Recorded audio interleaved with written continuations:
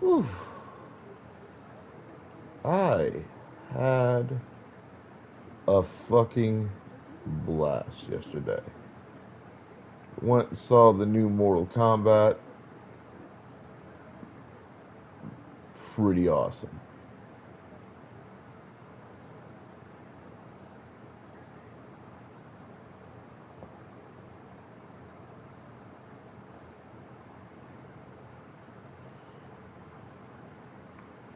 The best part,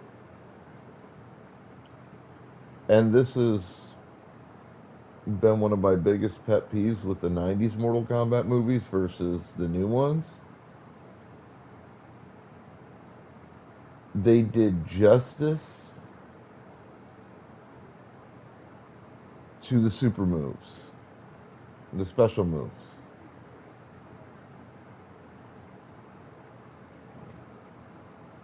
See, in the 90s movies, between the two films, you saw maybe 15 to 20 super moves at most, and I don't even think it was that many, honestly. I don't think it was more than 15.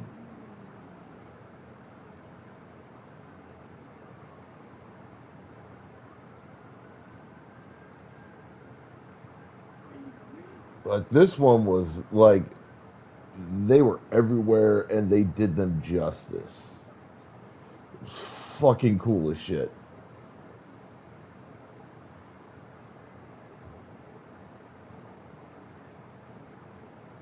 It is rare today for me to say that I've been thoroughly impressed by a movie.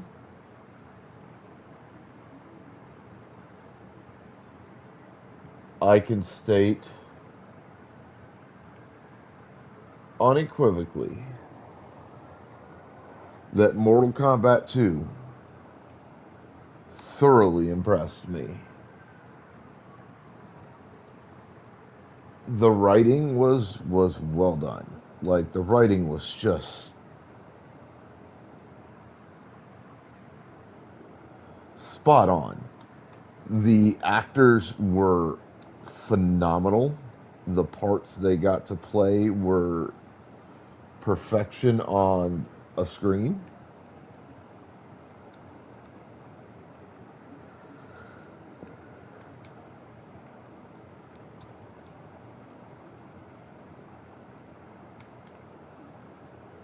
Like I was just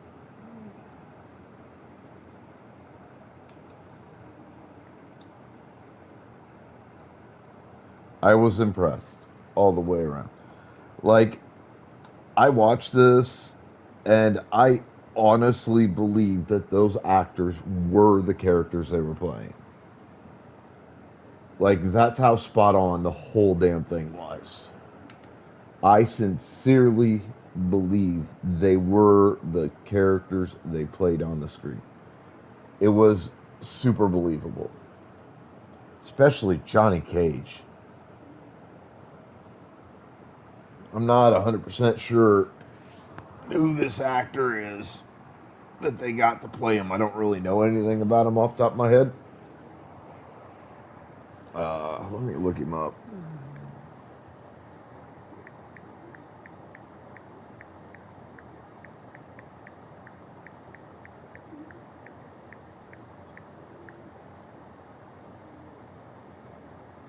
So, Carl Urban.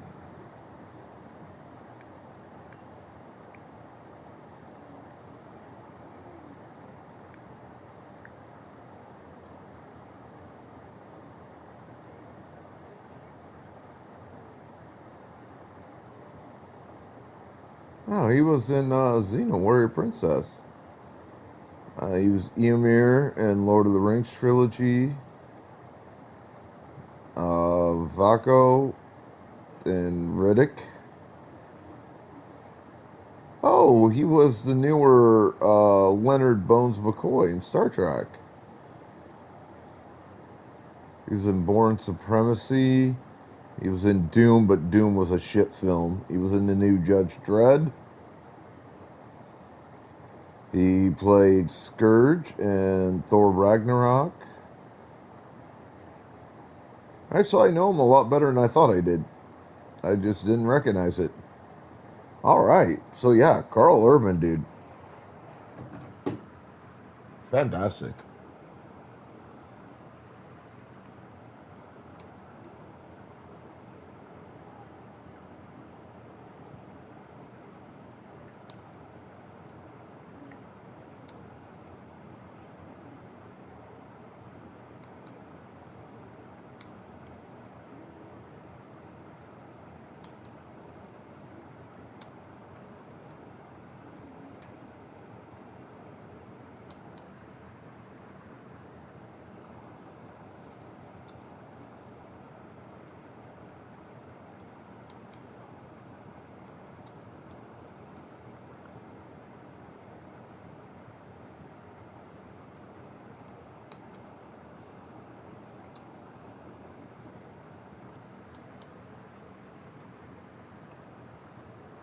So, let me see. Oh.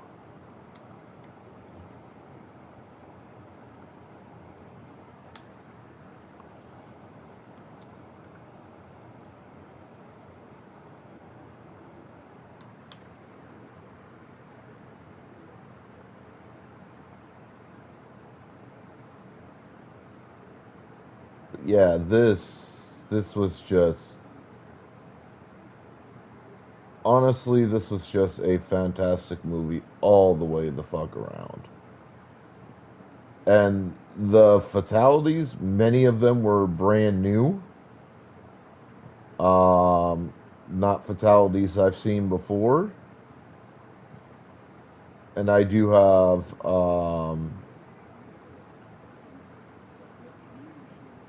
plenty of experience with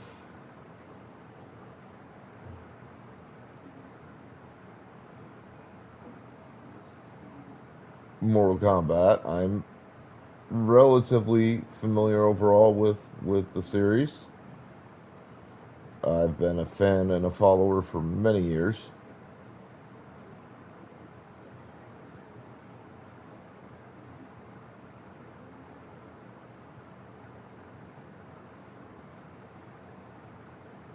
So I can say justifiably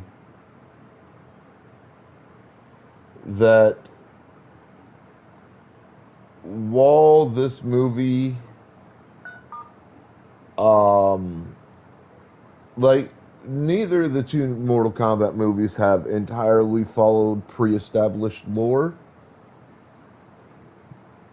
and that's fine because as like MK like 7 through 11 have taught us, Mortal Kombat is a multiverse.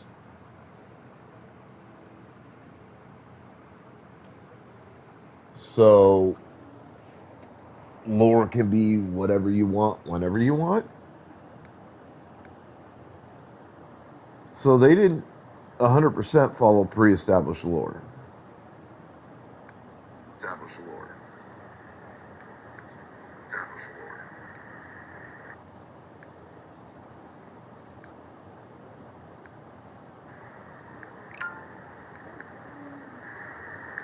But they didn't have to.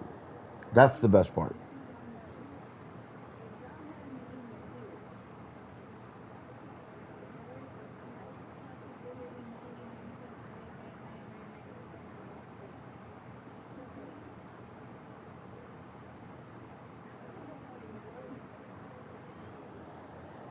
They have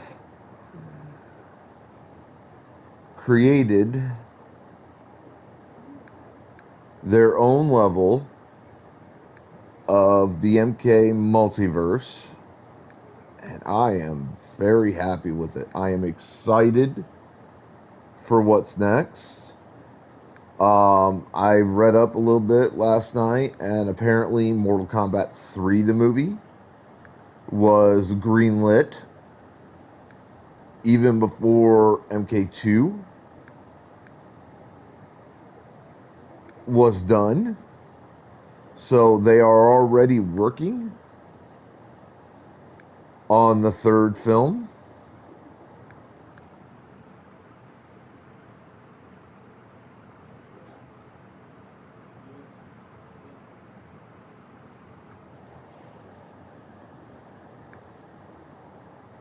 So hopefully we won't have that 5 year wait that we did between MK1 and MK2. But here's the thing,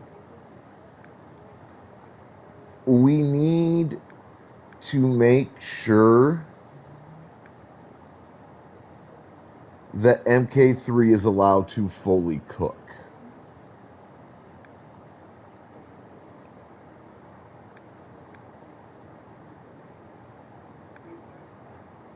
All right? We have to make sure of that. Because if they rush production of MK3, because I expect MK2 to be relatively successful. I really do. It's gonna make money, and I think the studios will be pretty happy with it. But if they rush an MK3, making it a trilogy versus a duology, they're going to ruin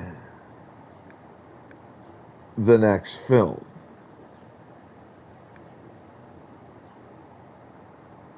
And we can't have that.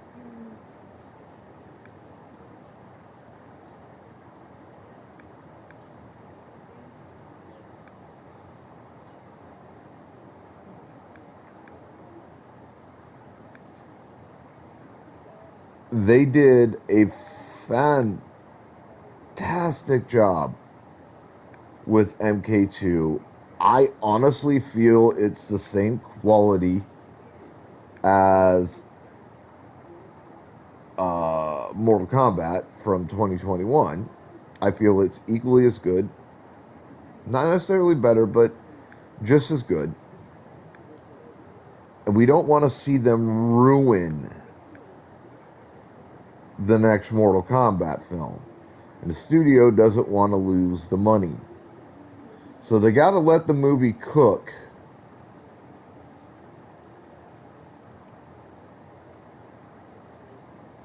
before they release it, because otherwise it will be ruined.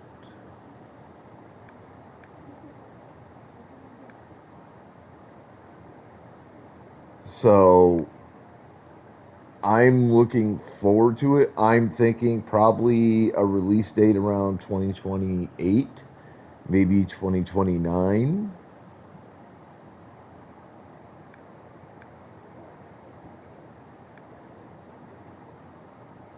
Because they've been working on like starting the writing and stuff at the very least for MK3 since about 2024, 2025, sometime around there. So I figure 3 to 4 years, we should get MK3 in theater.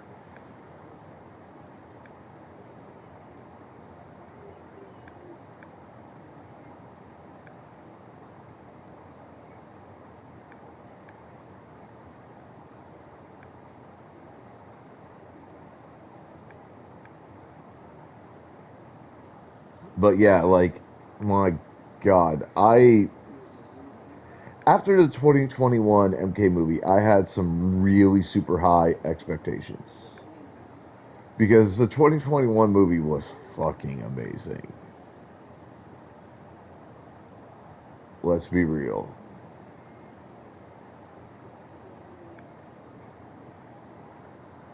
It is one of the best films in the last decade, especially in the action and adventure and fantasy genres, of which it's basically all three.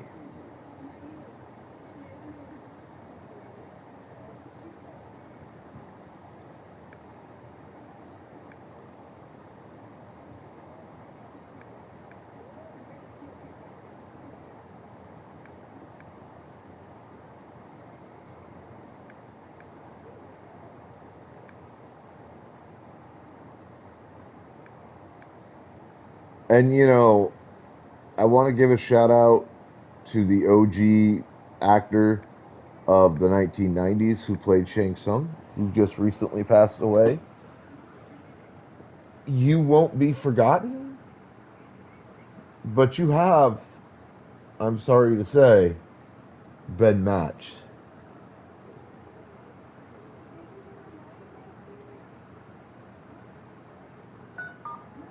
You set a high bar, sir, and your successor actor has matched that bar. My God, I love the new Shang Tsung. Um,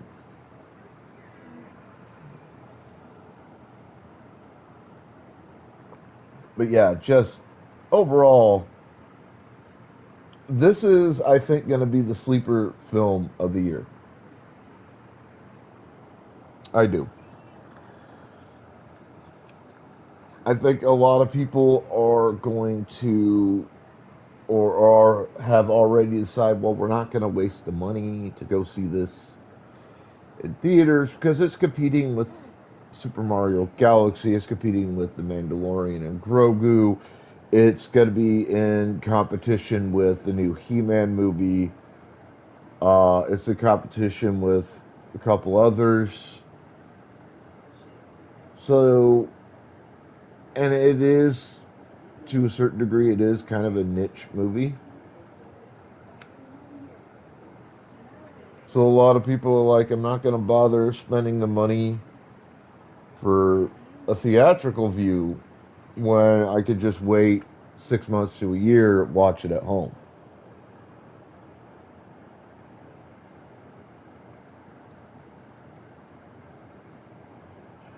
Not a good idea, folks.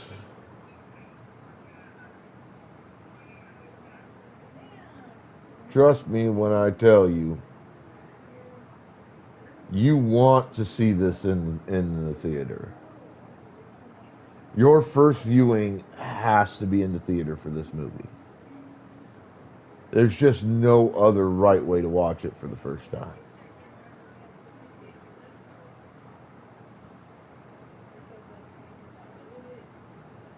It is that good.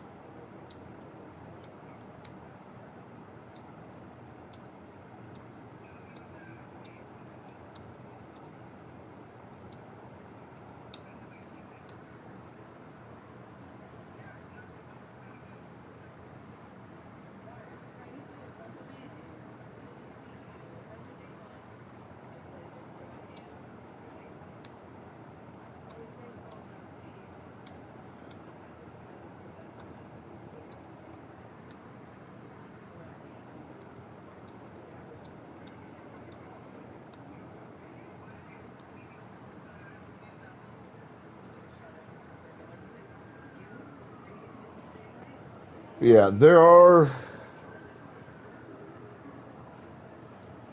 certain movies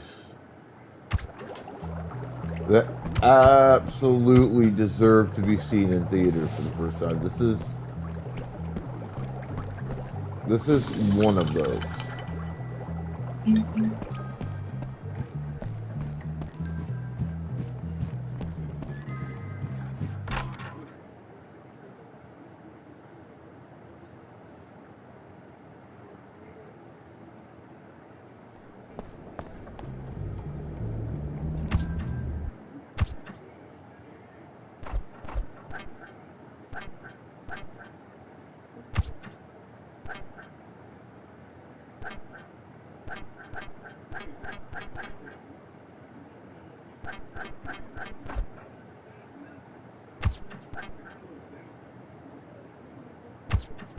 Hi.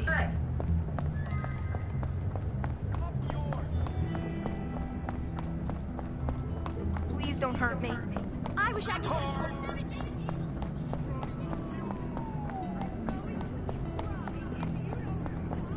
I really love bunnies.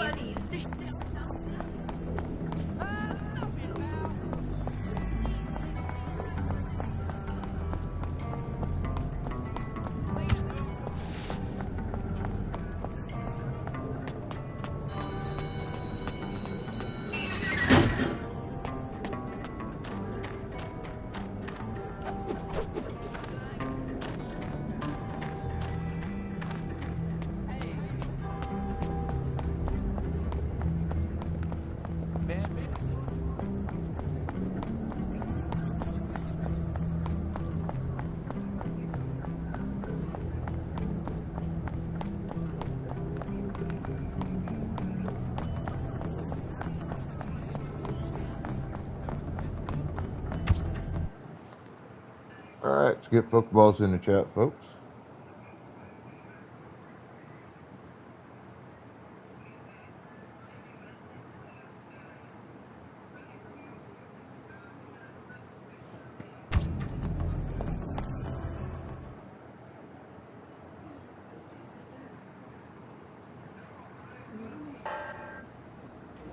If you're ever in doubt what to do, it's best to keep your mouth shut. Keep working, so get to it.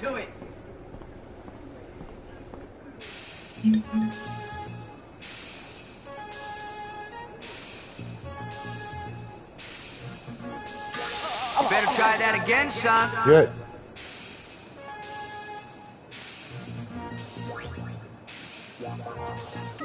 Shutting up and working, it works. Good work, Hopkins. Maybe you're just not cut out for this. Start over.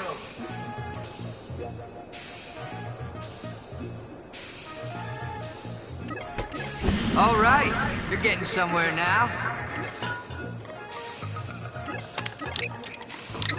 Not too shabby, Hopkins.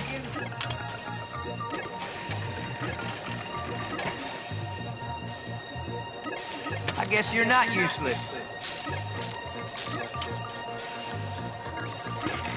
Not too shabby, Hopkins.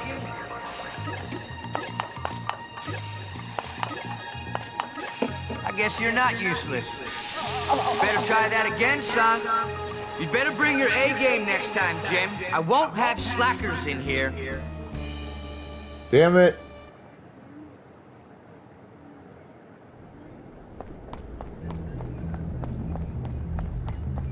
Has a horse ever kicked you?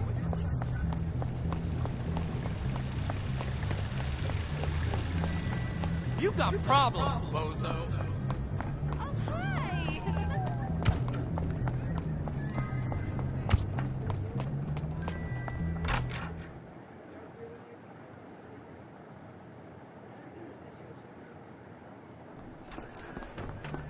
I haven't told on anyone yet today. Can't believe my...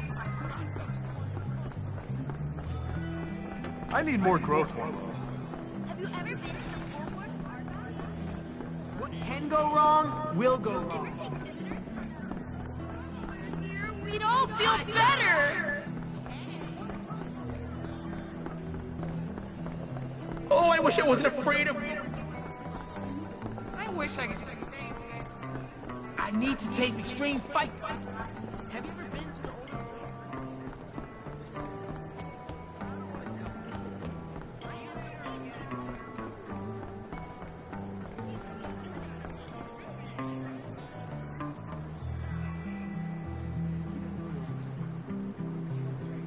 How did Washington Kava make so many products from the peanut?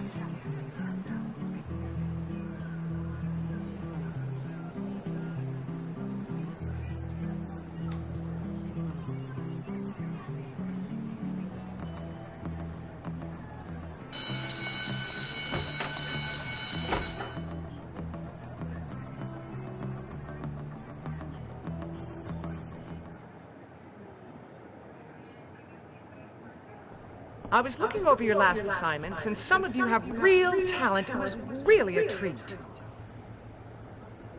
I gotta figure out.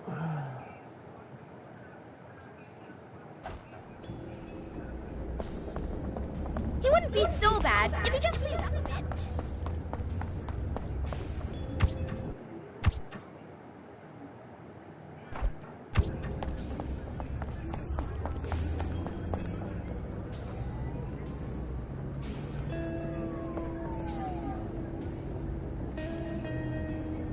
Four teams, too many to be on?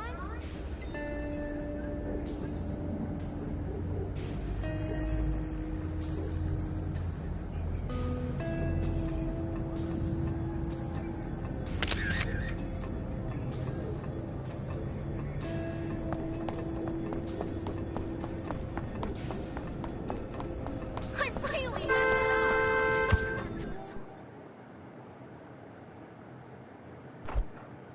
Everyone knows that already. Go home to your mom!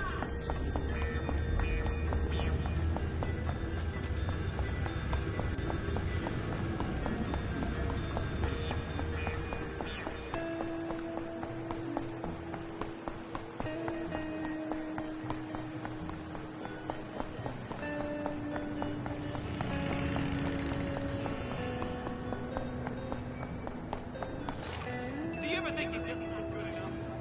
Now and again.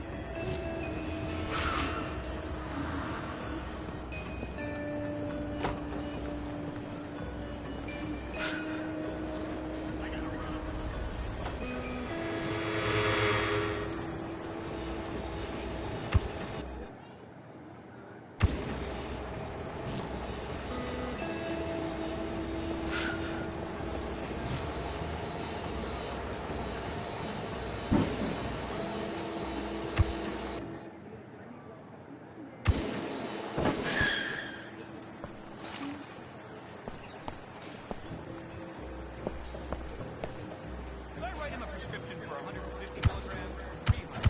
I'm gonna have to have the house next door just to turn it into a garage.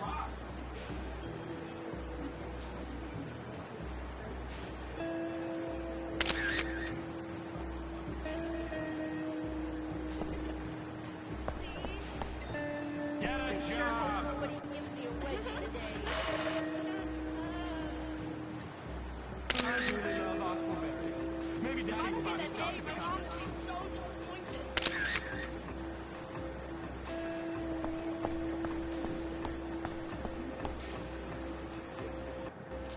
He will never find us.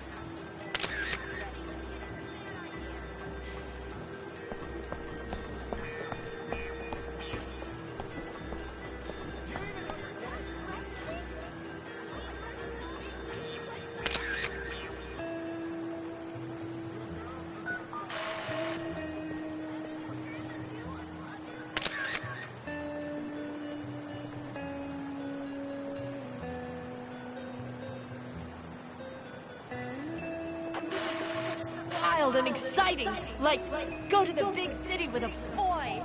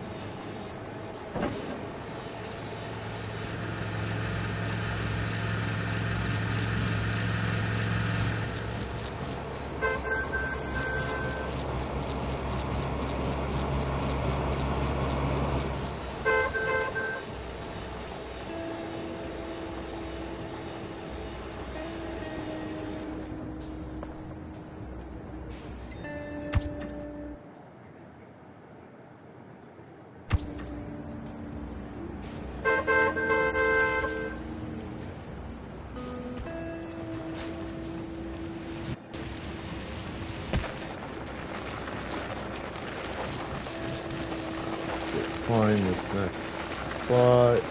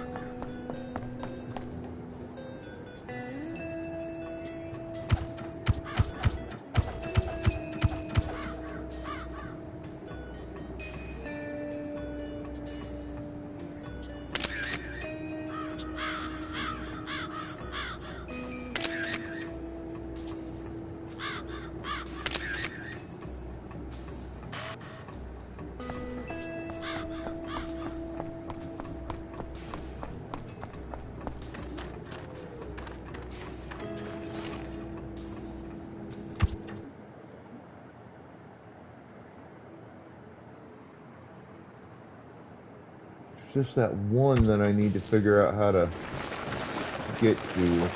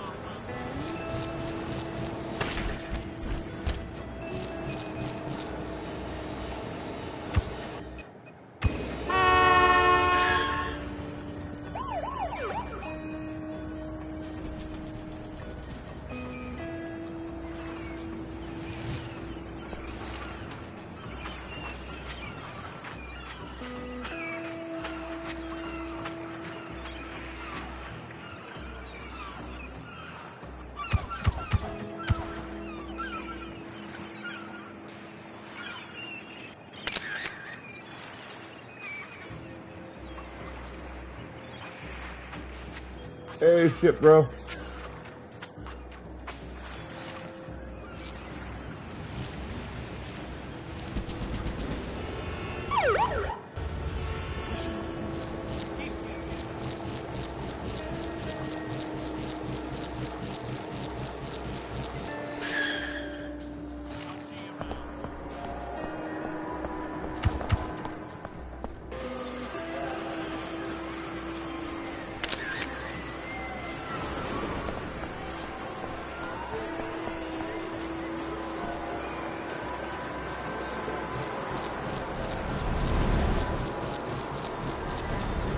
Yeah, I thought that might have been leading me there.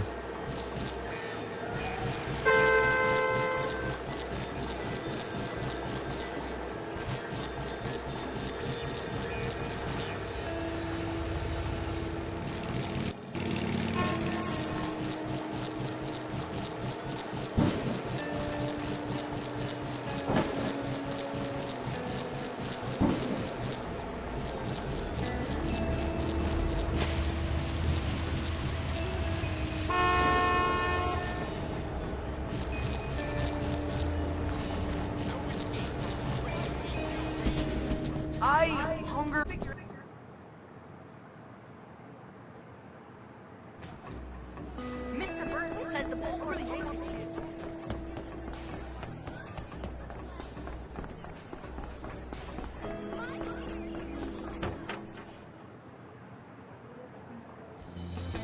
Great work, Jimmy. It really shows your sensitive side. Alright, what's this gonna give me? And do I care enough to do anything with it? I'm awesome! Ooh, a digital camera. Okay, Done that's and actually done not right. bad.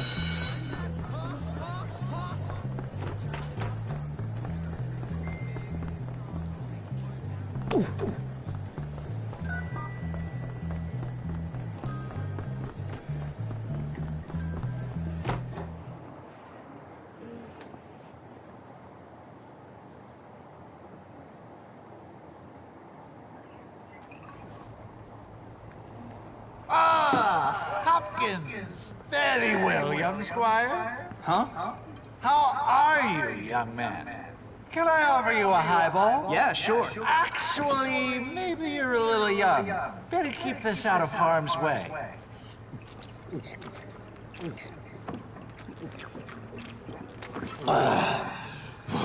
Are you gonna be alright, sir? It's that pompous ass Patrick. He's bad-mouthing me all around the staff room. Why? He keeps calling me a drunk. Says that I am irresponsible. He's trying to get me fired. He's trying to turn Miss Phillips against me. Well, sir, when people say bad things Football's about what I in do, chat. I like to prove them wrong. Really?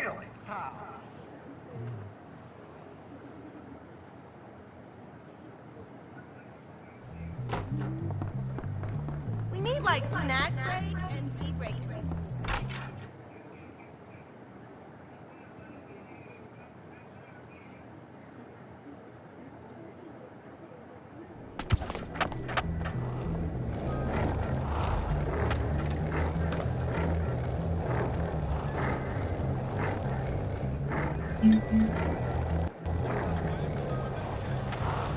Hey, Get to bed.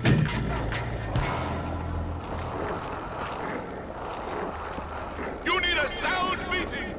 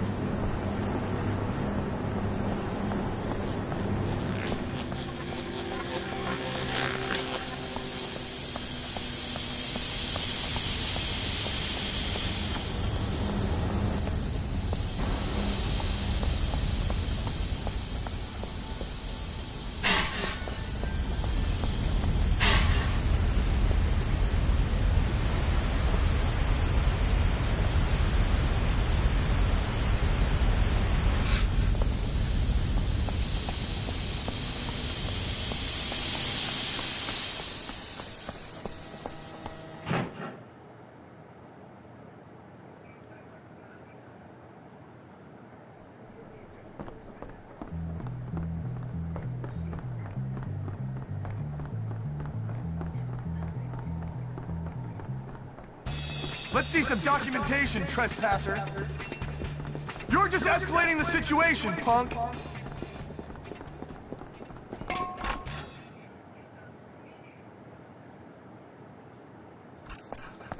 I always get my man.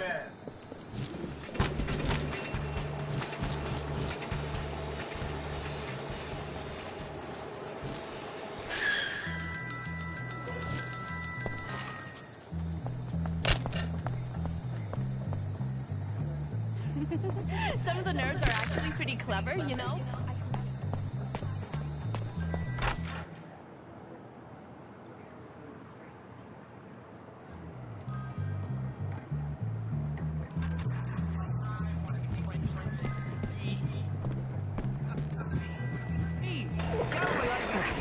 that hack doesn't know poetry.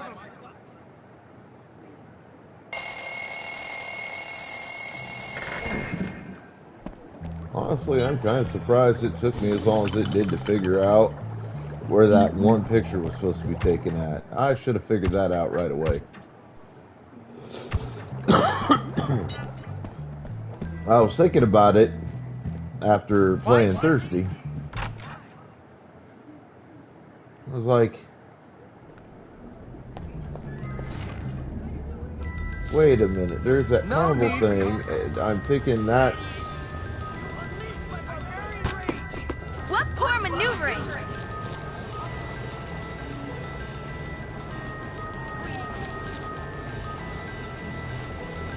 That's where I need to go. How can I get mayonnaise on my pan? Never even eat that stuff.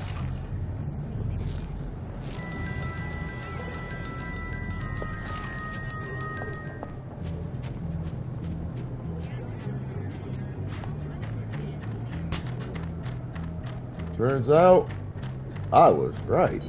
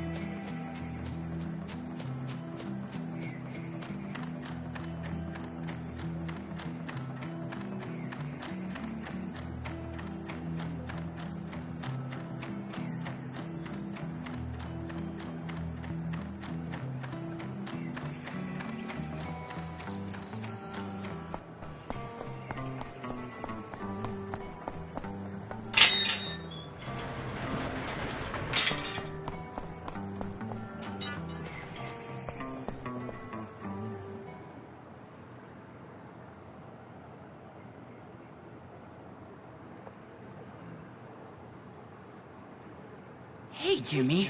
I've had a brilliant idea. Another one. Many are called, but few are chosen.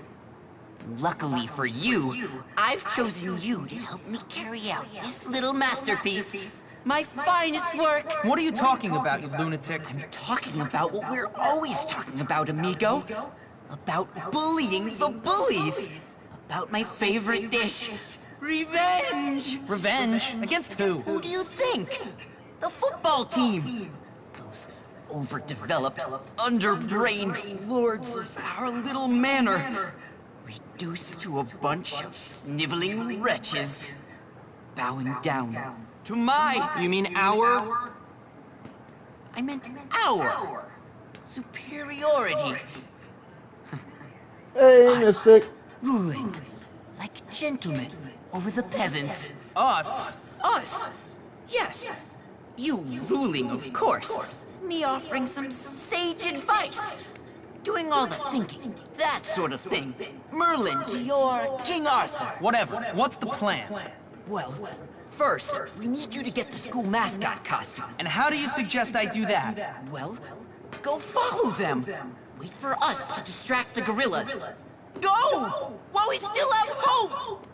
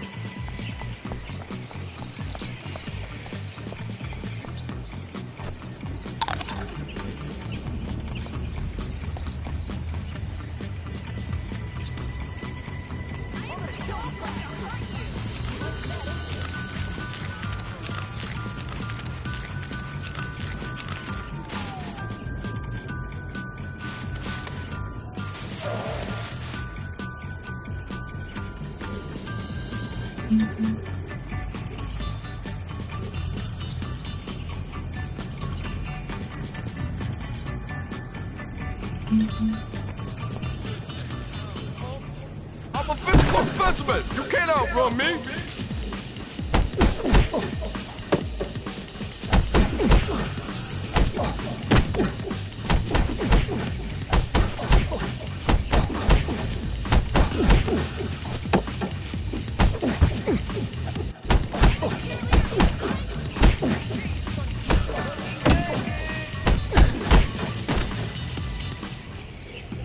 Jerk.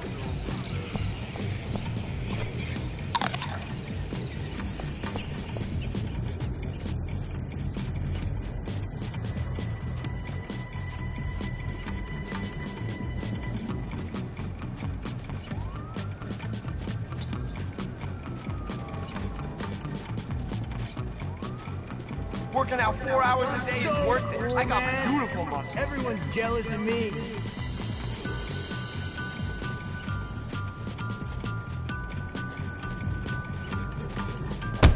Leave me alone, jerk!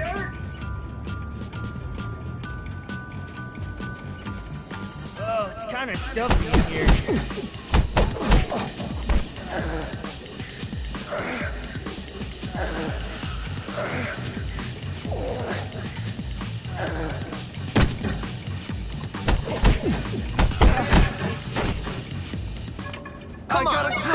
me angry.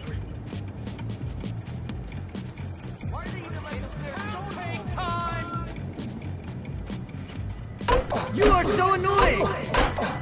Stop that! Help me, guys! Jimmy's being a jerk! Sweet like candy. I'm so cool, man. Everyone's jealous of me.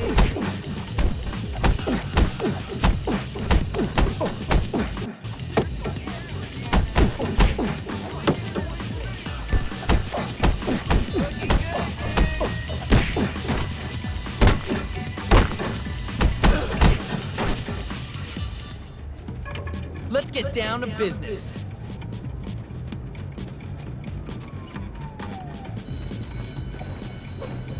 This suit needs air. You're such... I'm gonna maim you! What are you doing to our whipping boy? You leave the bull alone. I'm gonna pummel you!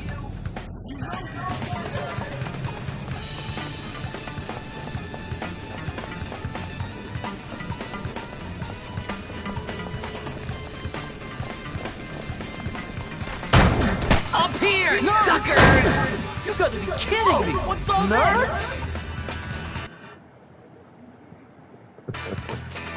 All right. You're messing with the wrong mascot! Come on then! I hate you, Hopkins!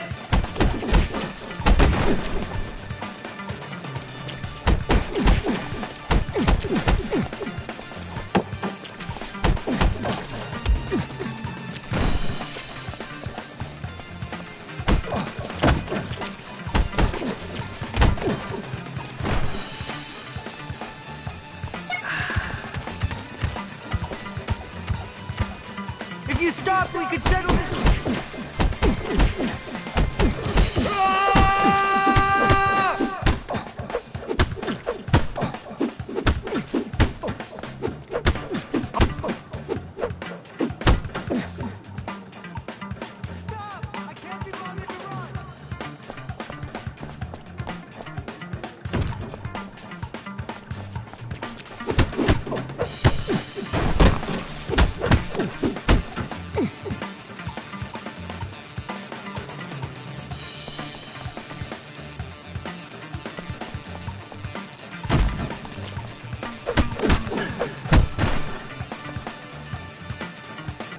Sometimes, you just gotta take the bull by the horns. All right. So that's how you do that then. All right. As usual, the world takes an enormous crap on my head.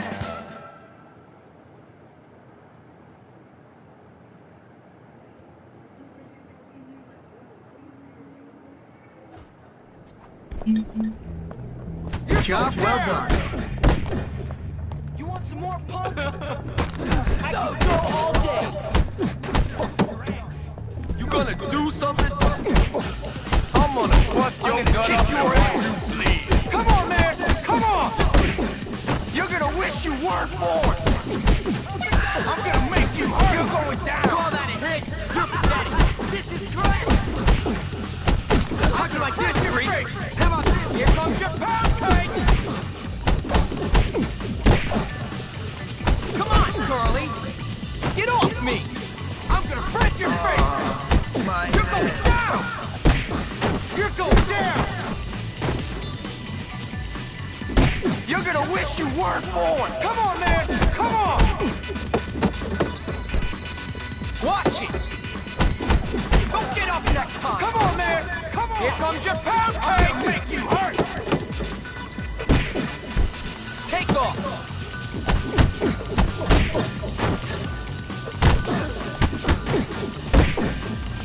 We're at the line of scrimmage! Here's the tip!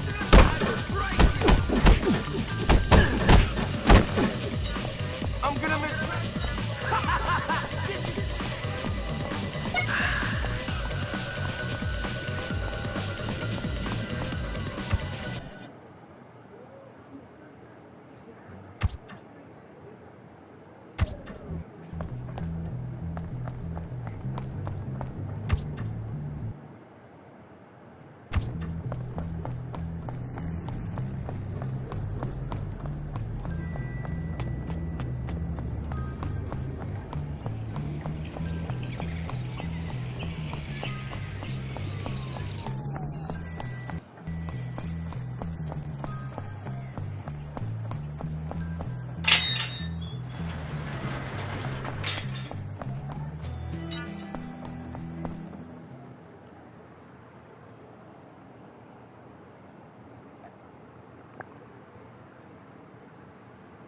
Yes, Candy from Ohio.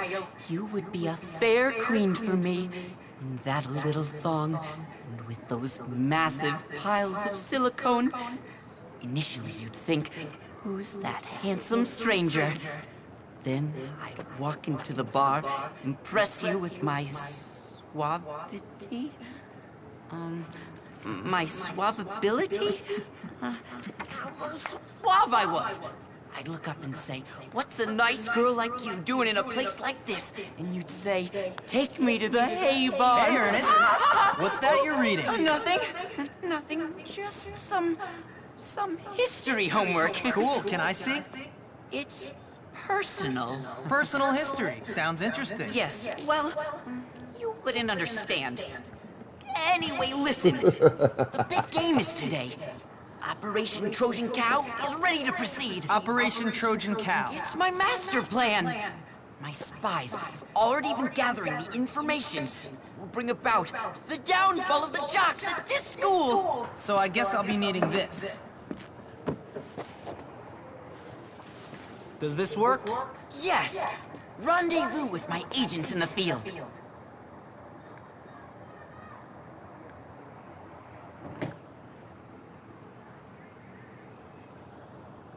Okay. Okay, here's the mission. All right, I gotta run to the restroom, grab some coffee. I'll be right back. Hang tight.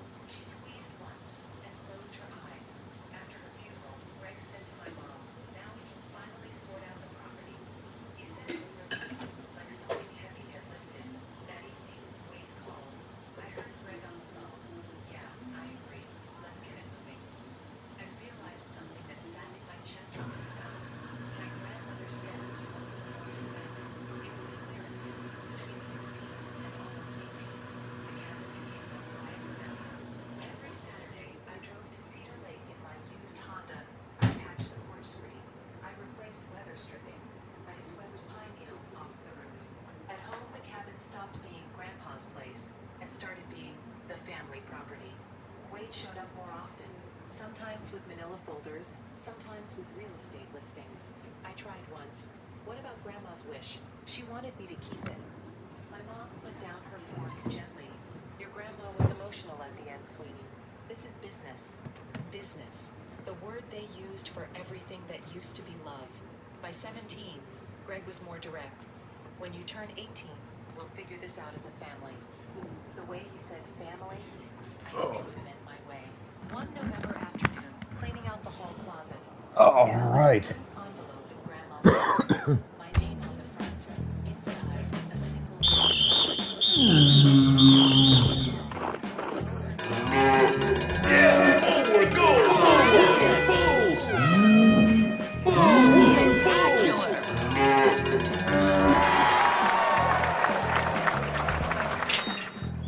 General Custer made a tragic mistake.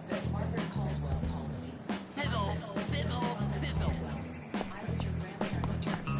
I need to speak with you before your birthday. Let's see your moves, mascot boy! Yeah, forward, go, forward! Yeah, forward, go, forward! Pose! Check it out! Whoa! I love it, dude! It's so dorky!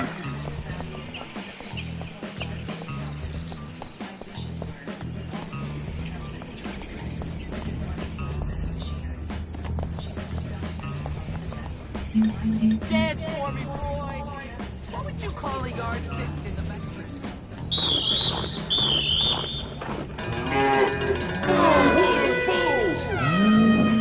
Yeah, forward, go, forward! Yeah, forward, go, forward! Man, I'm so glad I'm not you. I started paying closer attention. The next Sunday, Wade came for dinner. Afterward, he and I'll get them. Careful! Patrols are everywhere. We are in grave danger at this very moment. You're in grave danger of a knuckle sandwich if you don't get on with it, that's what. Here's a ball we've rigged. Get to the shed by the field and swap it for the real game ball. Iris. My chest tightened. Wade's answer came fast. She's 17. She can't do anything. And by the time she's 18, the same goes through. Done deal. She'll be upset. She'll know. Come on, you can do it! This might be useful.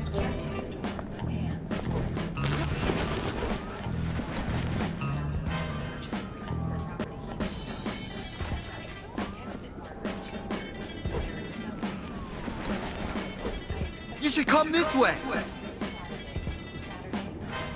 Interception!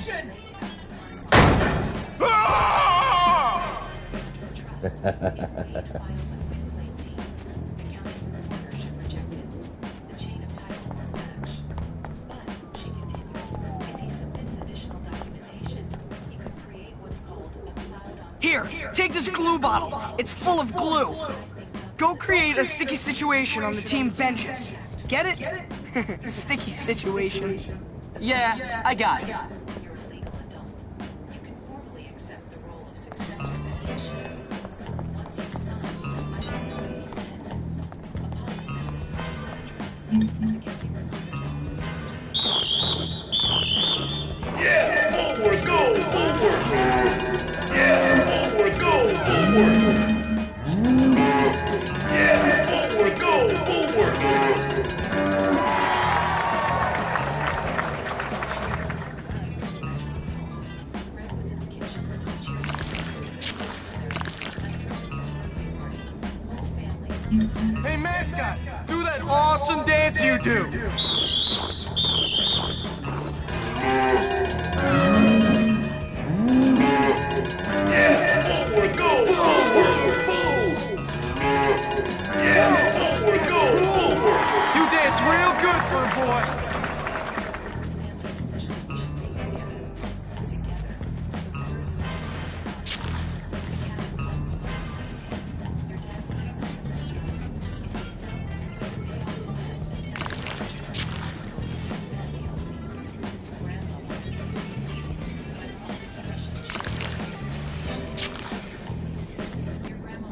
football game will be good, but not as good as wrestling match. Funny joke.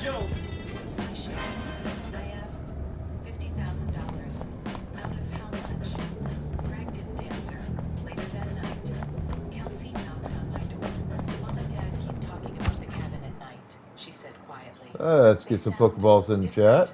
Like they're planning something. I hope they get over her feet. Don't worry about anything else. 3 days before my birthday, a lake in the driveway. That lake lot, just the land of Agent Bull! Before I give you any sensitive information, I must ask you for the secret password. Is it quit messing around before I lose my patience and hurt you? No, but it'll do. Okay, here's the deal. The jocks keep their game sports drink in a cooler. Go urinate in it. Enhance it, if you will.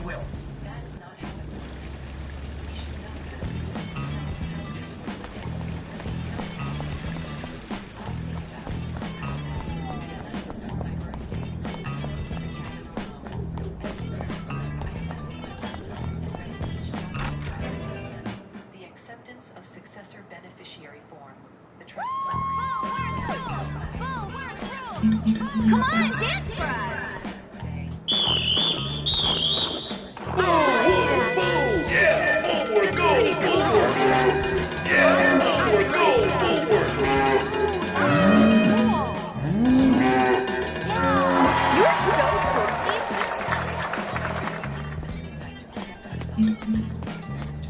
Maybe she'll come up to my room. You still any good, mascot?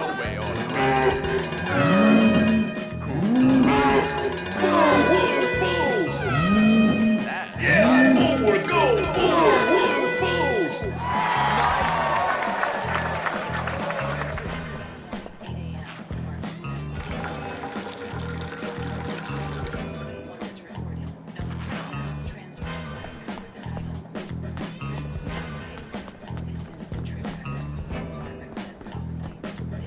There's a rumor that someone is gonna screw up the game.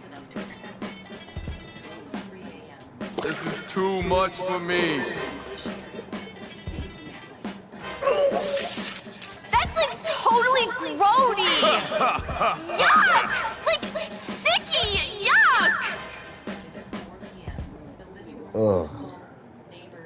Cheerleaders, eh?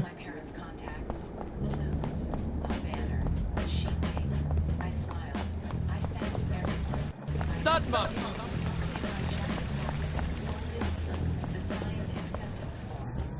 Your quest, young Jimmy, is perilous, but the rewards are glorious.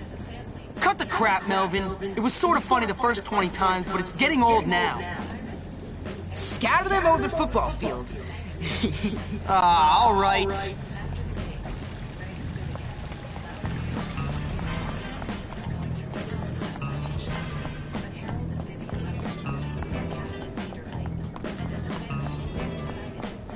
Did you get dressed in the...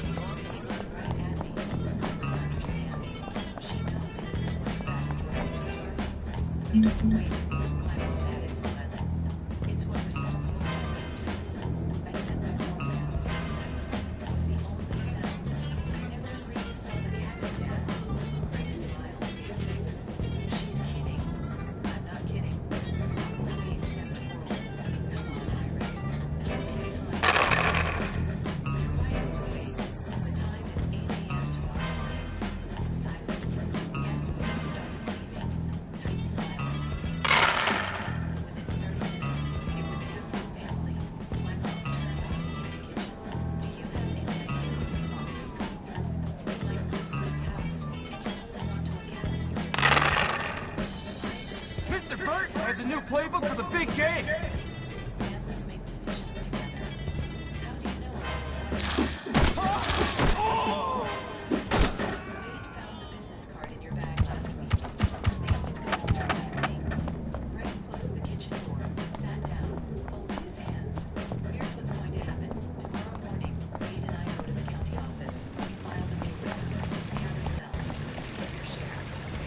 Hey, Jimmy! Nice outfit! Yeah, I know. Shows off my figure, doesn't it? But enough about me. How do I mess up those jocks? Straight to business, eh? Okay, there's a switch box on the scoreboard on the field. Get to it and switch it. Sounds easy. What will it do? It'll change the text of the scoreboard. I reprogrammed it. You'll like it. The jocks won't.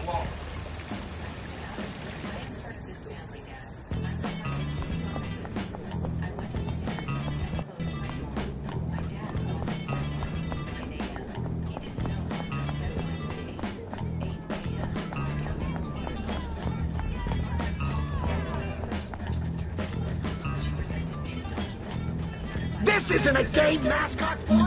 Please dance for me.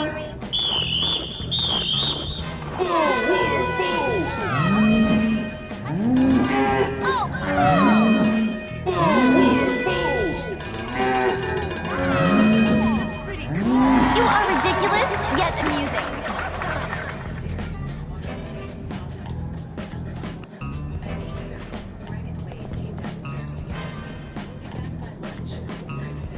Ah, there it is.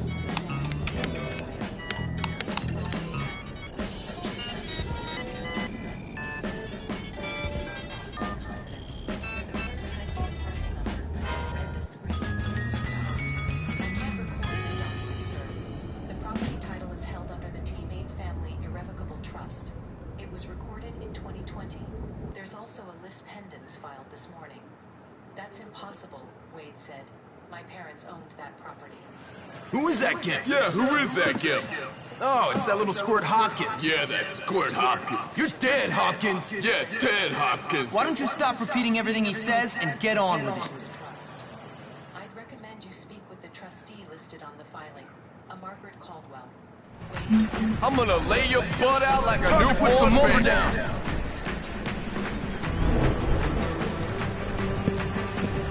32 counter trap.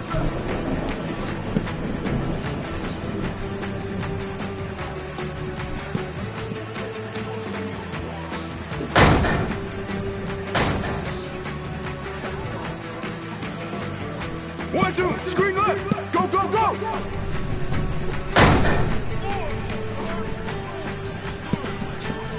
I'm gonna make you swallow this.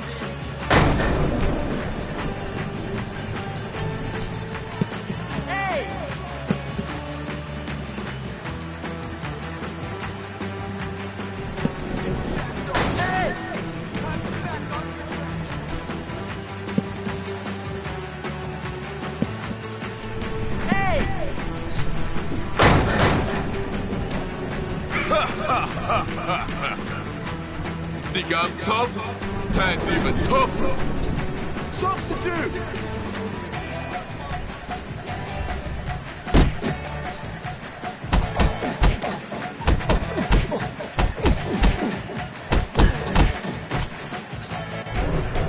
Oh, that hurts. 94 high fly, trip! Get over here, I need some blocking! Keep running and I'll keep getting more pissed!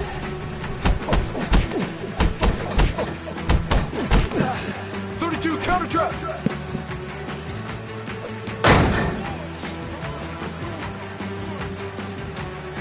One, two, screen left! Go, go, go! You're in! 94 high fly, trip!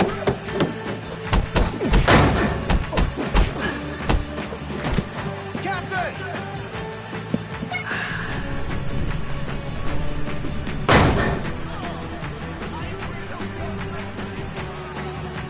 Quick, replace him! 34 power, now! I could go all day!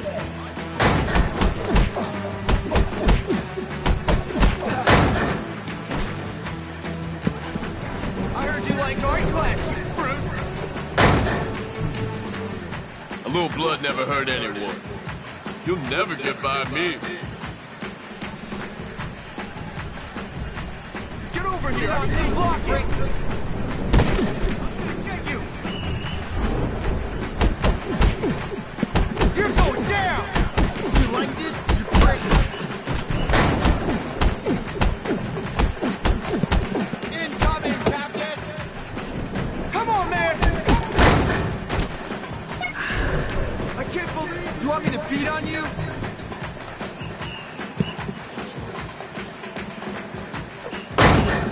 Okay, that actually hurts. Suck on this!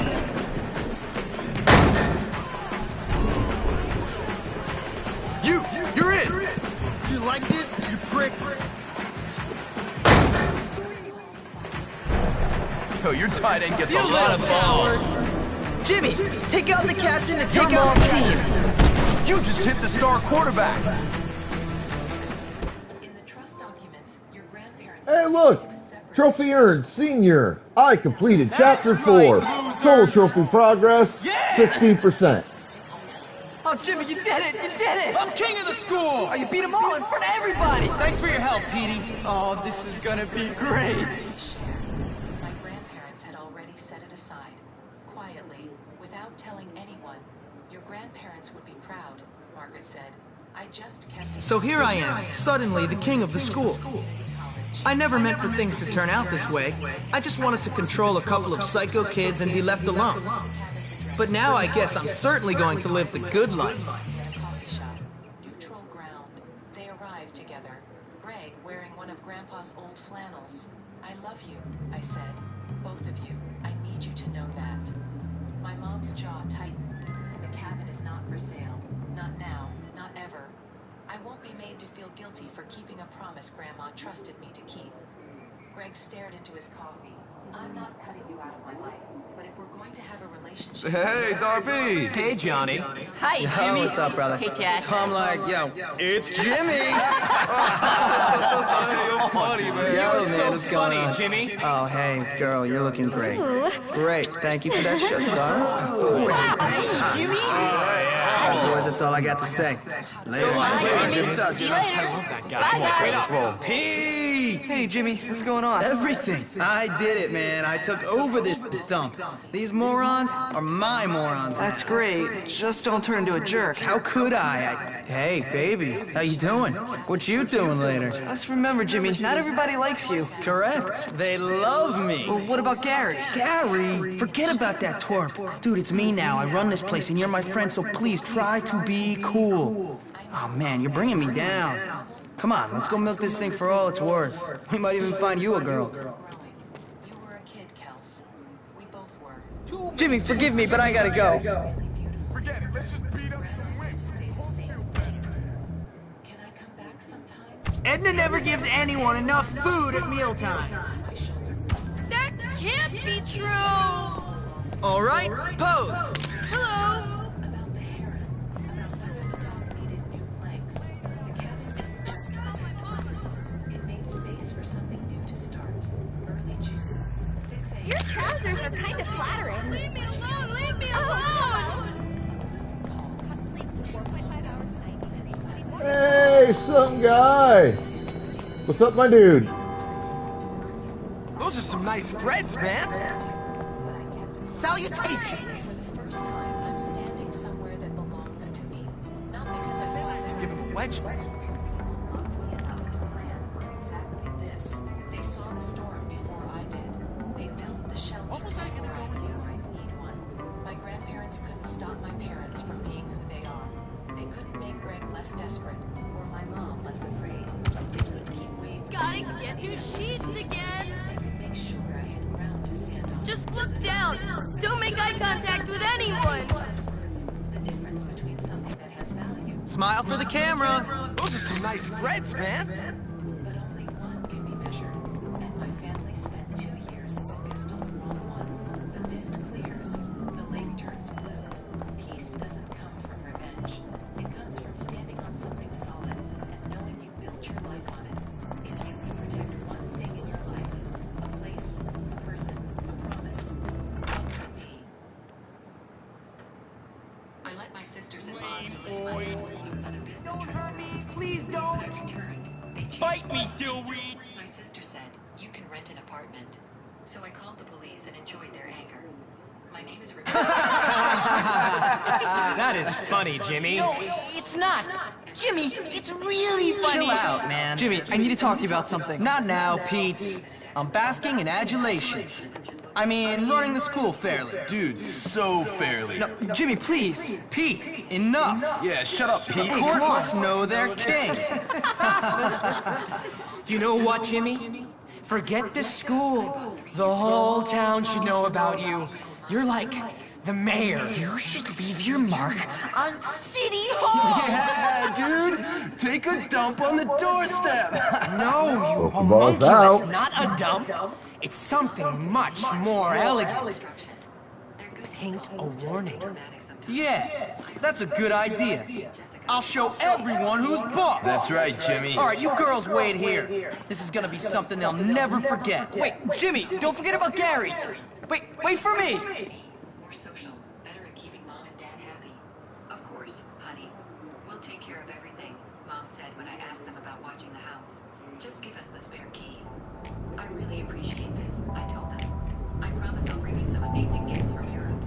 So I gave them my house key and went over the basics. Water the plants, bring in the mail, run the water once in a while. Standard house sitting stuff. The room was fine. Checking books, reviewing procedures, writing reports. I moved from city to city doing the same thing over and over.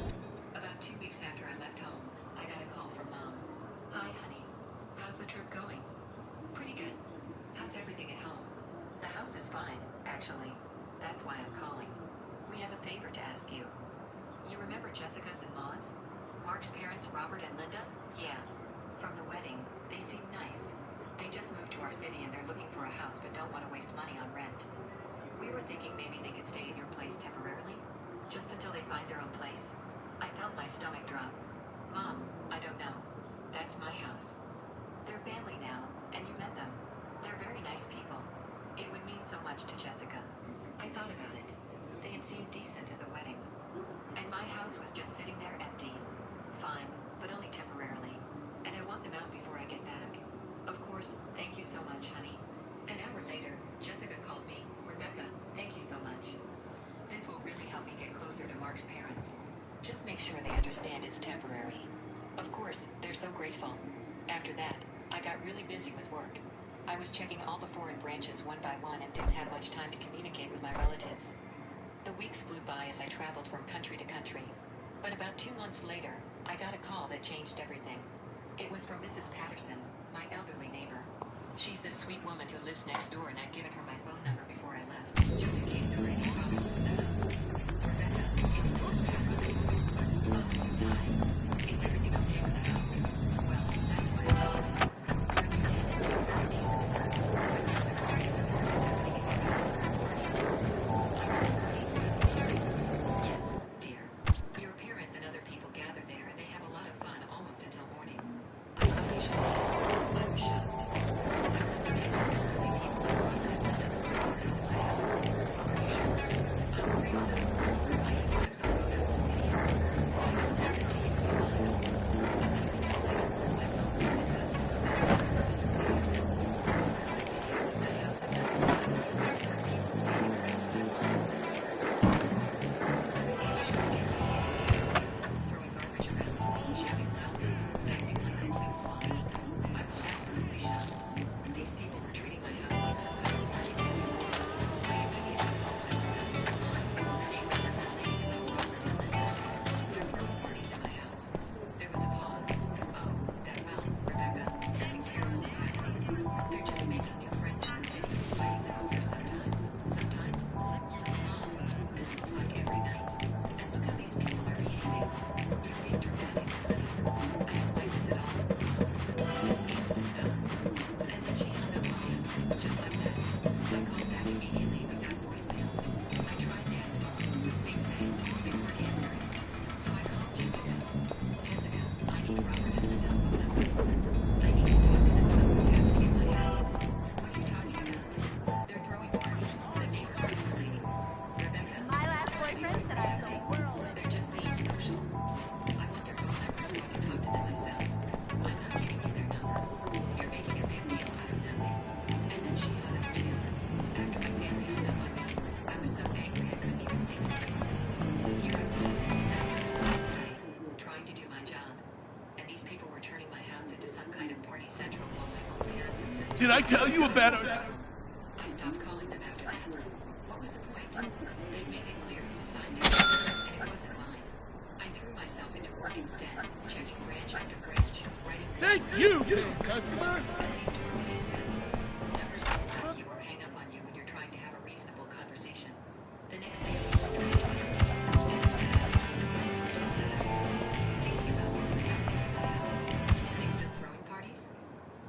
sleeping in my bed, using my bathroom, going through my stuff. The thought of strangers pawing through my personal belongings made me sick. I was supposed to be in Europe for 6 months though, but I started working like crazy to get everything done for me. I wanted to get home and deal with this mess as soon as possible. I worked weekends, stayed up late. Hello? Did everything I could to finish ahead of schedule. Finally, I managed to get everything done.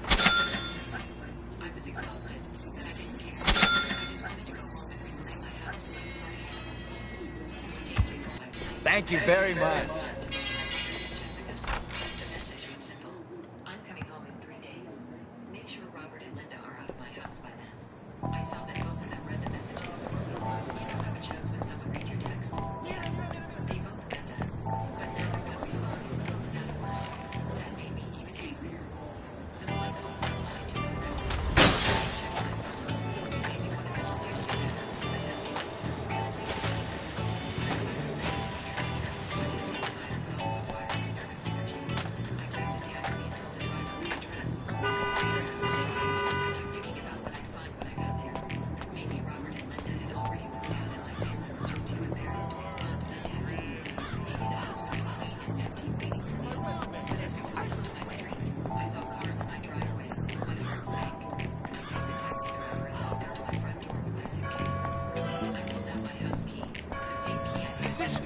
Really hasn't lived up. I tried again, thinking maybe I was just tired and not moving it. But no, the key definitely didn't fit. The lock was completely different. For a few seconds, I just stood there, shocked. These people had actually changed the locks to keep me out of my home. I started knocking on the door hard. Hey, open up, this is my house. I could see lights turning on inside. Nobody came to the door. I kept knocking and shouting. I know you're in there. Finally, after about 5 minutes of me pounding on my own front door like some kind of crazy person, Linda opened it. She was wearing a bathrobe that looked annoying, like I was bothering her. Rebecca, you're back early. Yeah. Mine now. I want to know why my key doesn't work in my own front door. We changed the locks for security reasons. We haven't found a house yet, so we're not ready to leave. You'll have to stay somewhere else for now. I couldn't believe what I was hearing. This woman was standing in my doorway, telling me that I couldn't come into my own house. Are you insane? We'll discuss this later. We don't want to disturb the neighbors. And then she put me in my face at my own house. I stood there for a minute, in rage, then I called Jessica. Your mother-in-law just told me I can't come to my own house. Change the locks. Easy. Come to Mom and Dad's house. Hey, you can't do that! Someone should be for you! I left my suitcase with Mrs. Patterson next door. At least she was still on my side. I drove to my parents' house. When I walked in, it was like walking into an ambush. Mom, Dad, Jessica, and Mark were all sitting in the living room, and they all had these serious, determined looks on their faces. I made them playing this. What's going on? I demanded. Why can't I get into my own house? Jessica stood up. Sit down, Rebecca. We had a family meeting last week and we made some decisions. Robert and Linda are going to stay in the house. I felt like somebody punched me in the stomach. What do you mean, stay in my house? They spent some of the money from selling their old house and driveway and shopping. Always get my man. That didn't sound gay, did it?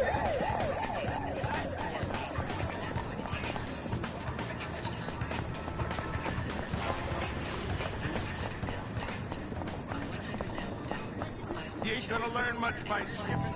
While you're saving up this money, Jessica sat back down and looked at me like I was being unreasonable. You can rent an apartment for now. It's not that big a deal. I looked at my parents, waiting for them to say something, anything, to tell Jessica she was crazy, that this was my house and I had every right to live. Instead, Dad nodded. It's a good solution. It helps the family. Mom added, it's just temporary. I realized then that they were all in on this. My whole family had gotten together and decided to give away my house without even asking me. They had a meeting, a family meeting, and I wasn't even invited. I smiled at them. I've heard there's something stranger than usual. Look at that. I hear about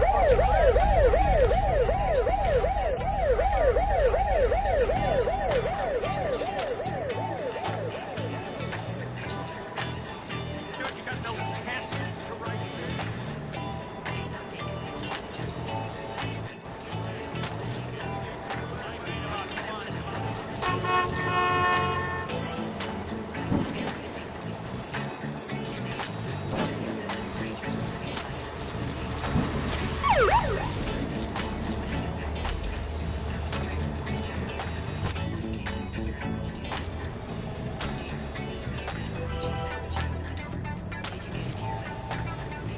You'll have to try harder than that.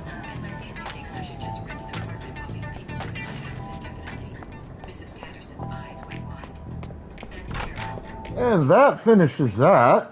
I don't plan to, but right now I need somewhere to sleep. Do you know any hotels nearby? Nonsense. You're staying here tonight. I have a guest room and it's getting late. We can figure out what to do in the morning. I was so grateful I almost cried. At least one person was on I my did side. it! That's great. Listen, we've got a problem. I'm the king, Petey, the king! Whatever. You're a king with a load of problems. I've only been gone a couple hours. What could have happened? All kinds of things. You remember that promise you made about restoring law and order and improving the school? Let's just say it ain't exactly coming true. Well, if anyone wants a fight, I'm right here. I think Gary must be behind it, but trust me, everyone wants a fight. Listen, I gotta go. I'll talk to you later. Oh, man. The first thing I did was call the police. People are living in my house without permission. They changed the locks, and they're refusing to leave. We'll send someone over. What's your address? I gave them my address, and within 30 minutes, 2 police officers showed up. I met them outside my house. The homeowner, one of them asked. Yes, these people have been staying here temporarily, but now they've changed the locks and are refusing to let me in. The officers walked up to my front door and knocked. It took a few minutes, but eventually Robert answered. He looked nervous when he saw the cops. Is there a problem, officers? We understand there's a dispute about this residence.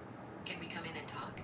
Robert let them in, and Linda appeared a minute later. I don't ever want to graduate and give up being a prefect. Given them permission to stay there, how they were family, all that garbage.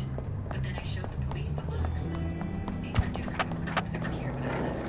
They changed them without my knowledge and refused to let me in last night. One of the officers More people could just educate I looked back at Robert and Linda.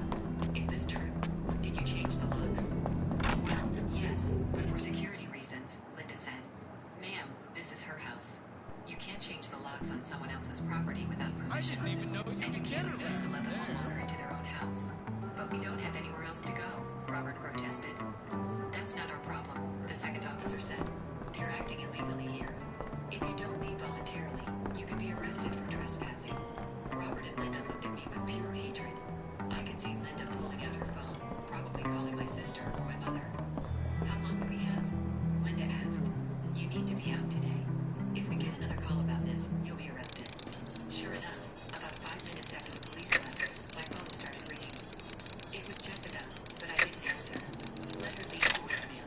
I finally went into my own house for the first time in months. And I was curious. They had rearranged everything. The living room was painted a different color, some ugly beige that I hated. All my furniture was moved around. You deserve it, bully! On my walls. There were stains on my carpet that definitely weren't there before. What the hell is this? I said to Linda, who was standing there watching me. Ah, Hopkins. Very well, young squire. Huh? How are you, young man? Can I offer you a highball? Yeah, sure. Actually, maybe you're a little young. Better keep this out of harm's way. You better.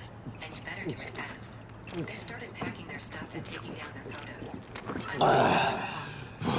Are you gonna be alright, sir? It's that pompous-ass Patrick. Then my front door burst open and in came my parents, Jessica and Mark. They all looked furious. Rebecca, what have you done? Calm down. You called the police on Robert and Linda? They were squatting in my house illegally. Of course I called the police. Their family. Jessica shouted. You're being selfish and you're ruining my relationship with my in-laws. If you care so much about your in-laws, let them live with you in your apartment. Our apartment is too small. Don't blame me! Find a bigger apartment and pay for it yourself. But they're not living in my house. Dan stepped forward. Where are they supposed to go? I don't care where they go, as long as it's not here. Jessica's face was red with anger. You're being horrible. They spent their money and now they need help. They spent their money on miracles and children. That's not my problem. They're going to think I come from a family of selfish people. Maybe you do. Jessica looked like she was going to cry or hit me. I couldn't tell which. I picked up my phone and held it up. You all have exactly 1 hour to get out of my house, or I'm calling the police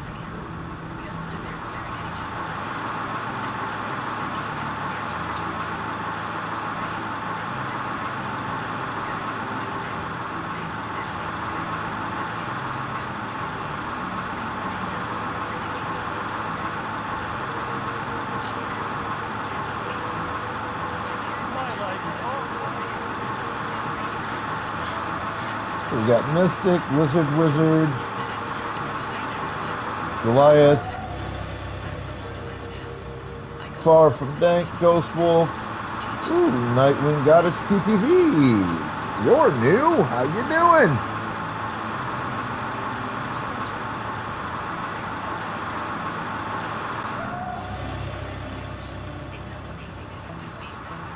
Ship Bro and Sun Guy.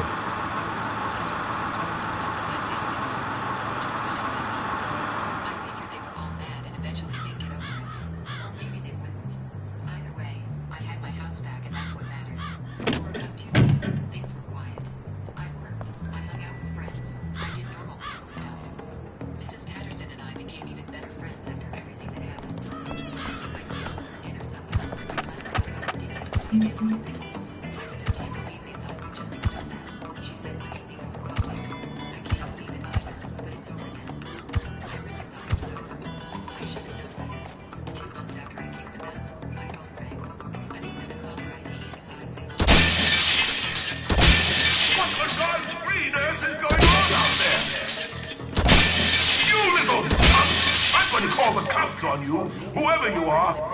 You better hope I don't catch you, whoever you are. This is an outrage.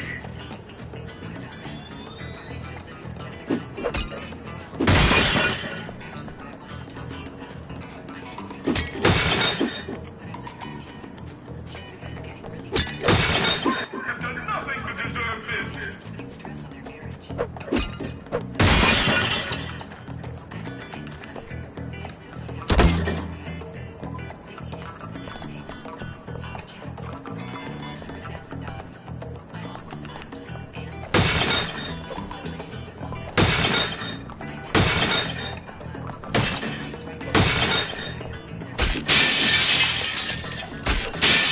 Someone is going to pay for this!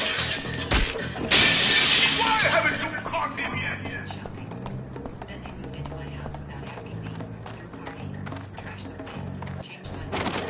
No one will ever look in here.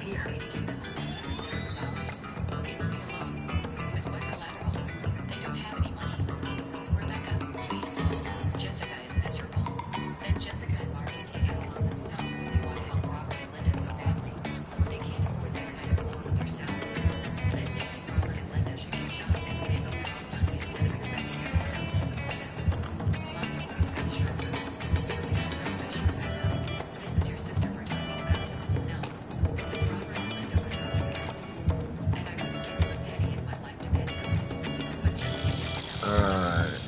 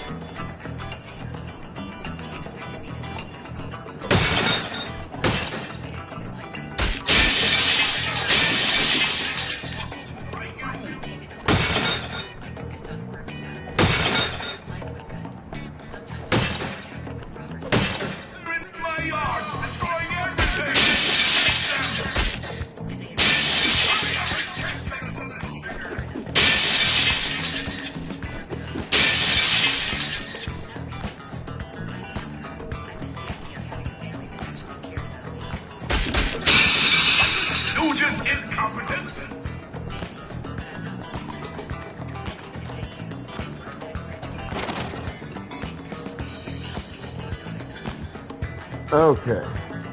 Now I know exactly how I'm gonna complete this mission. Just gotta stop destroying my hiding places.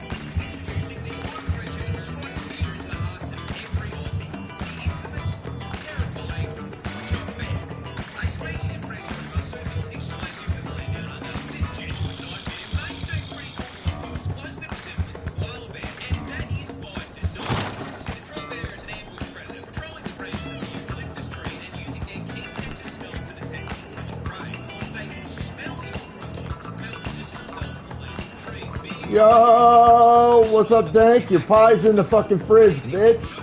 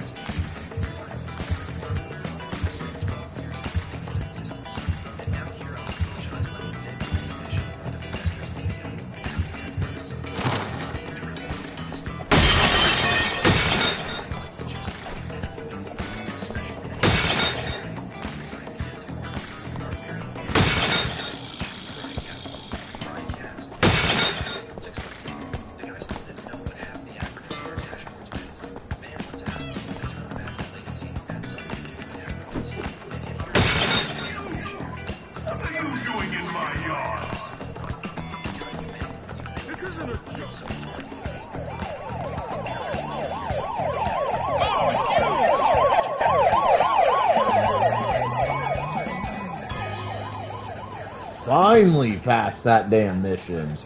No sweat.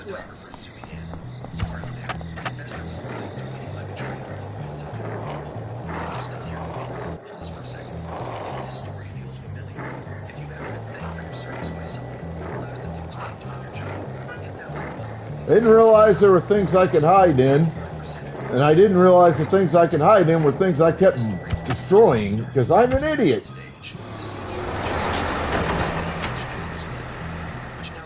But it made that mission so much easier.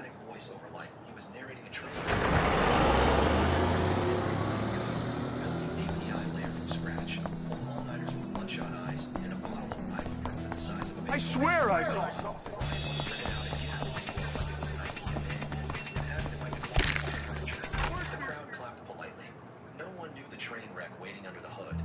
bugs I patched without credit, the compliance reports I had to rewrite because someone kept uploading the wrong data sets, or the fact that Ryan's innovation was literally a redesign I showed 2 years ago that caused a 7% crash rate on older devices. Sure, let the man-child take a bow. As the lights dimmed for the demo segment, fingers still curled around the edge of the plaque. No tears, just the slow walk of someone who memorized every hallway in that building, every quiet corridor, or had once fixed emergencies on Christmas Eve, or coached an intern through their first code merge at midnight. The crowd kept clapping. I kept walking. First board member I passed looked up from her phone. Dorothy, she whispered, startled. I didn't stop. My heels clicked against the tile like a metronome counting down. One last Scuzz bucket! Where a certain clause on a certain term sheet had been collecting dust for 2 years, just waiting for a moment like this. And was it ready to read? The plaque was still in my hand when I walked into the boardroom. What if I start a rumor? Hey, baby, come over here. If you kiss once a day, you'll live Hey, honey, longer. I have something to show you. I like being alone with you. You look great in this light.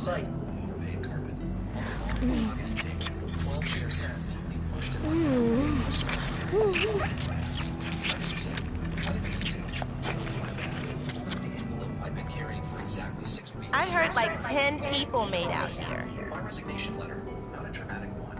No accusations, no self-pity, just effective immediately. I can't believe she asked me here.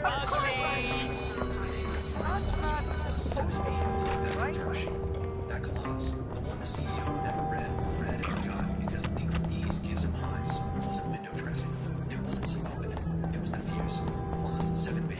In the event that the named officer of record for compliance and technical oversight resigns or is removed, funding and product release are automatically paused pending review. Okay, buddy, you asked for it. You're cruising for a bruising.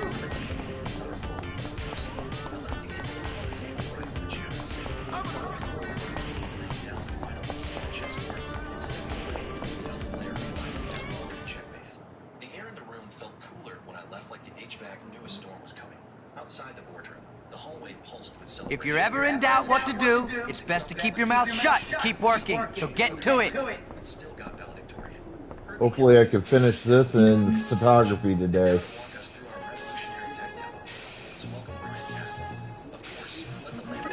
Good work, Hopkins.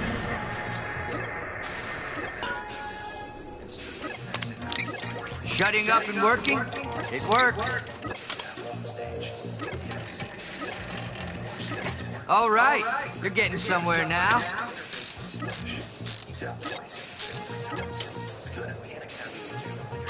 Show me you can do it right, son. Damn it!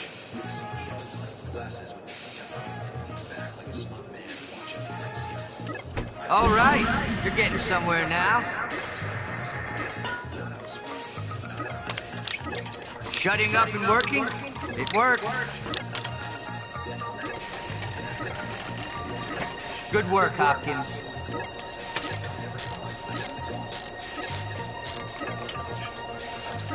Not too shabby, Hopkins.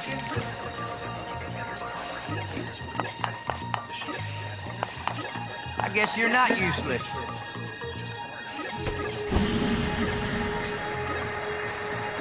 Good work, Hopkins.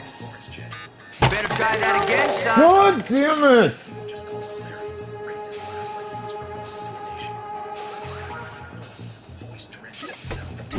All right, you're getting somewhere now.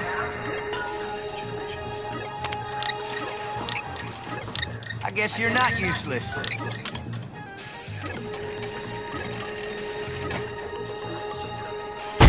Show me you can do it right, son. I just hit the wrong button there on Loser, accident. Hopkins. I guess I was wrong. His tie already crooked from the demo flub earlier, and his cheeks glistened with the overzealous confidence of a man who thinks charisma is the same thing as competence. Thank you, everyone. Brian said into the mic, voice cracking ever so slightly. We are thrilled to usher in a new era of performance, scalability, and seamless user empowerment. I nearly choked on my own breath. User empowerment. That phrase alone told me he'd skimmed the pitch deck and memorized whatever buzzword sounded he thought. This ought to be fun. The packet was held together.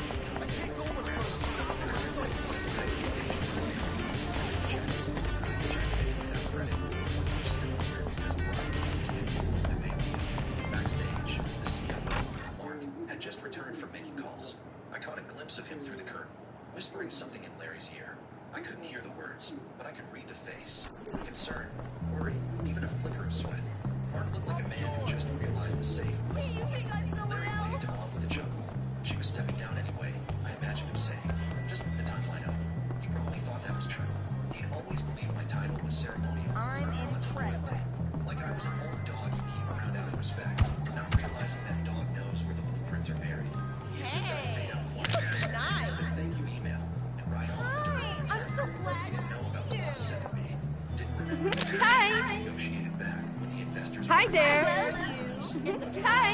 Trusted me with the technical guts of the I always do my homework. resignation was already time-stamped. People say that's a good thing. Appropriate legal pipeline to activate. Miss Danvers is always following Dr. Pavlovich. The junior execs walked out with a I laptop. wish I was a centaur. AirPods like something urgent had just come. Idiot! The event photographer paused near the back. Moron! Camera to glance. You're dumb, even for a kid! I didn't move. I watched the orchestra of ignorance unfold in real time. Larry passed. I'm sure you'll all be happy to hear that this is the last assignment I have. He didn't know the names of and Mark pacing again. This time faster, his hand to his mouth. We're celebrating in a minefield, dancing in loafers over paperwork they never bothered to read. And I just stood there, arms crossed, not smiling, not funny, just waiting. As the chair would have opened and the dominoes were already tilted. The ball rolled towards his airwalk, and it walked the man whose signature. I wish these... Some investor, he made her and made a cash girl, and somehow cash girl. His presence had done her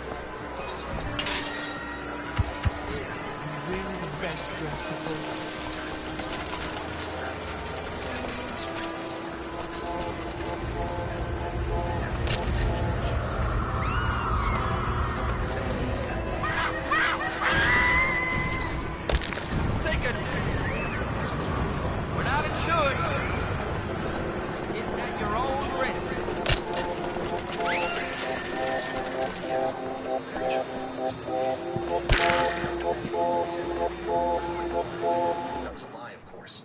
I'd spent the last decade speaking on panels, sitting on it.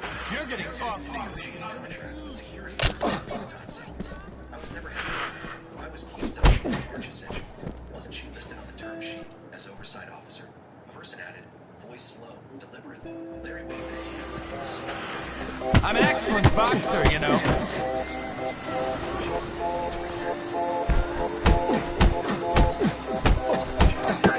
I used to be a track star! Trash. To be specific, my clause. A board member approached then, whispering into Larry's ear. I saw Larry smile fall through, grip on the champagne float stick, just slightly. The person caught it too. He turned back to the stage where Brian was now mumbling his way through a cue in the segment, mispronouncing one of the background vocals, and getting visibly annoyed with a question he didn't understand. I saw a few engineers in the front row exchanging looks. The person didn't say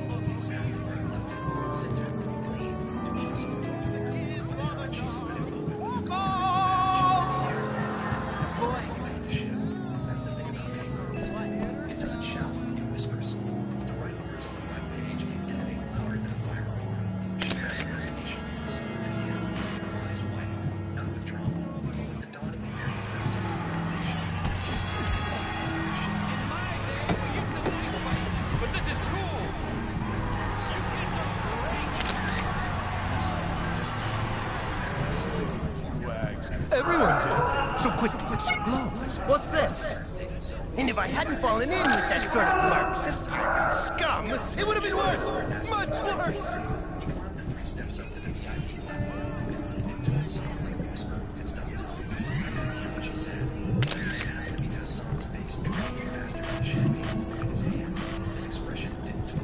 You're really pathetic. His case lowered to the folder she handed him. White marked with the legal stamp we used for anything tied to the Series C term sheet.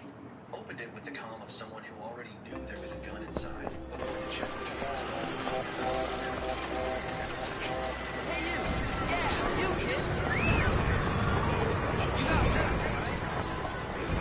That's your skill right here.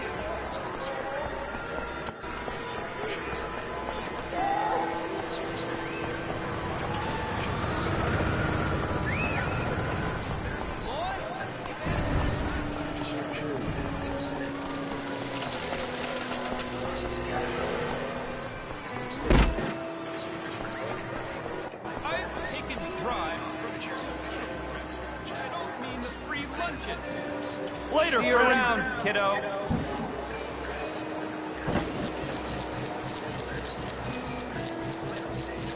That wasn't so hard.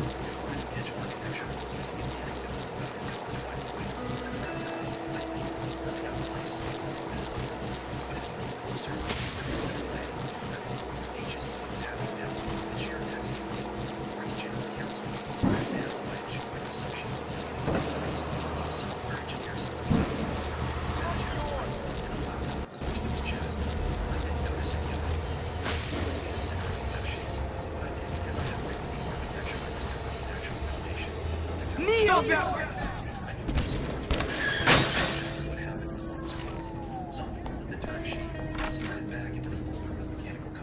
Then he stood, slow, deliberate. Every eye in the VIP section turned toward him. A current of tension. Do you even realize how much... He didn't raise his voice. He didn't need to. He simply said, "This changes things." Then he stepped off the platform and walked toward the stage. The crowd still clapped. The music still played, but the fuse had already reached the children. I'm very pleased with your progress, Jimmy. You show real promise. I have no more assignments for you, Jimmy. I'll miss these afternoons we've spent together. Intercepted him near the dessert table, whispering something urgent in his ear, while Larry scooped another dollop of cream brulee into his martini glass, like a toddler discovering sugar. I watched from the back as the whisper landed and... No sweat! Just once before he waved it away like a fly. Gee, what? He said, Another job well done. she was retiring anyway. We'll update the filings next quarter. He even chuckled. Next quarter. As if the term sheet was a birthday card you could toss on the pile and maybe circle back to between golf trips. As if the investor standing 15 feet away hadn't just reread Clause 7B like it was a court summons written in... Jimmy, you've interrupted me. Oh, sorry. Don't worry about it. Circle up after the event, Larry. Can I see? Sure, take a look. I've got some fantastic I projections. think I have finally caught the essence of what it means to be a banana. I really feel my work is moving forward. Here's the thing. Art is lost on me. I've always been more into music. You know, having thoughts for another really makes your work glow. How do you mean? When people do things, incredible things. When people blossom and grow, that really moves me. You know what I mean? Not really. I am in love, Jimmy. And I want to make tonight very special. Would you mind going to collect a few things while I work my muse out? A dress, some perfume, my pearl necklace from the jeweler's, not too much. I must look my best tonight. Tonight? Wow. Of course. Is this legal? Of course it's legal. Whatever can you mean? Go on, my dear. Hurry! A banana? Really? That's not how this kind of reckoning works. You don't pull the fire alarm. You let them strike the match in a fireworks factory they don't even realize is full of gas leaks and loose wires. The resistance was always going to come not from me, but from the system they ignored the terms they skimmed, the trust they assumed. Larry thought power meant microphones and champagne floats and stage lights. I knew better. No power. Alright, Himself the grenade, and just watch it. Brian stepped to center stage. The lights went alright, down. one up there, two over that way. The reckoning wasn't coming. Good for nothing, bum! Brian just launched into his third vision statement. Just the sound of expensive shoes against the stage steps. Undelivered thought after Who has time for you? I really like your outfit.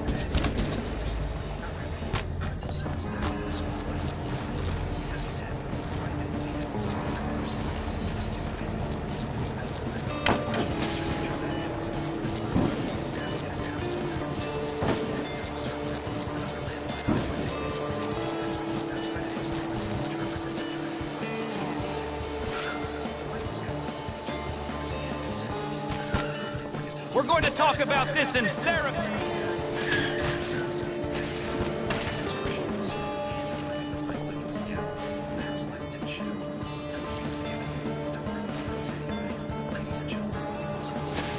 Not so big now, are you?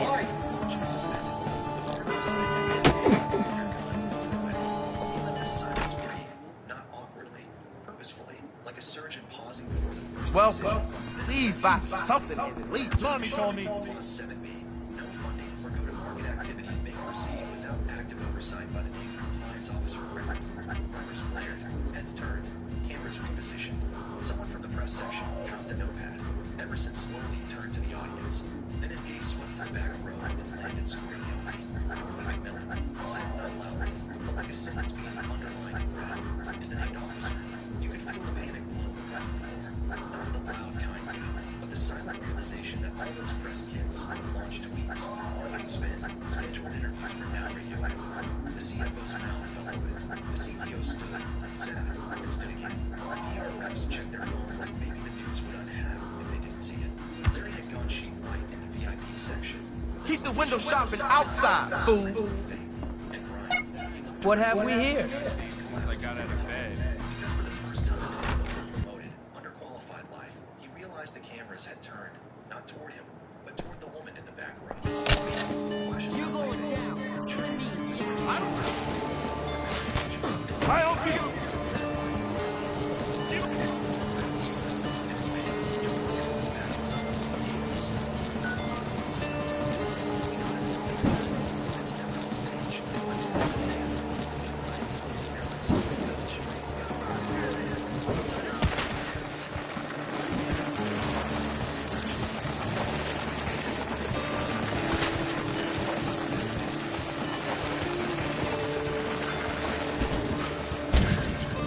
All right.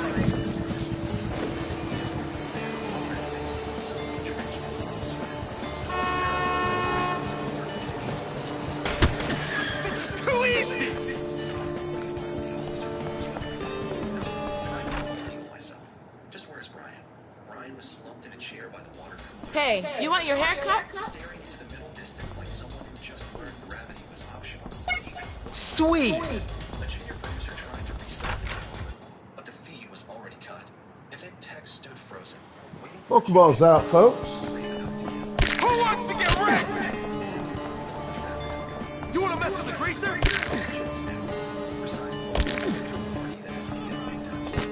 If I get something... They held up the term sheet with both hands like a sacred scroll. It's binding, the lawyer said, breathless. Hello. Are you looking for anything in particular? I'll take that. Suspense all deliverables tied to funding triggers. Larry waved the paper away. Then we reappoint her temporarily ceremony. I'm gonna break your chain! I'm ready to go for real!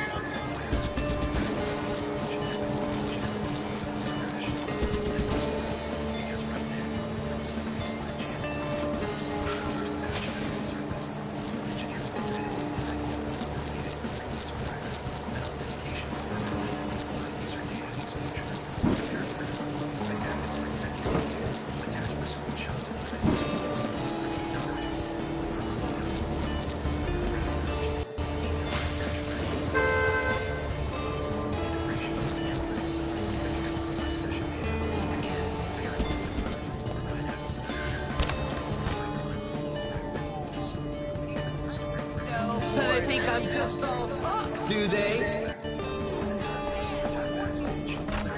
People on speakerphone and 1 foot out the metaphorical window.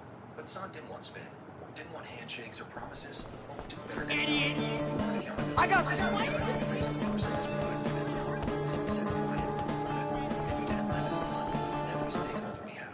It was a celebration. Larry snapped. There we go. A handoff, a gesture. I never meant to offend Dorothy. She could have told me if there was an issue. She did. San replied. Multiple times. Here you go. Oh, Jimmy, what took you so long? Thanks. No problem. Oh, man, I can't believe this. My first time with a teacher. Oh, man, this is gonna be great. Hey, Jimmy, what are you doing here? Nothing. What are you doing here? Ah, well, it's a little awkward, but since you've been such a good friend to me, Ms. Phillips, she's asked me, of all people, can you believe? She's asked me on a date. Wait, she asked you? I think you're mistaken. What? Yeah, I mean, I think there's been some sort of mistake. You sure you haven't been hitting the bottle again? No. I mean, yes, I am sure. Well, okay then. Hitting the bottle. Lionel, you came. You look great. So do you, Deirdre. Thank you. Wait, what? Jimmy, what are you still doing here? What do you mean? This boy is an angel. He's been magnificent. And he is so cute. Cute. Nice. Come on, Lionel, let's go. Bye, Jimmy. Jimmy, you should get back to school. Wait, Miss Phillips. Ah, man. The boardroom smelled like expensive panic. The chandelier flickered overhead like a wasn't sure who was in charge anymore. The same chairs that once cushioned a dozen spineless nods were now filled with stone-faced... I think I focus too much on school sometimes. I totally know what you mean. Hey, it's your lucky day today. Come with me. If you kiss once a day, I've been you'll waiting live for this.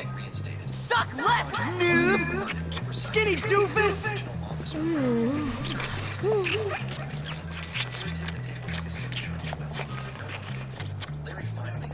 Think you Get a little bit of that health back. Good for nothing, bum. Check this out, I'm like fool! incredibly smart, damn handsome. Hey, Sure, Jimmy, I'm almost how perfect. fast can you stuff losers into lockers? Tofu breath! Cause some trouble. Man, if I could...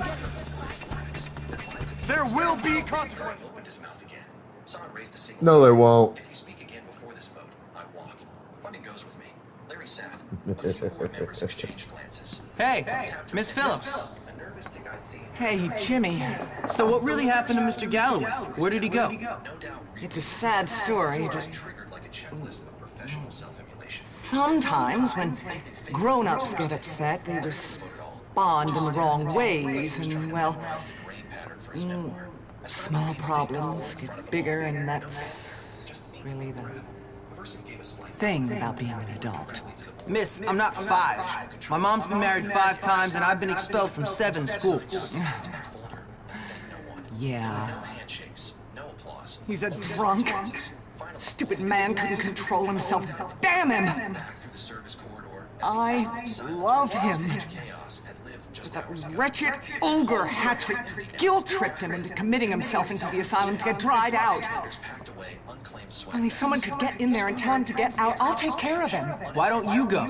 Because that loveless scumbag Hattrick told him not to let me in. Said I was a bad influence. Don't you worry, miss. I'll get him out. Okay. Meet me near the asylum tonight. I'll be there. And Jimmy? Yes, Miss Phillips? No live stream, no footage, no spin. It's Ms., not Miss. Oh, right. This ought to be fucking interesting. I held it in both hands for a moment, then placed one palm against the edge and snapped it in half. The sound was small but final, like a whisper saying never again. I walked to the nearest trash can and dropped it in without a word. Then I walked to my new office. It used to be Larry's. Now it was mine. No speech, no vengeance monologue, just a reclaimed chair, a clear desk, and a digital dashboard. Fight me, dillweed! Not because I demanded it, but because I was named. And finally, I would not be forgotten. Thanks for checking the line. All the survivors. Subscribe for more Switch Wicked drama. Let's make it more cover. Can't...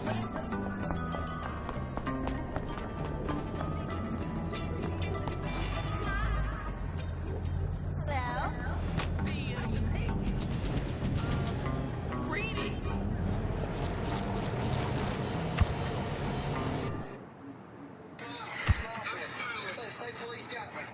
this guy is driving through Kentucky with his 3-year-old daughter asleep in the backseat. But just a few moments later, he's outside his car on the asphalt, getting the kicked out of him by a Kentucky State Trooper. 7 months ago, I showed you the video of Kentucky State Trooper getting used to getting hurt. during a traffic stop. After beating him, Trooper Owens charged him with speeding.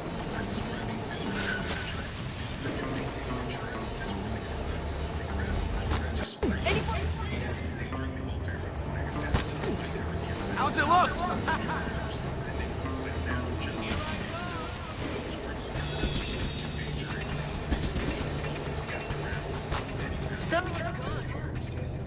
Let's see you pick on someone my size.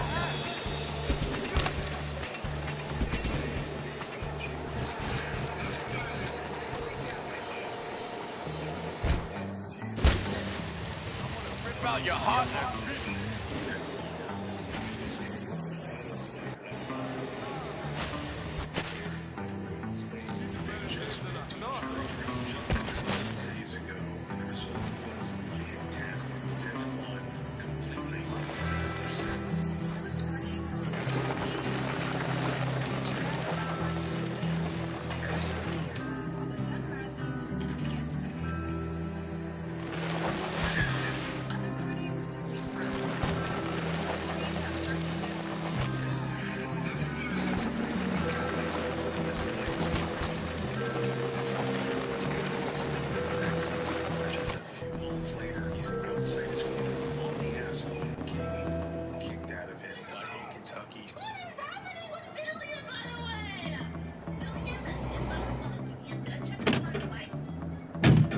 Jimmy, I'm glad you made it. Please hurry and try to talk some sense into him. I'll be waiting for him at the asylum gates. Don't worry, miss. Thank you so much. No, maybe she just wants to take a real break. She made a puzzle or something for her chat to like figure out, and nobody has. If I could go back and block that final run, I'd be a pro. Damn it! But she's okay, okay? I think she's been gone. They were right, though. My boys are tiny now.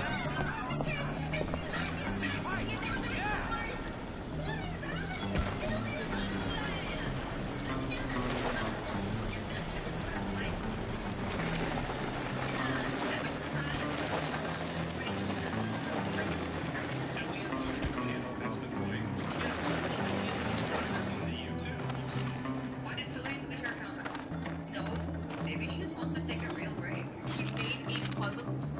Darkest factor accused actors. See others of 50 Shades Baby Seals with capital R. Is not on social media, some ritual puzzle art, all in secret space. Just like a female. This is a little the mother Taryn will erase her own baby. She thinks it's a lost cause and slates her proportion to involves either eating an apple tree or hiding its skull eating. I think I'll just follow you for a while. Let's be friends, but don't anger the Watcher. For about 2 days, because in a couple days, she'll get bored and abandoned and chicks inspired in her condition secretary they call home. The puffer fish is toxic enough to put 30 men in headlocks and there's no antidote. If one catches you sleeping, your only option is to get rid of the higher being of your choice before you choke on your vomit or your heart decides to retire. Hamsters will hibernate when they get cold, which leads them to get buried alive with stupid children that don't know any better. Also, they can be baby killing cannibals. Speaking of theft, them kids would brutally delete its own children if they ask for food squad. Not even kidding, once they get tired of hearing the chicks beg for food, they snap their necks. They just wake up one day and choose spawn white.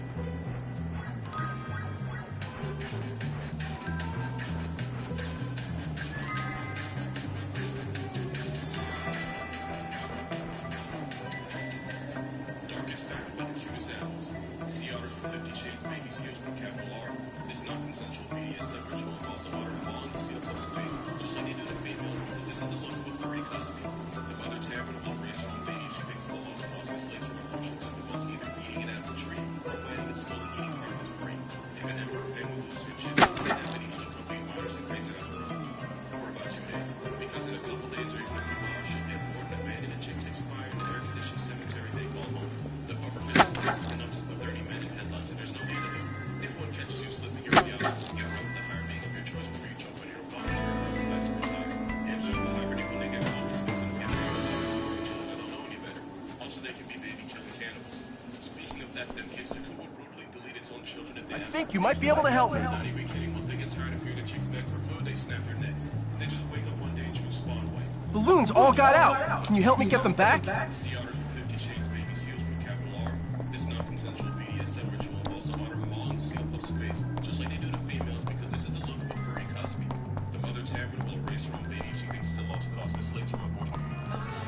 My fiance laughed while his dad called me a gold digger at our engagement dinner. Said girls like you only want comfort, not commitment. My fiance smirked and added, she upgraded from poverty to pearls and peace. So I handed back the ring and walked out in silence. The laughter wasn't loud.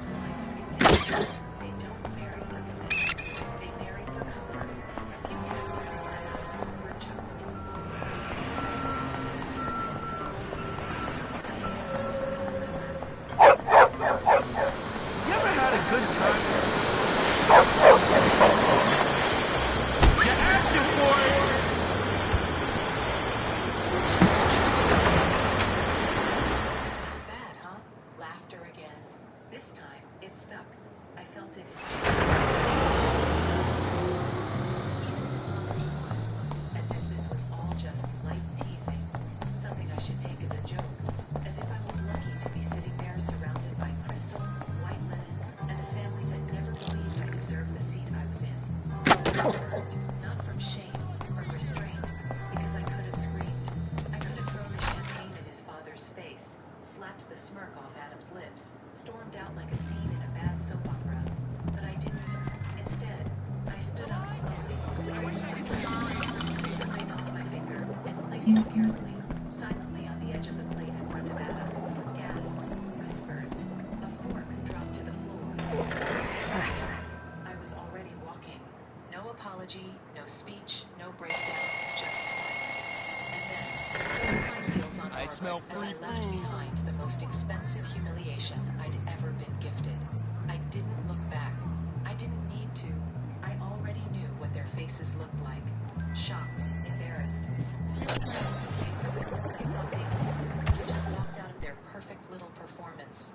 I didn't give them the dignity of a scene. I took mine with me. My name is Jasmine Brooks, and from wherever you're watching this, stay with me because the night they mocked my worth was the night I rewrote their legacy. Let them say I was a gold digger. Let them spread the story that I couldn't handle a joke. Let them lie, because soon the world would know the truth, not just about who I was, but about what I became after that night. And trust me, they should have never handed me that microphone made of shame. They should have never given me that silence because I was about to turn it into thunder. You learn to make yourself small when the world around you tells you your dreams are too big. My mother was a seamstress, proud, soft-spoken, and tired. She raised me in a one-bedroom apartment above a nail salon. The wallpaper peeled in corners. The fridge door needed a kick to shut, but the love that place overflowed with it. I didn't grow up with pearls. I grew up learning how to stretch it all, how to find beauty in hand-me-downs, and how to keep your head high when everyone expected you to keep it low. I studied with a flash. All I need to do is get the car on the track. I watched uniforms at night. Alright, Pokeballs out, folks. Applied for every scholarship I could find. Every acceptance letter I got, I folded and placed inside an old shoebox under my bed. It wasn't pride. It was proof. Proof that I was clawing my way up. That's where I was when I met Adam. He didn't come from shadows. He came from spotlights. From a world where problems were solved with phone calls. Where struggle was just I was there shadowing. What is it really Can't go wrong with sugar and caffeine. I knew his type. Glossy, charming, dangerous in the way thunderclouds are. Beautiful from a distance, devastating up close. But he noticed me. Asked what I was doing there. Said I had interesting eyes. I rolled them. He laughed. Something about the way I didn't fall at his feet intrigued him. He pursued me. Hard. Flowers at work. Coffee sent to my co-working space. Dinners at places I couldn't pronounce. He said he admired my drive. That I was refreshing. I let him in slowly against my better judgment. I'm going to Jazz. Rich men like that. Wealth like us. They collect us. I thought she was being bitter.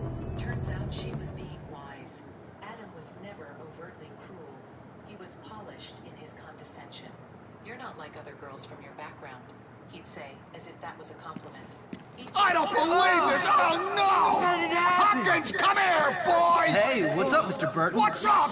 What's up? My gym is up in flames, look! Damn, how'd that happen? As if you don't know! You're a degenerate to think I trusted you! It wasn't me. Yeah, I'm no saint, but I tried to bring order to the school, to stop the bullying. Ha! Bullying? I don't care about bullying! In fact, I encourage bullying! That's right. Builds moral fiber, makes men! Yeah! Because you didn't make the team, you had to ruin it for everyone. Yeah, you bully! You're a pig! You ruined my life! What are you talking about? I never wanted to be on the team. You like to torment weak kids, and you've got the personality of a jockstrap. Yeah, well, I called the police. You'll be killed for this, my boy. It wasn't me. You're done for, Hopkins. What? Who was that? It's Yuri! There's people trapped inside! Oh, I'm really scared, Mommy! Man, you guys are pathetic. I'll get him. Where's the fire extinguisher? By the stairs next to the locker room. But don't think I've forgiven you, Hopkins. It was funny, but because it embarrassed me, I told him how I used to sell handmade bracelets in high school to help. All right. Hero time. Ow! I'm getting out of here!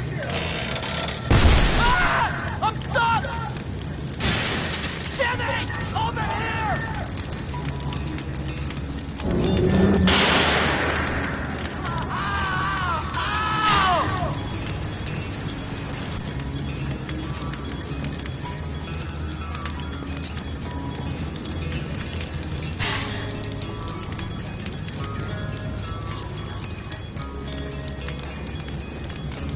Jimmy, is that you? Well, thanks a lot. I could have done that myself. Jimmy! Would you mind helping me again? Please!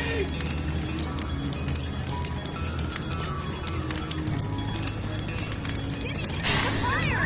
Please get the fire!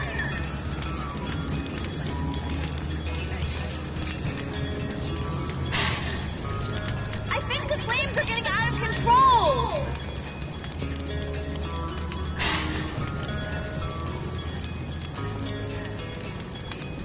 Where are the others?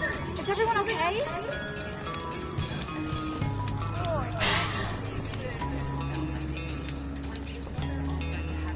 Is everybody safe? Oh my god, Jimmy, please get them.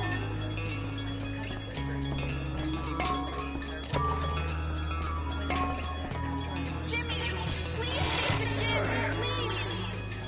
Thanks, Jimmy! That I had to adjust. That love required bending. Oh, Jimmy, thank you. What happened, Mandy?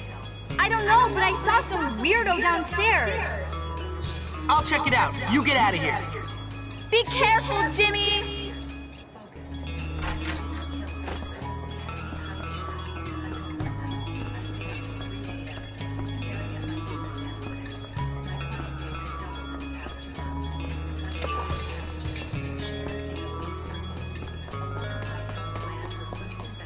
I hate that school. Hate it, hate it, hate it.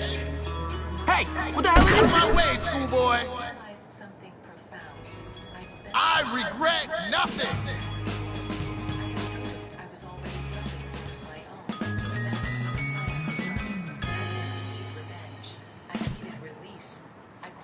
And that's that. Took my name off shared accounts, moved client communications to a private line, and then just 1 week before the engagement dinner, I got the call. A private equity firm wanted to invest in my company, 7 figures up front. And suddenly, I wasn't just the girl who rose from nothing. I was a woman holding everything. And that dinner, that was going to be their final show.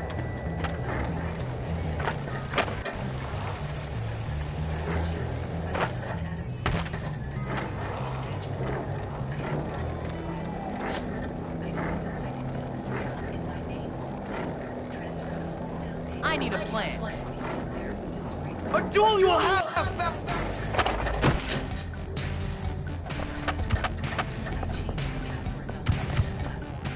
Revoked Adam's email access for security. He didn't notice. He never really paid attention to details that didn't benefit him. Instead, he paraded me around like a well-groomed secret. This is a disgrace!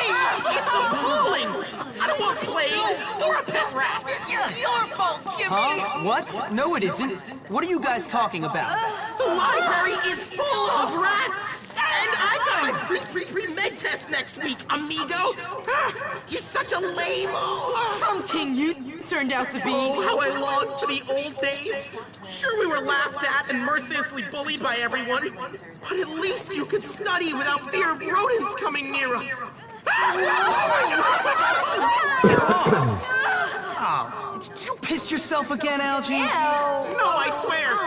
I spilled soda on myself. Soda, right. What a bunch of sissies. Well, I'm not afraid of a few rats. Jeez, pathetic. Hired an assistant, a single mom who reminded me of my own mother's resilience. I even ordered a custom plaque for the glass door. Jasmine Brooks, CEO, Brooks & Bloom Consulting. It gleamed in silver, no pearls, just earned polish.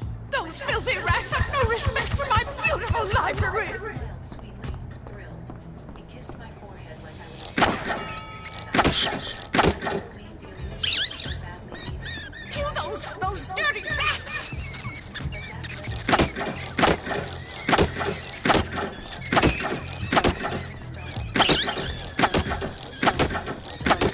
Those critters are even worse than the students!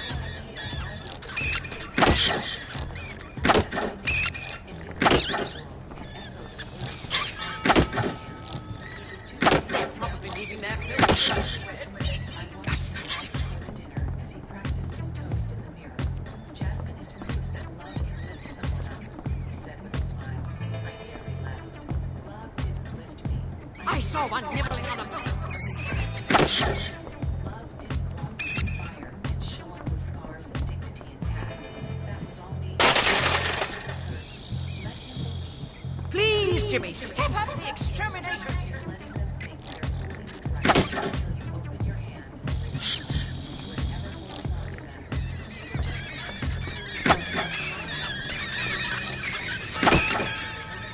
There, I see one.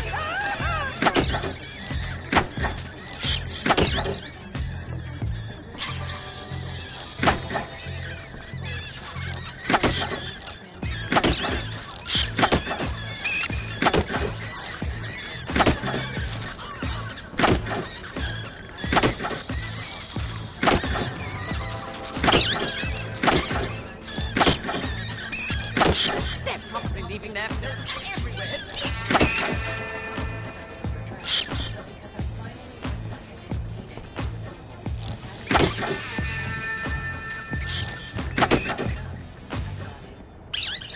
Check the delivery crates to see if any of them are still lurking in there.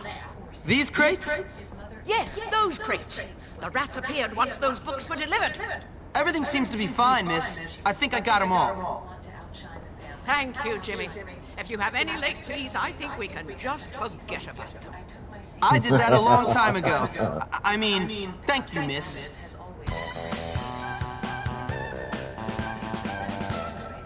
The room chuckled. His father stood. I think we can call that a wrap. We are so proud to welcome Jasmine into our family, he said. I can tell Mom about that. Anyone can rise. Whispers, laughter, eyes shifting my way. Eyes gleaming. There's nothing we can do about it.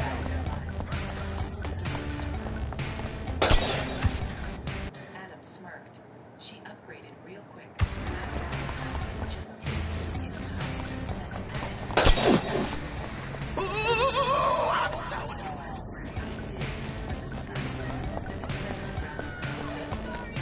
comfortable letting me be the punchline. I stood quietly, not rushed, not emotional, just done. I slipped the ring off my finger. The same ring his mother once said would look more believable after the I placed it gently in front of Adam's plate. Gasps circled. Hi, I'm so glad. Father, thank you for your generosity. I said evenly, and your clarity. Then I turned to Adam. He looked confused, like he'd lost his place in a script. I was never yours, I said softly. You just mistook my grace for I looked around the table. Every smug face. I have to go brush my hair now, so bye. Hey, my name's Jimmy. You want to make out? I like being alone with you. You're very special. I walked away. No tears. No reason. One guest stood to clap. Only one. A woman I didn't recognize. I can't wait to graduate so I can do that all the time. Once, but that single clap, it echoed louder than all their laughter. Outside, I took a breath. The city looked the same, but something had shifted. I hadn't just walked out of a dinner. I'd walked out of a narrative. And the girl they mistook for a decoration. It itches like crazy down there. It started with a text from one of Adam's groomsmen. Yo, what happened? That sounded disturbing. I didn't mean to, but someone at the dinner had recorded the moment. The father's speech. Adam smirked. My ring landed firmly on the mic. A bee? A frickin'...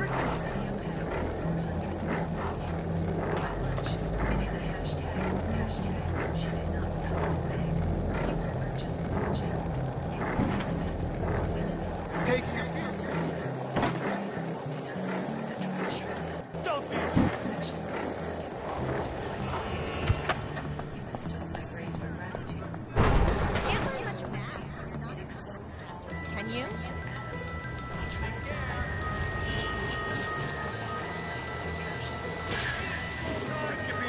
Shame.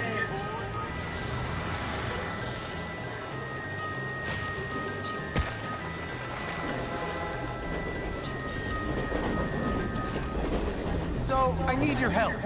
Lost 3 key backers in 24 hours. Not because of what happened, but because who I was finally came to light. Someone leaked. It's not my fault! Well, where'd he go then, you tramp? Who you calling a tramp? I loved Johnny. Not exclusively, I'll grant you, but I loved him. Now he's gone. Hey, what's going on? Johnny's disappeared, gone crazy, abducted by aliens. I bet it was you, Hopkins. Yeah. Since you turned up, everything's gone really weird. King of the school. Who's the daddy-o now, huh? My love has gone. Find him, King. Quit poking me. You're both acting crazy. Cut it out. Now tell me, where's Johnny? I don't know. Nobody's seen him. He got a little brokenhearted after we split up, but it's not my fault. Someone said they saw a couple of asylum orderlies driving up to his house. But you know how people love to talk. Johnny wasn't crazy. Asylum orderlies? He was a real leader. Not like you, Jimmy. Look, I'll get your boy back, all right? See you later, freaks. Assaulting women trying to escape poverty isn't great for public Oh, image. great. I didn't reach Asylum out, trip. didn't answer calls, didn't open emails, just watched as the pedestal. I wish something I didn't need to destroy them. They did that just fine without me. And me, I kept building. I got invited to speak at a women's finance summit. All expenses paid.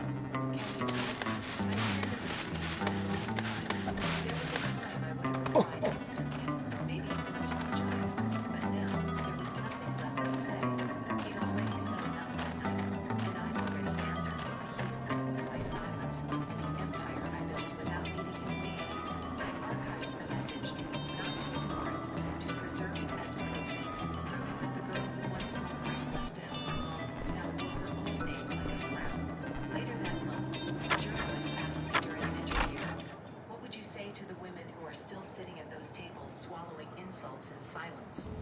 I thought about that for a moment, then said, you don't owe anyone your silence to be seen. Walk out if you must, but don't just walk away. Walk towards something greater. All right, I gotta run to the restroom, grab some coffee. I'll be right back. Hang tight. Louder than shame. And I had finally learned I was never meant to belong at their table. I was meant to build my own. Longer, louder, wiser, with no room for mockery, only momentum.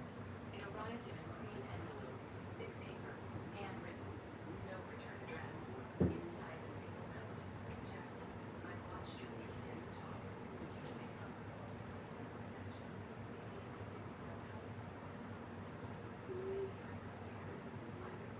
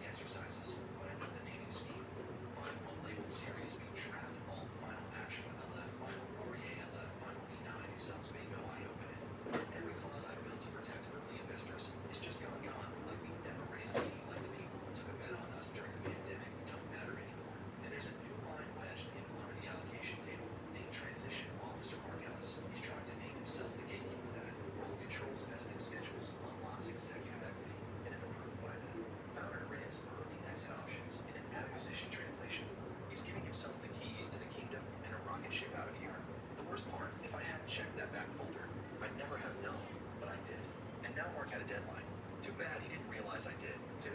The next morning, I logged in to finalize the series B packet like I'd done a dozen times before.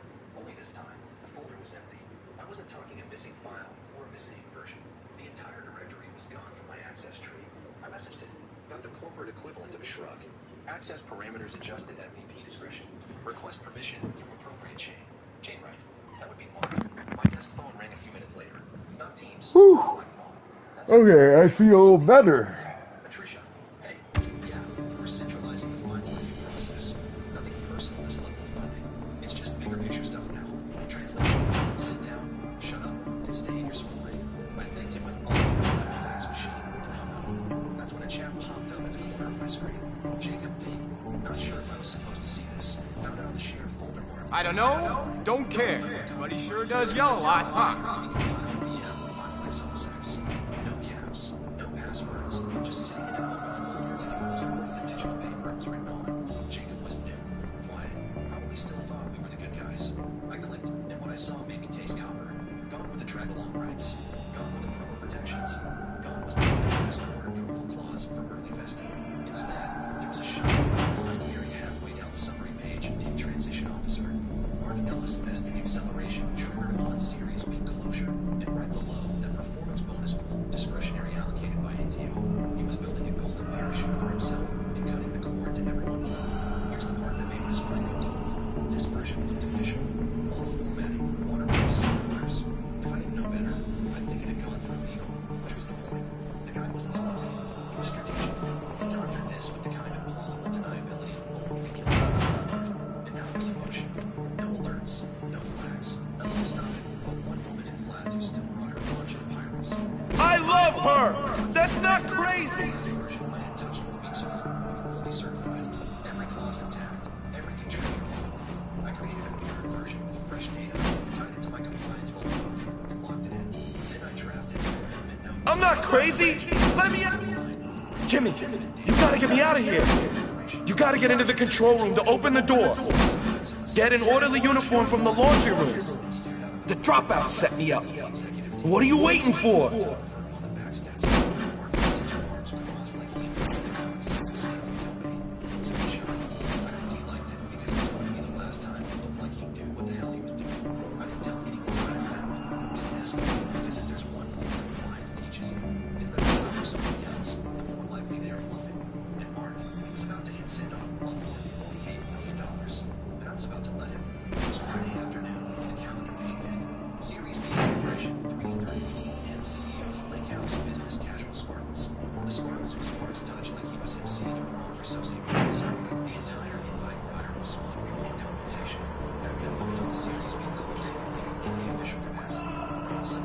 You do not have permission to be here. Like a good compliance mascot.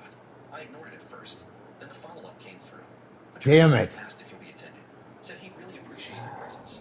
Wouldn't be complete without her. Cute. The kind of cute you find at the bottom of a bag of morning beaches. So I went. I wore navy slacks, blouse from 2 years ago. Flat that said, I'll smile, but I won't fetch your drink.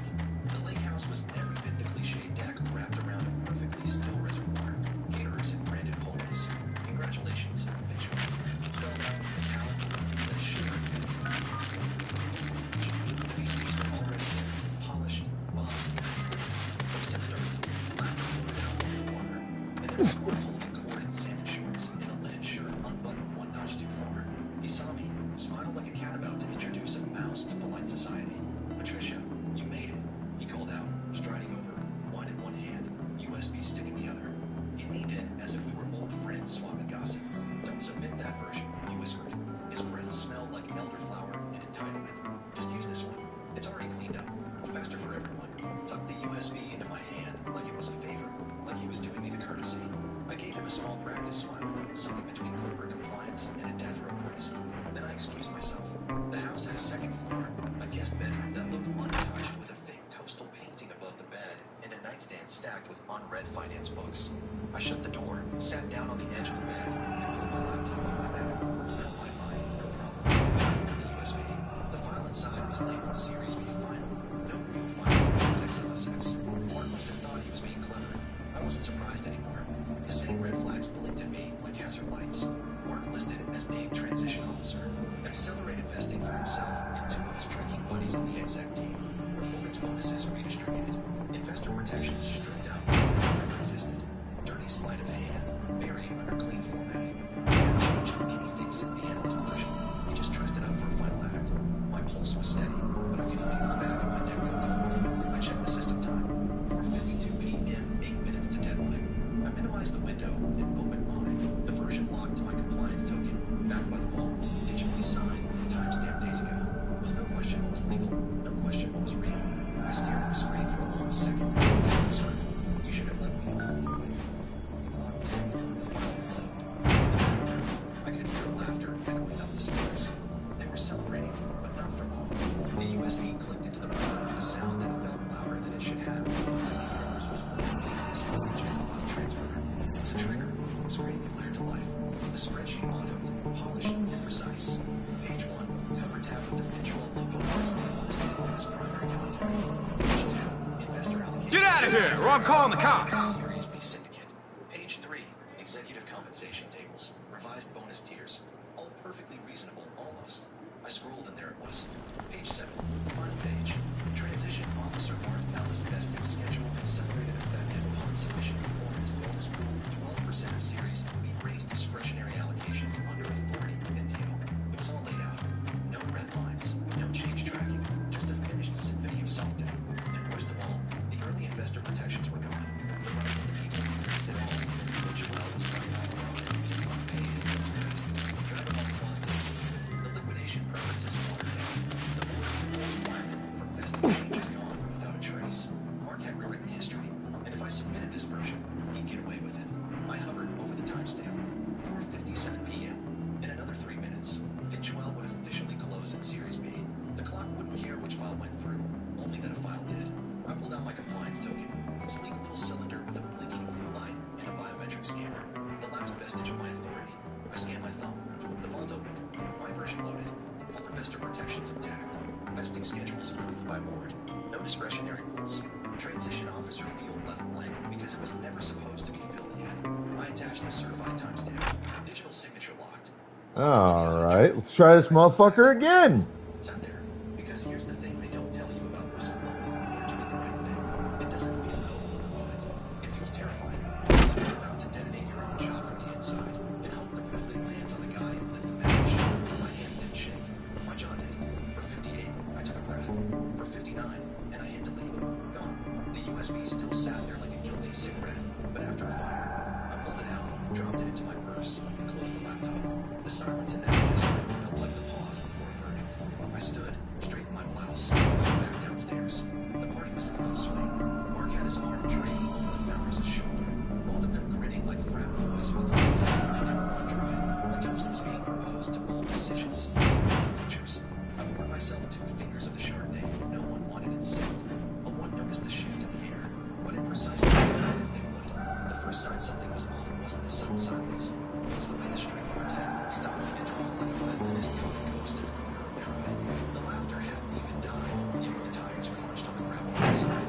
3 black subs, no logos, no hesitation, just synchronized purpose like a choreographed publication singing. The front door creaked open. Not the glossy press release version. Mission statements. No, I might. This was the real founder. The one who hadn't been seen at Finchwell in almost a year. The one who hadn't returned to things. Never let it turn into a spreadsheet service. 48 investors, men and women in custom suits, guys that had seen startups rise and fall without a nose in a monsoon. And in the middle of them all, looking like a guillotine on legs, was a man in a dark... You want your break? Man, this is so boring. Just presents. Rose my toast. Founder, he ate, recovered. This is a surprise. You didn't say you didn't have to. The founder said, brushing past. I'm free, you wankers!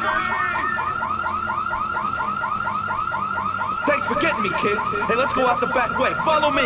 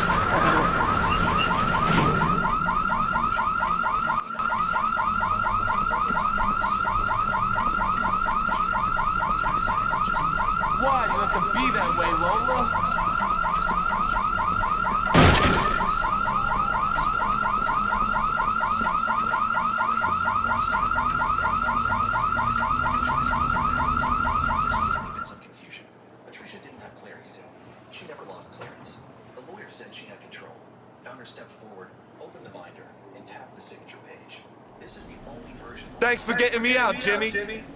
How'd you get in there to begin with? Some of the local kids said they'd gotten together with Lola. I went a little crazy. I can believe that. Yeah, anyways, I gotta find Lola, see if it's true or not. See ya. All right, Johnny. Have fun.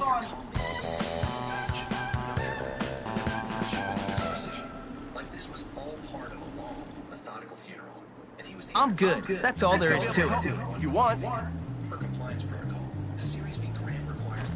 I'll pay you if you get the runaway crazies back here. Who knows what they'll do?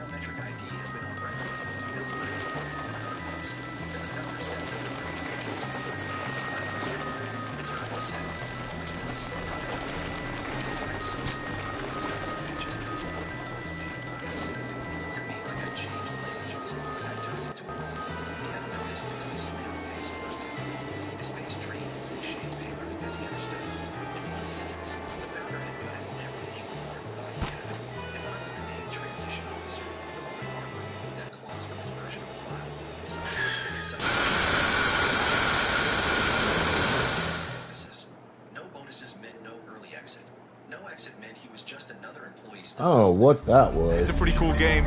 It's all about killing things and taking their stuff. What was it called? Grottos and Gremlins or something like that? Yeah. Hey, what are you doing in here?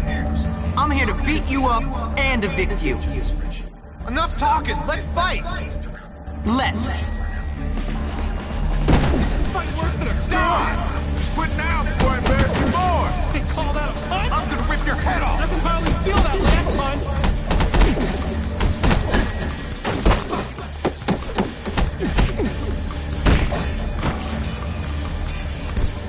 Fight worse than a girl.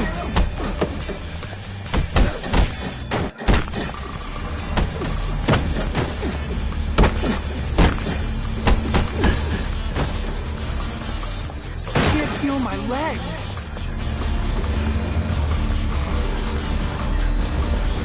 And I thought you wanna run forward. I'm gonna have to kick your butt now. Come on, enough with the road fights.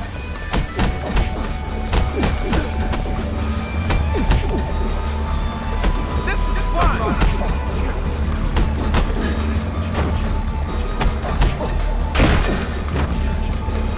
Alright, motherfucker, come here.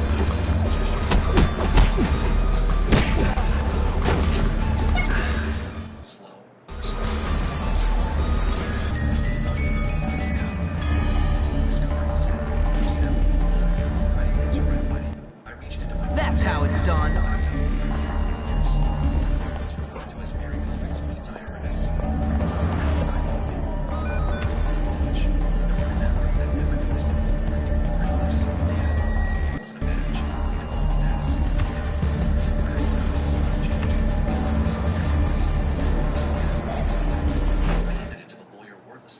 The token blinked once, blue, then glowed still.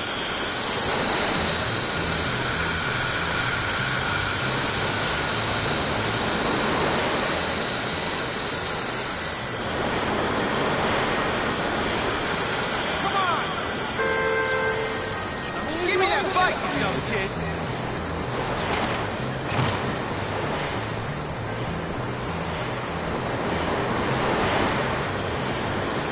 There it is.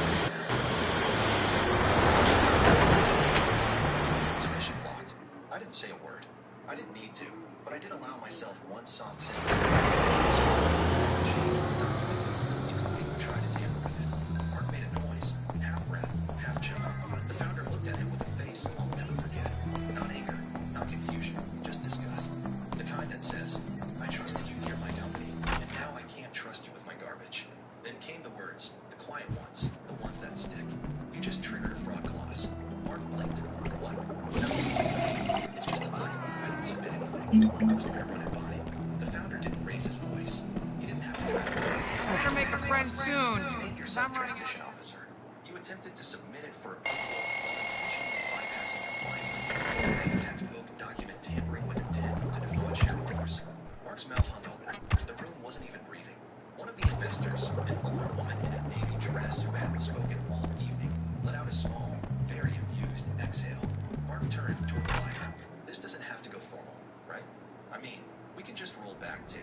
But the lawyer was already opening a second folder inside a printed copy of the series B grant schedule signed by all lead investors, contingent on vault certification, contingent on my approval, which meant that even if Mark had succeeded, the deal would have collapsed the moment the investors ran due diligence. The founder closed the binder, stood up, and said, "Get him out of here." Mark stammered something that sounded like clarifying, but mostly came out as... I heard Gary went off to join some terrorists or something. Not in suits, but the discreet kind who looked like background furniture until it's time to do something. They didn't touch him. They didn't need to. Mark walked out, shoulders rigid like he still thought. I usually get good marks, so my parents are pretty happy. Dr. Treblesmith says you have to be nice to me. Please.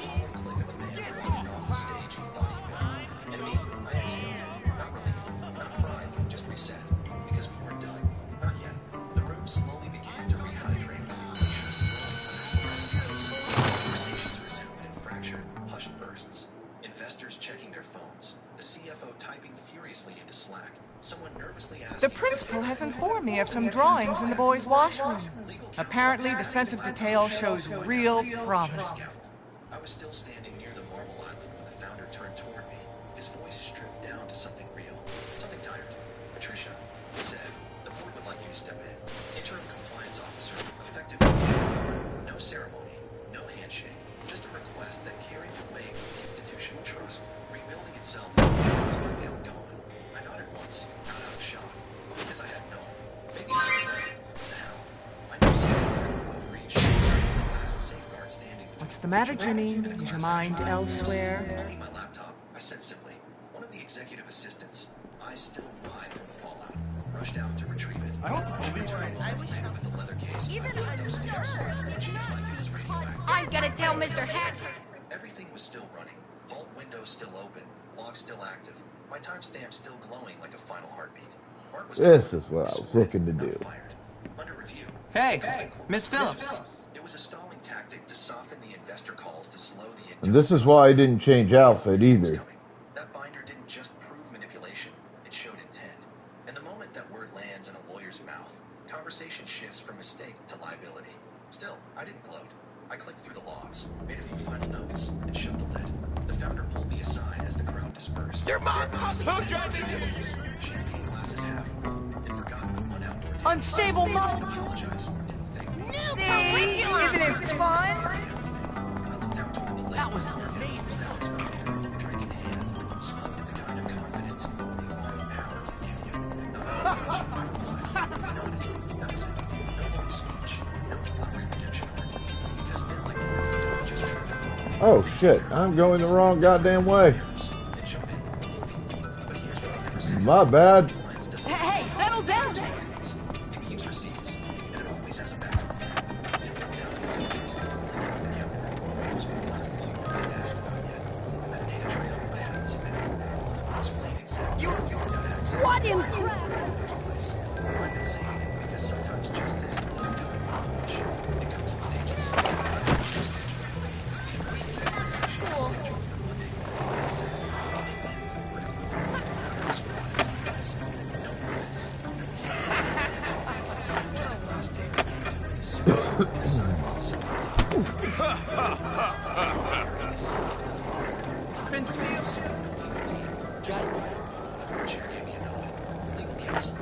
I'm on fire! You got the thread? I'm gonna get you! You're going down! Get out of my face, you bag! Unauthorized access escalation. Analyst coercion. Attempting 25-page a metadata trail showing a Slack message from Mark to Jacob. The junior analyst who quietly handed me the original shadow file. Hey look, trophy earned, marathon. I traveled more than 100,000 meters on foot. Total progress on trophies, 19%. Never sent with instructions to backdate a cap table revision to align with investor expectations. Mark had written the quote. Jacob had saved it as a draft in Munich, then forwarded it to me 2 days after the party, asking, should I be worried? For confirmation that Jacob never made the change, never touched the phone, forwarded all communications to me. Page 5, file screenshot Mark and slide again. Ready? Let's just fix this. Then we'll catch up. If you do this, fast here. I'll make sure of it. I didn't know. I didn't need to. The silence swelled until the board chair let out a low breath and said, Jesus. One board member closed the file without finishing it. Jimmy, I'm glad you made it.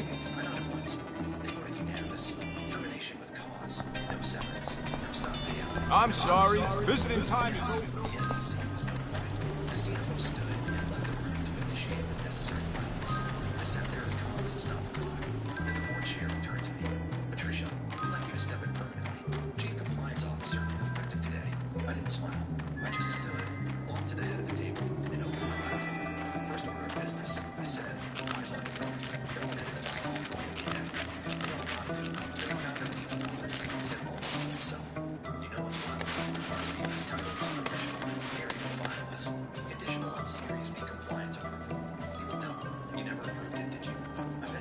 What are you doing?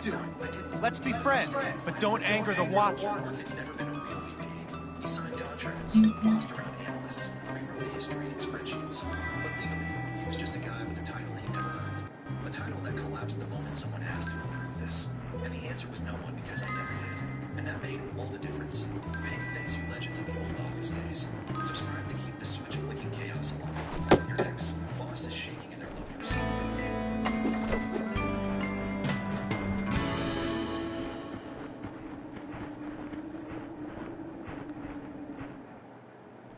I think you might be able to help me.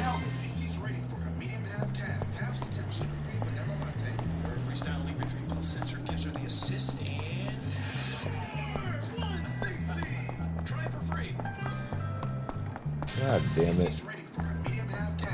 We adopted him! Guys, adopt shitty modes! Adopt shitty modes! Adopt shitty modes! Yes, of course I do. Adopted. Get adopted is what I do. I know. Adopted. Calling you mommy. So you're gonna say don't scream a lot. Hey guys, if he ever does, will you ship that over to me? I may not be much. You're an idiot!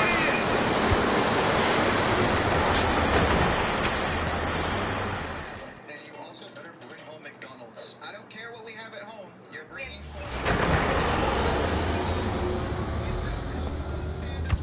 We have beans and rice at home, and you can get what you get and not throw a fit. Bryce wants a toy too. Is that mommy?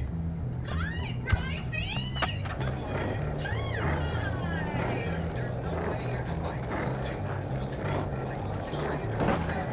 Yeah, he's my good boy. Only because Brycey asked.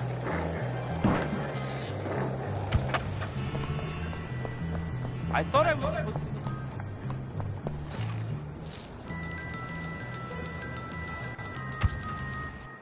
These are the top 4. My client, 21-year-old at the time, Darius Lester. Nice outfit. You get that from the number 5?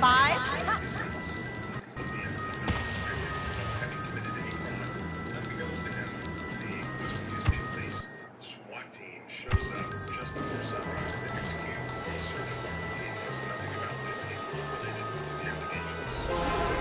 As they come in and they end up shooting him twice.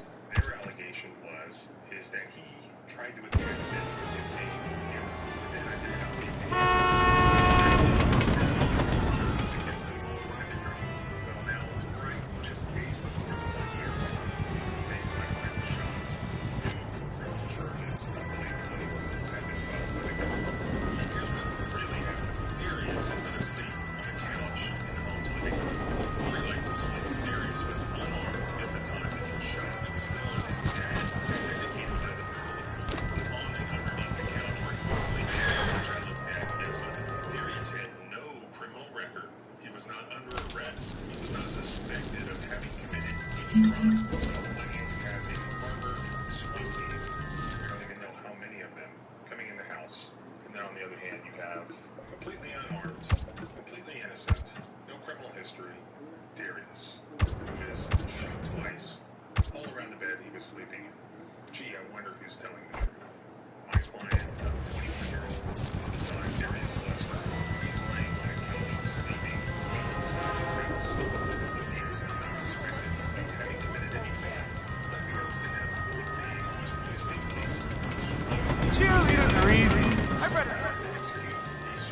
your prison, right? Unrelated to the allegations. What happens is they come in and they end up shooting. Their allegation is that Keep it.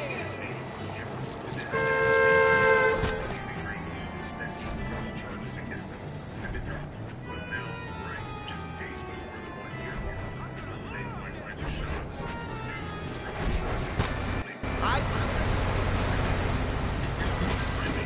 Darius had been asleep on the couch in the home's living room. Where he liked to sleep, Darius was unarmed at the time that he shot based on his bed, as indicated by the bullet. On and underneath the couch where he was sleeping, which I looked at yesterday, Darius had no criminal record. He was not under arrest. What am I doing?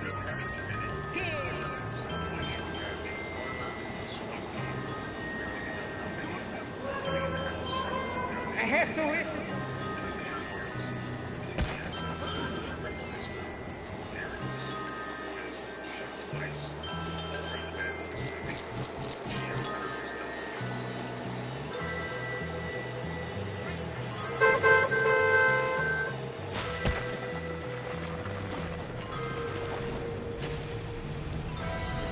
I need you to help me finish something up.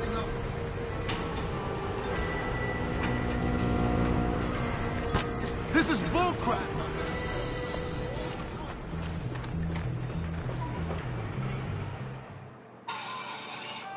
Did you know that the CEO's daughter fired me in front of my entire team and called my lab obsolete? I held 11 patents worth 38. What are you looking at? Nothing. Well, it looks like you're looking at me, scumbag. Like I said, nothing. Oh, come on. I don't want to fight you. My name's Jim. 6 a.m. My only answer was talk to my lawyer. Zoe. Marcus. I was at Bullworth once. I got kicked out. Why? Let's just say Mr. Burton is a dirty creep. Seriously? I would love to teach that guy a lesson. He bullies everyone. You know, he goes jogging every day and regularly uses the porta potties in the park. Yuck. Yeah, so if we could catch him in one on top of a hill, then Mr. Burton could have a really interesting time in it. Yeah, but they're all chained together. We'll need to get some bolt cutters. Go get some from the Spaz Industries building and meet me at the park. Make sure no one sees you. I hold 11 patents that generate roughly $38 million. All right. Porta potty prank. I'm down for that.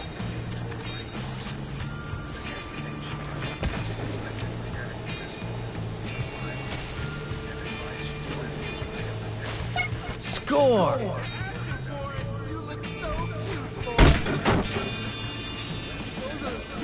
Is that all you got, sweetheart? This is fun. I know girls who fight tougher than you. Bitch, get off of me. Let's do this right. I can hardly feel that lamp punch.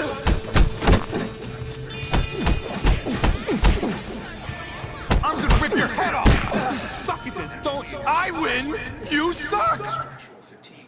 You motherfucker. Looked at that sketch and saw what it really was. A platform, not just bridges, pipelines, aircraft, wind turbines. That bends, flexes, and eventually breaks. Frank saw a product. I saw a revolution.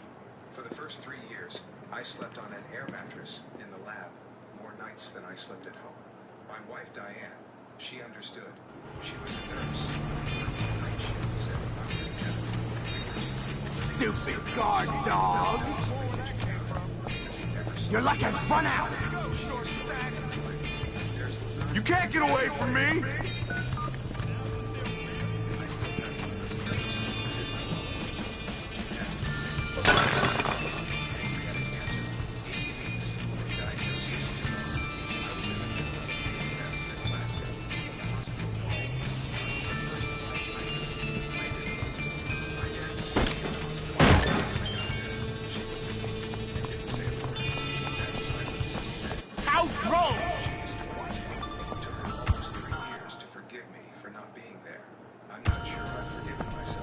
I've seen better moves on a starved badger.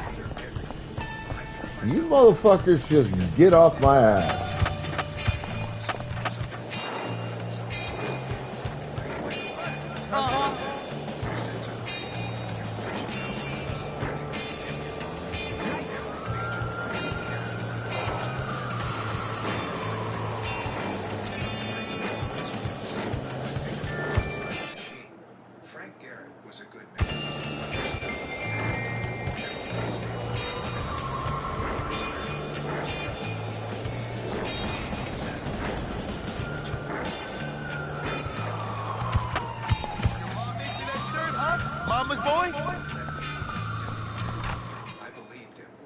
was wrong to believe it would last. Greg's successor. Hey there.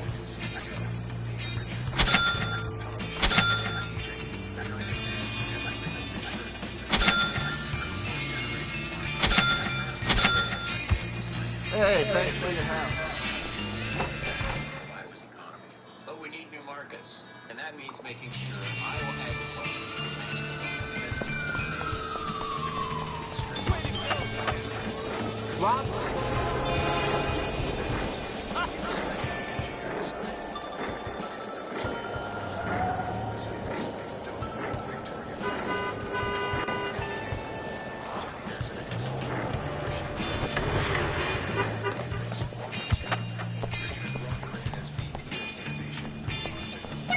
I think I'll keep this.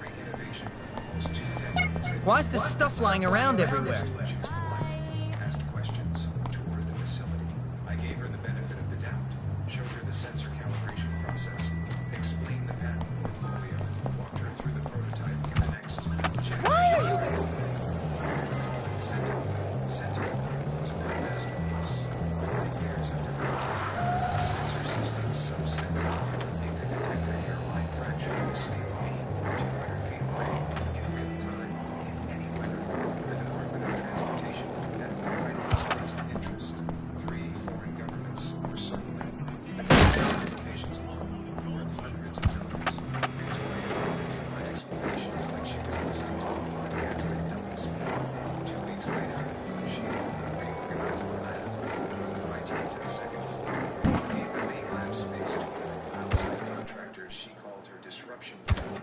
They were building an app, a consumer-facing app that would let homeowners scan their foundation an app based on technology that required industrial-grade sensors and years of calibration data to function. I didn't do it, pitched it. I went to Richard, sat in his office, laid it out clearly. Richard, physics don't support it. You can't Your shoes are military-grade sensor accuracy with a smartphone here. It's not a software thing. It's a Richard leaned back, tapped his pen on the desk. Victoria has a vision for making us consumer relevant. Marcus, nobody likes it. Let's see where it goes. Let's see where it goes. The 5 most dangerous words in any company. Over the next few months, Victoria's moves got bolder. She pulled Did you get them? Yeah, I got him. Now what? Burton always goes to the can when he goes running. We've got to make sure he uses this one and send him on a trip. renamed my lab legacy systems in the internal directory. Legacy, like I was a floppy disk. Then I'll take care of this. You make sure he doesn't use one of the other ones. fragments from Nicole Chen. This sounds like it's gonna be good. Talk to me honestly. Victoria had been telling me that the sensor division was mature technology with diminishing returns, that the future was software and consumer reach, that the company needed to evolve past hardware, dependency, hardware. She was talking about the technology that generated 2% of the company's revenue. I knew what was coming. I was navigating politics without recognizing that someone's against ownership. Question was whether she'd do it quietly or take a shot. I got my answer 3 weeks before the product launch. Victoria stood in the First, pulled up a slide deck titled "The Future of Hardware." 15 slides, each one a slow burial of everything I built. The final slide was consumer innovation lead. She looked directly at me and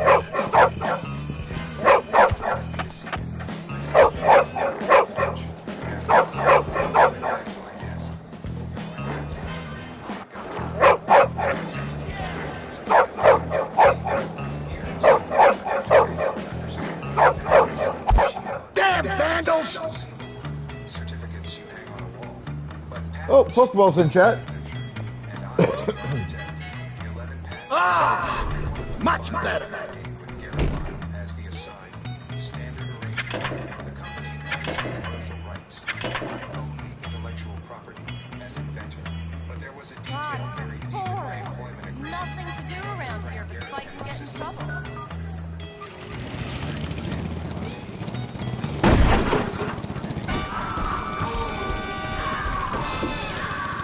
Oh my God! Corn! I didn't have corn for dinner! Oh, this is awful!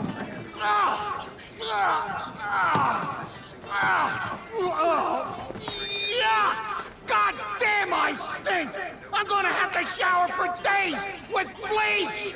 Ah! This is worse than when I got hazed! Handshake promise baked into legal language. Nobody thought it would ever matter. Fire anyone. But 17 years later, those I'm good. What can I say? every product, Jimmy, buddy, I need your help. every sensor, every calibration algorithm, Someone needs to send those preps a message.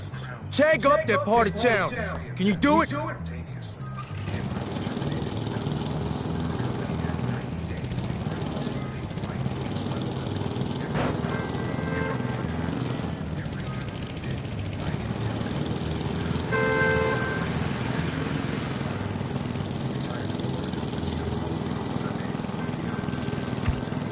I just sat with it, waited, let Victoria build her case, let her think she was winning. I did nothing. Hey, you got part of your friend in those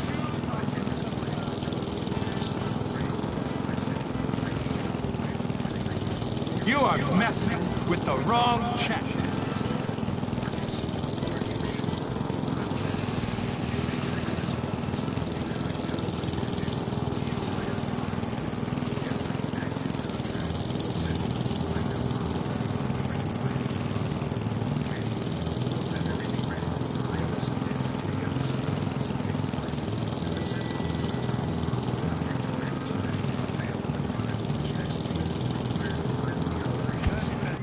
A process I designed that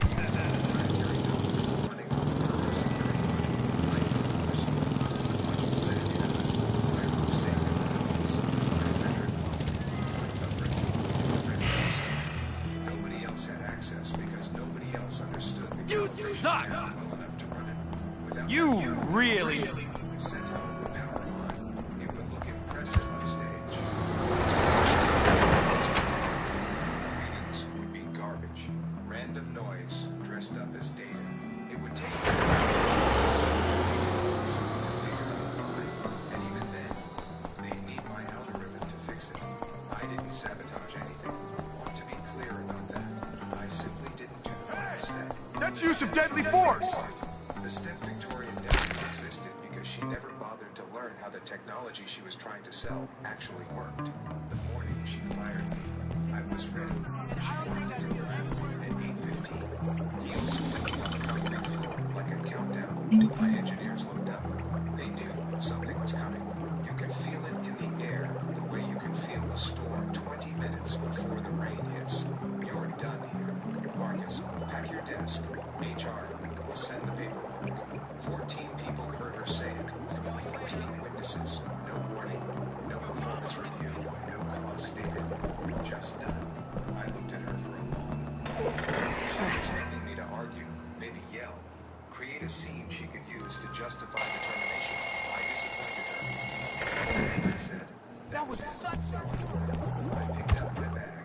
The leather was cracked from years of field tests in deserts and frozen pipelines. Inside was a folder. Everything. The employment agreement, the patent clause, the license. Why do I get so nervous around toys? Get lost! Later doors closed, and I let myself breathe. What happened next unfolded faster than I expected. Day one, Victoria sent a company-wide email announcing my departure. Strategic realignment. Have you seen a celebrity up close? Streamlining our innovation pipeline for the consumer era. Hey, your grandpa die and leave you with one? Her name was now at the top of 3 divisions, including the one I built. She also scheduled a press demo of Sentinel for the following Tuesday, 5 days away. Major trade publications, 2 representatives from the Department of Transportation, a delegation from a European infrastructure consortium. She was going to stand on stage with a product she didn't understand. You're a complete loserhead! Day 2, my attorney sent a registered letter. Those shoes are like giant bugs. You can't do anything right. Paragraph 14 like this. I wish someone... 17 years ago, my termination without cause had triggered the 9-day licensing review period for all 11 patents. The letter included a specific line Raymond and I had crafted carefully. Mr. Ballard wishes to note that during this review period, he reserves all rights to modify, suspend, or revoke licensing terms for any intellectual property bearing his name as inventor. Day 3. Silence. I imagine their legal team reading that letter, the original agreement from whatever archive had been sleeping in, checking the signatures, checking the dates, checking if During summer break, I took down. Alright. Go into class. Should be, I think, my final class if I can be successful here. Misunderstanding. I don't think there has, Richard. This clause, it's from the original agreement. Surely, we can discuss. There's nothing to discuss. If you're ever in doubt what to do, it's best to keep your mouth shut. Keep working, so get to it. Is active. Your legal team can confirm. A long pause. What do you want, Marcus? Hey, MC Neil. Beyond that, my attorney. Oh, you Oh, screwed shit. up there, son. Try again. Best coffee I ever had. Day 5. Shutting up and working? It works. Not too shabby, Hopkins.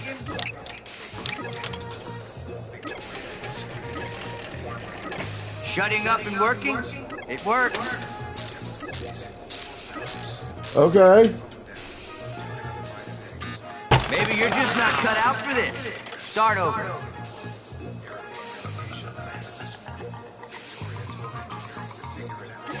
I guess you're not useless. I'm alright. Good work, Hopkins.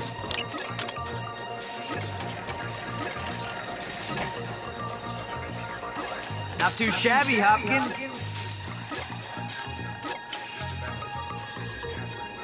Well, you screwed up there, Damn son. it. Try again. You're pretty useless. Get out of my sight. I'm aware of the situation, Catherine, but I no longer work for Garrett Lyle.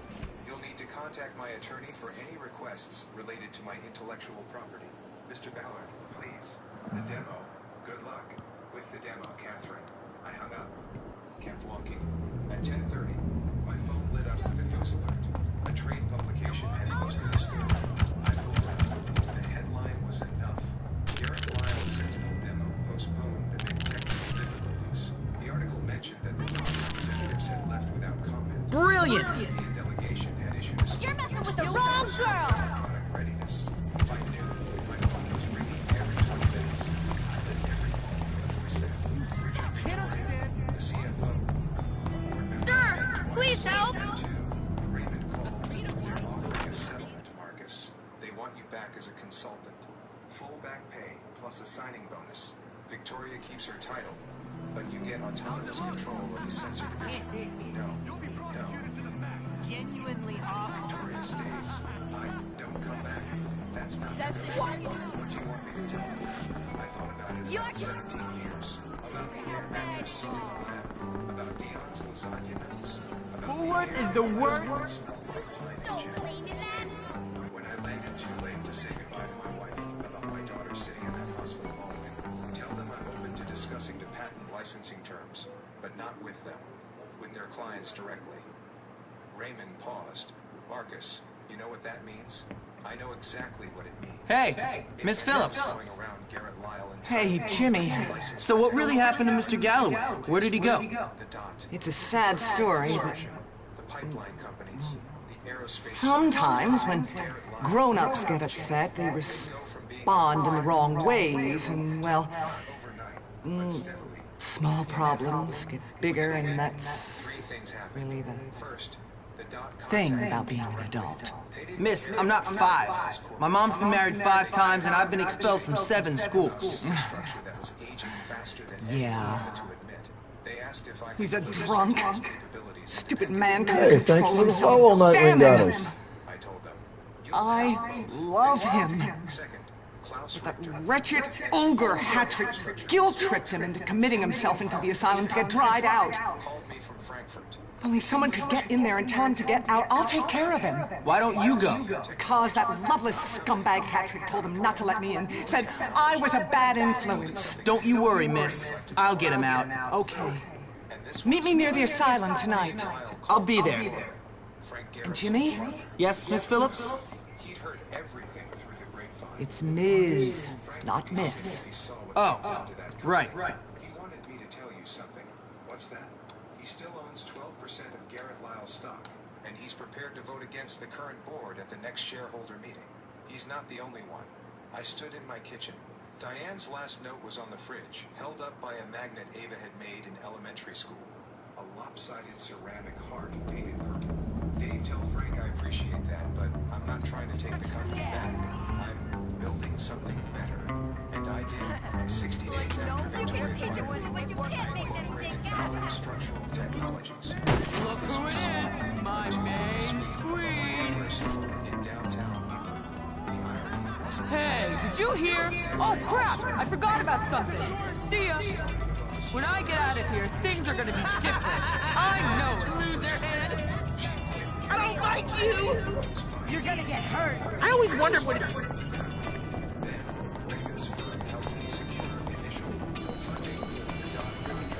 Stick a rubber hose.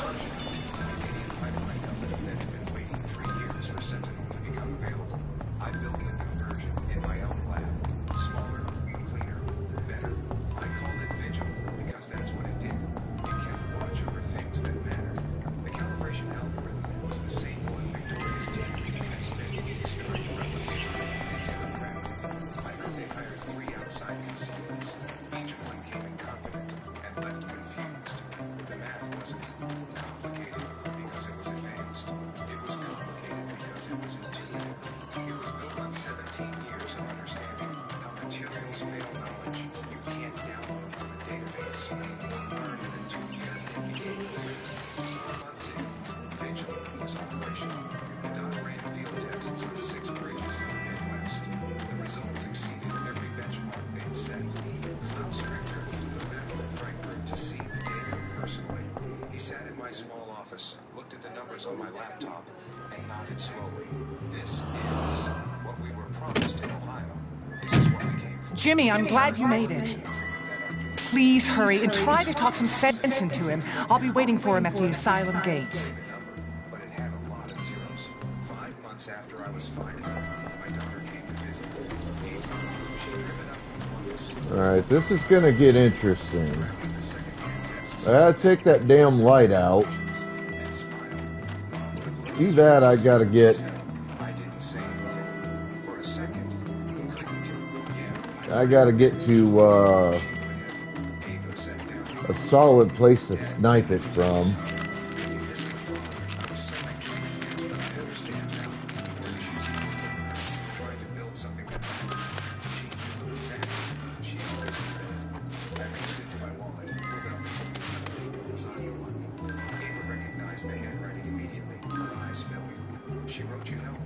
I think I'll just follow you for a while.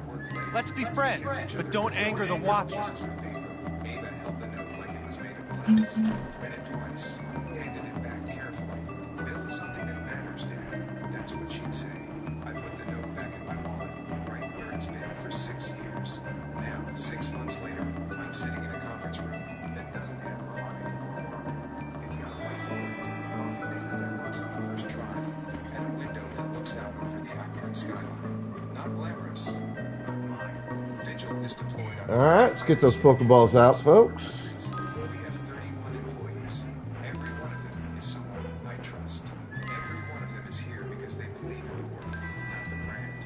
Last week, we got a call from a company I'd never heard of. They wanted to license Vigil for offshore big pharma monitoring. The call lasted 45 minutes. At the end, the CEO asked me one question. Mr. Ballard, how did you build something this sophisticated in 6 months? I thought about it. I didn't build it in 6 months. I built it in 17 years. The 6 months was just the part where I finally built it for myself. And Victoria, I don't keep tabs, but the industry is small. Word travels. The consumer app launched 2 months Turn around, boss! You don't have access to these here parts! How'd I get caught?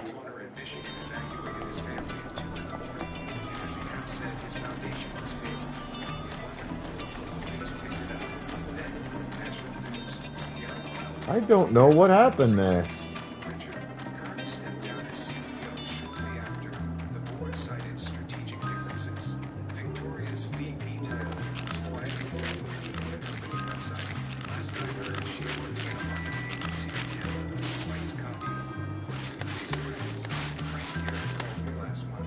First time he'd spoken in 2 years. Marcus, he said, his voice was older, thinner, but steady. I should have fought harder to protect what we built. You built the foundation, Frank. That's the part that lasts. He went quiet then. I'm proud of you, son. I looked at the note on my fridge. Diane's handwriting. The purple ceramic heart Ava made in 3rd grade. Some things you built with steel and sensors and code. Other things you built with years of showing up. Quiet nights and cold lasagna and notes left on the kitchen counters by people who love you enough to keep the light on. The sensor tells you when the bridge is about to fail, but the bridge was built by someone who cared enough to get the math right.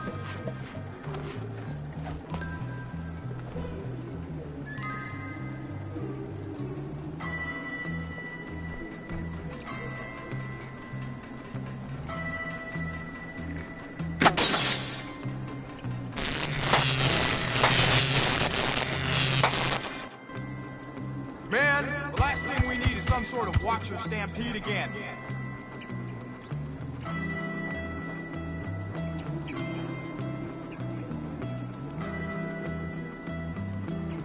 Scientists took out these. Stick out. I came in. Don't move. If you move, there's a canine in my target. Don't move. Stop moving your hands. On June 3rd of last year, I posted a video showing 22-year-old Paul Word sitting on a bench outside the CVS store where he worked. He had just gotten off work. ID card. Says your name on it. The store closed about 7 minutes earlier, and then here comes Edgewater police officer Daniel Rudy. Can you make an emergency, please? I got a resist now. Dude, you're gonna get tased. Turn around. Turn around. Put your hands behind your back. Don't move. Officer Reddy observed and concluded that he looked suspicious. No crime had been committed. No crime had been alleged by anyone who had committed.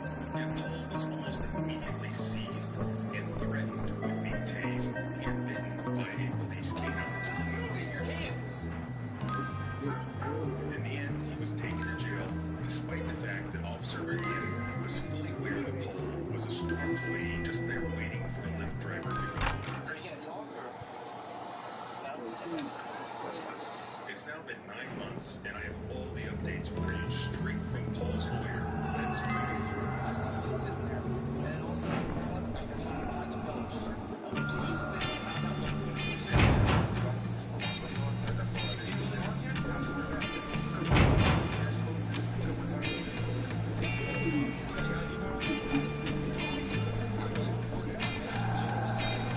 Just that video being watched and being shared, discussed on real world results almost immediately. The wheels of justice basically sped up. So justice. Some medication's getting a bad rap. It's working out great for me. Dropped the criminal charges against Paul. Also, on June 4th, the police chief announced that as a result of the attention surrounding... I must be a better person. I must be a better person. I must be a better person. Oh, God! I am pathetic! Hey, Mr. Galloway. Go away! I don't want to have another group therapy session with those people. If I have to pretend to be someone's mother one more time, I'll... Oh. Hi, Jimmy. What on earth are you doing here? Ms. Phillips sent me. She's really worried about you. Come on, let's get out of here. Oh, I can't right now, Jimmy. I'm late for my regression therapy as it is. It's fantastic. I've discovered I really do hate myself. Patrick was right. I am a loser. No, you're not. Don't be ridiculous. Come on, we can't let bullies like Mr. Hattrick win. Okay, Jimmy. Insufficient funds. I checked the balance. 0. Not low. Not overdrawn. 0. I called my brother. Okay, it Jimmy, took I 5 or really 6 appreciate tries, but god damn it, I got it done. Me too. I am so happy to have my galley bear back. Galley bear? The way you speak to someone standing on a ledge. We need to talk. Come to Dad's office. Nice work, Jimmy. Help me if you want. Behind him, I heard my sister-in-law Nicole murmur something. I couldn't make out the words, but the tone. Satisfied, like someone watching a plan fall into place, I understood perfectly. I hung up and stood on that sidewalk. My name is Ann Cowley. I'm 32 years old and licensed as CPA.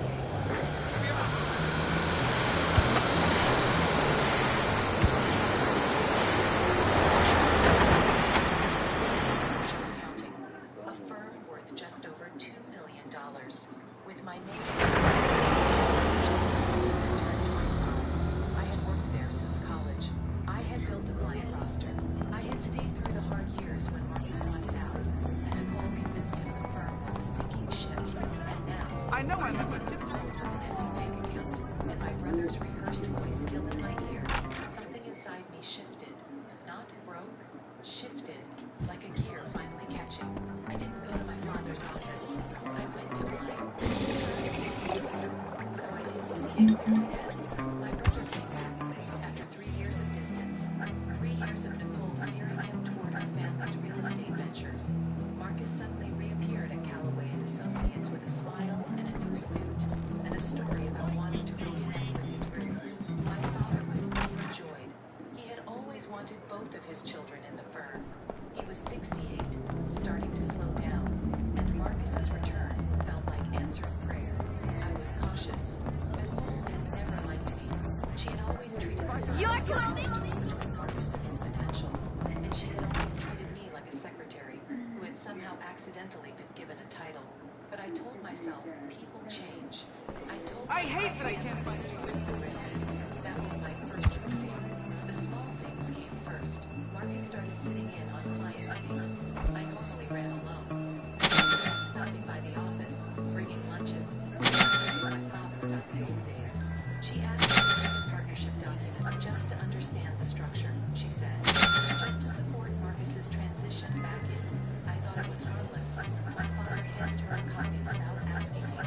Then came the suggestions. At dinner one Sunday, Marcus mentioned casually that my role might be more efficient if I transitioned to an advisory position. Less client-facing, more behind the scenes. I would still be a manager, he said. Just a quieter one. I smiled at her wine glass. My father nodded, the way he does when an idea is being planted. I wasn't realizing yet. I changed the subject, but I started paying attention. The mail thing happened in March. 2 official documents from the licensing board renewal confirmations that should have come to me arrived addressed to the firm's general mailbox instead of my direct line. Nicole had offered to update the firm's family references the month before. I had thought nothing of it. I started thinking about it. The real crack appeared on a Tuesday afternoon when I came back early from a client lunch and heard them in my father's office. The door was cracked. I wasn't trying to listen, but Nicole's voice carries when she thinks no one is around. Once the amendment goes through, it's cleaner for everyone, she said. She won't contest it if she thinks it's administrative. My brother's voice, lower. She's going to notice it. Nicole, without missing a beat. By the time she notices, it'll already be done. I stood in the hallway with my hand on the wall, and the floor tilted beneath me. Amendment. Administrative. Done. I walked back out the way I can and sat in my car for 20 minutes. My attorney. I want to be precise about the next 6 weeks because people will ask how I know. Say I must have overreacted or misunderstood or been paranoid. So, let me be precise. I hired a forensic accountant independently. I quietly contacted the state licensing group to place a flag on any amendment filings tied to the firm. I moved every personal financial record out of the office and made digital copies stored on a private server my brother and Nicole had no access to. I reviewed every... Haven't you heard the do unto others rule? And I found it buried in a routine file. Alright, now I own all the clothes from that shop. Would reclassify my position from active partner to silent partner, stripping and decision-making.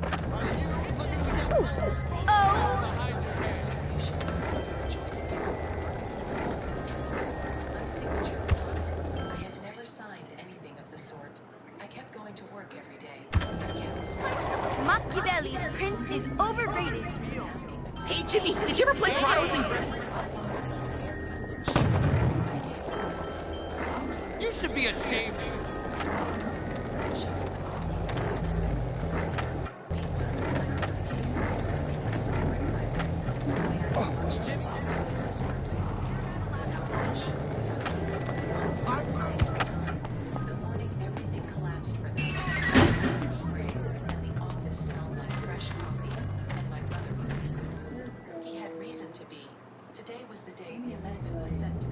Thanks, kid.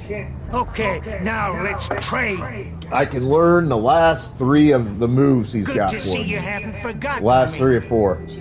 This one's a golden move, never fails. It's about...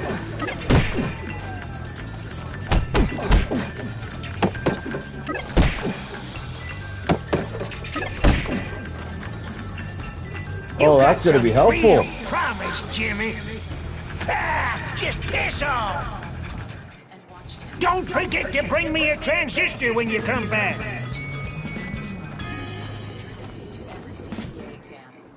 Jimmy Hopkins delivers.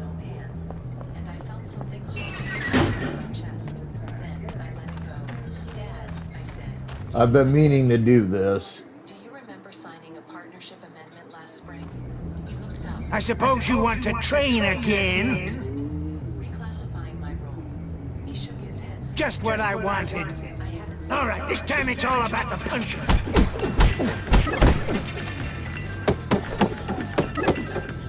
Scared? I'll slit your damn throat!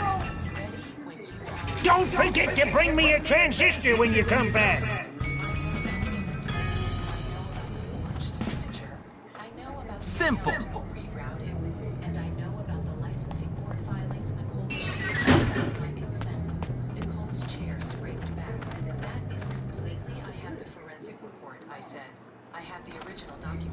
That'll do. You ready to train? I have the server logs showing who accessed the filing system and when. Thanks, kid. Okay, now let's trade. It's all about really hurting your opponent.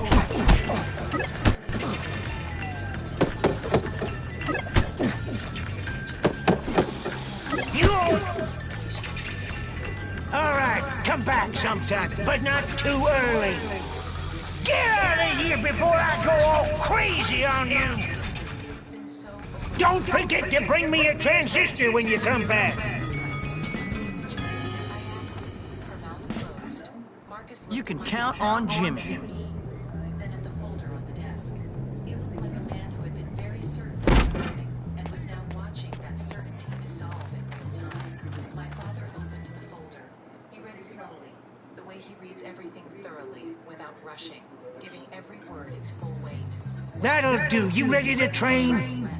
Marcus, he said, just the name. I was just looking for one of those. There's a special way to grab someone's head. Come on, quit messing around, kid. Show some heart, kid. Show some heart. You know you're all right, kid. I gotta go mess with my project. Pokeballs in chat.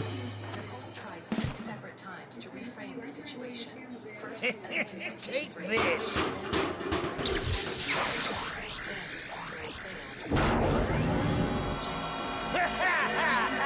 The fuck?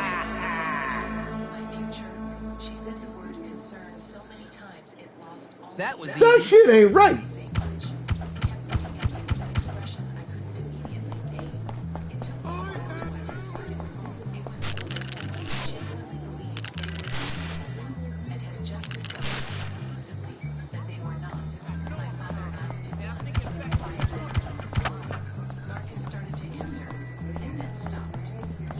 Hey, you dressing like me now. The next weeks were not clean. Nothing like this is clean. There were lawyers, and there were meetings, and there were nights when I sat in my apartment and felt the particular exhaustion of being right about something you desperately wanted to be. Why would Mr. Hattrick call me a twerp? Check it out, fool. Nicole sent a long email that I recognized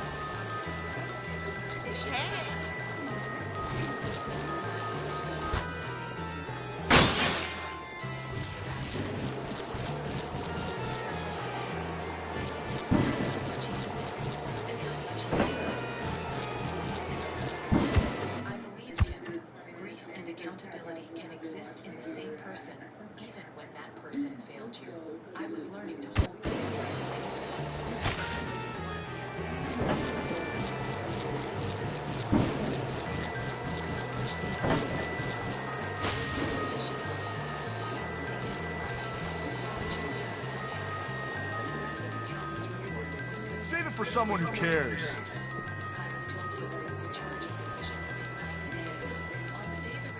You ever see me in that commercial?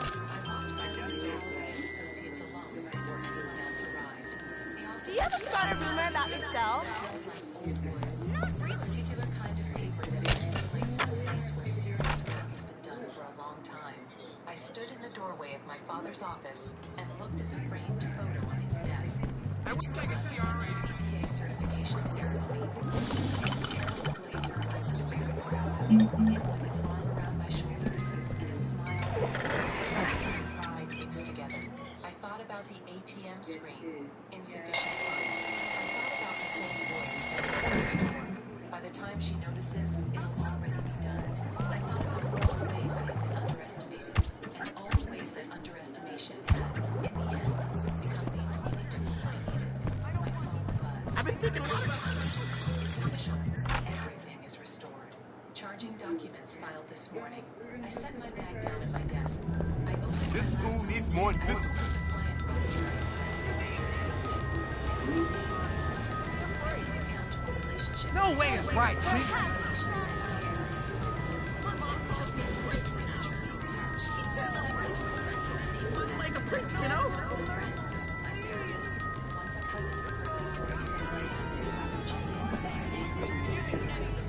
Live another day, Wim. Take the hike.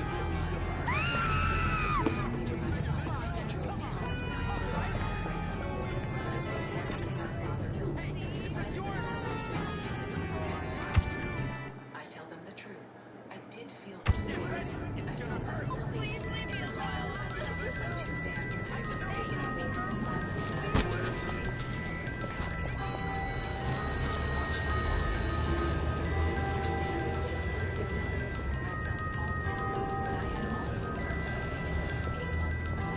You know Lola? She's really hot.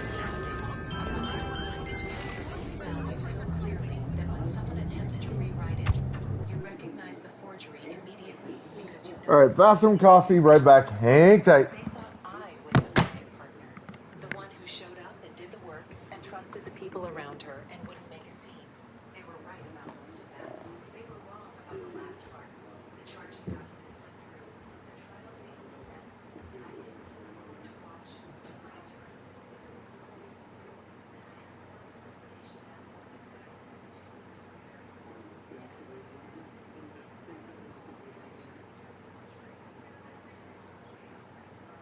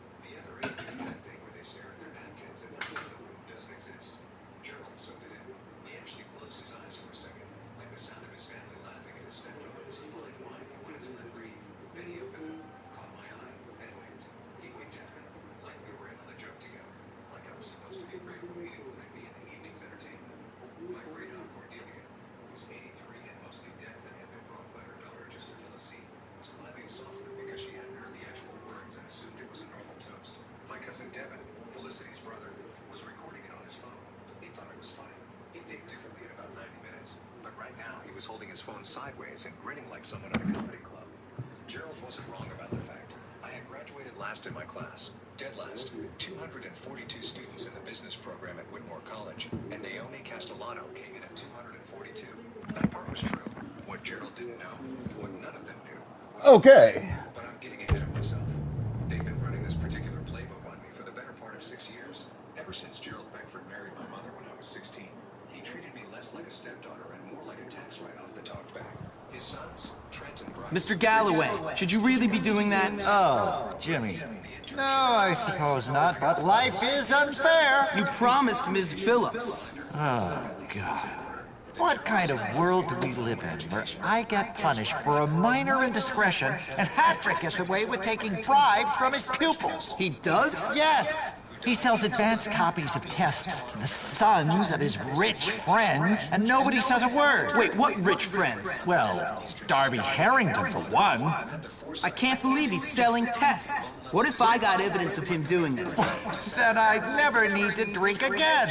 All right, let me see what I can do. Specific provisions for my education, my housing, and one other thing that nobody at that dinner...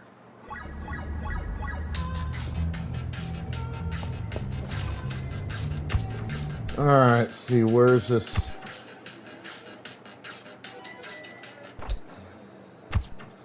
Disappear, shitbag.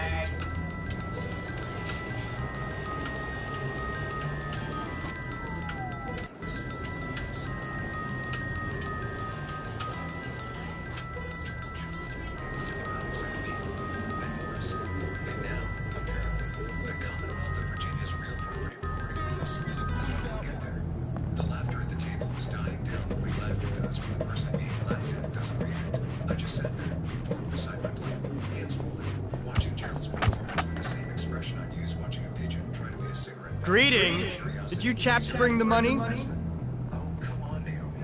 All right, I'll pay. You drive a hard bargain. It's just a joke.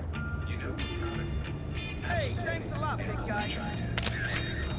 We're just teasing. Thanks for the cash, chaps. Later. Which was rich coming from a man who'd been fired from 3 dealerships.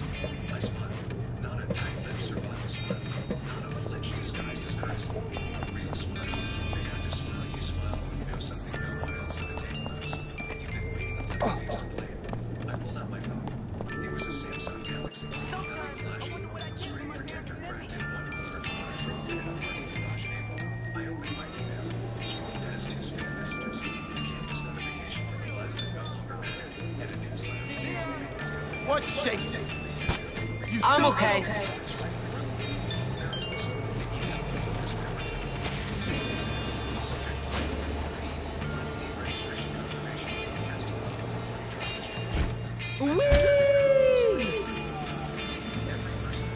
If I don't get that shit.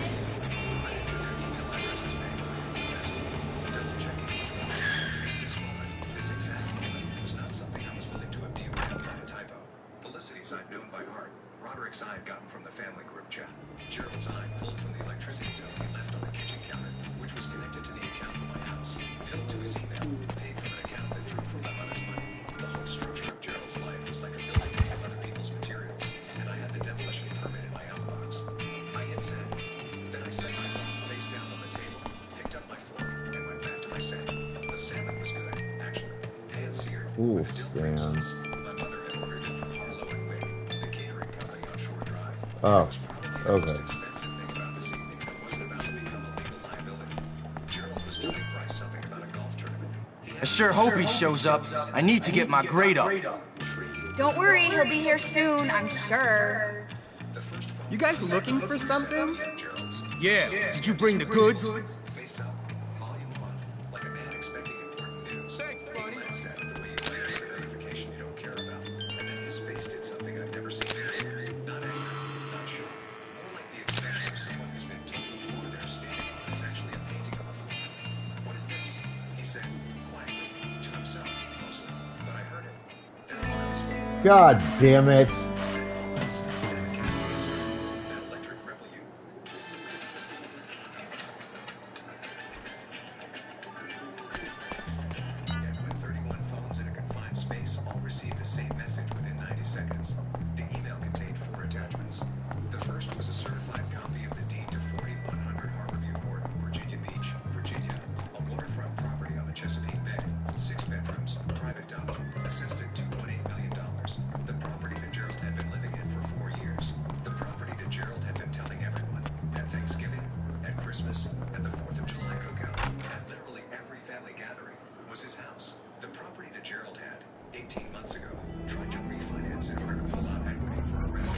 You can't outrun me!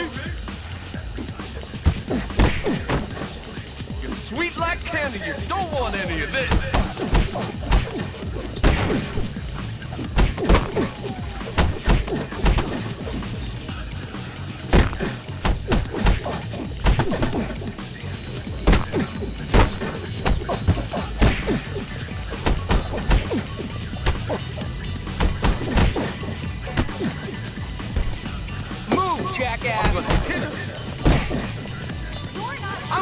You bested me.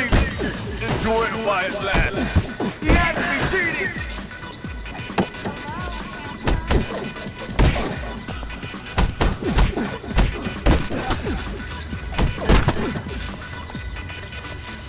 When I get up, okay.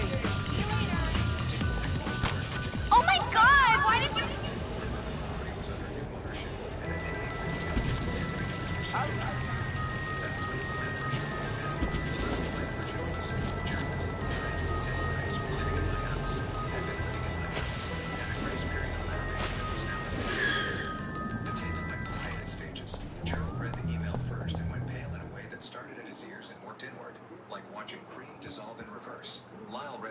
Set his phone down without a word. Roderick opened his mouth, closed it, opened it again, Mr. Galloway, should you really be doing that? Oh, Jimmy. No, I suppose not, but life is unfair. You promised Ms. Phillips. He'd been Gerald's biggest cheerleader for years, co-signing the narrative that Gerald was the provider, the patriarch. I think that had a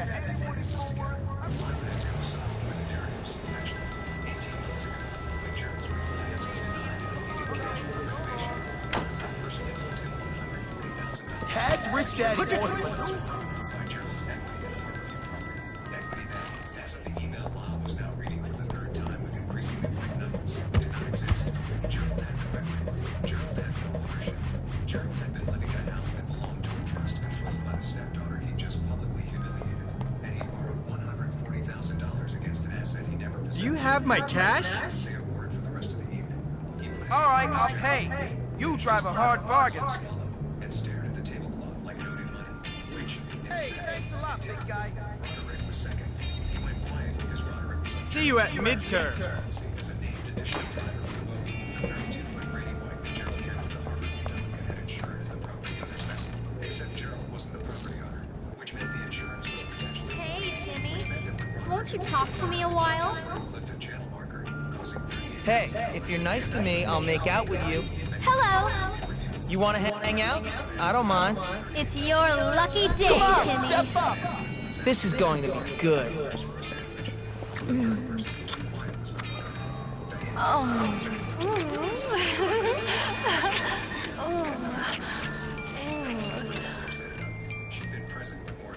Wasn't that great?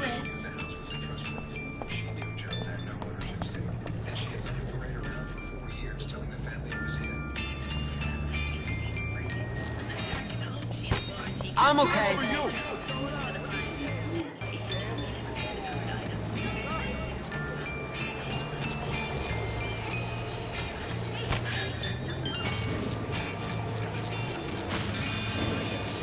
Woohoo! I'm gonna lay your butt out like a...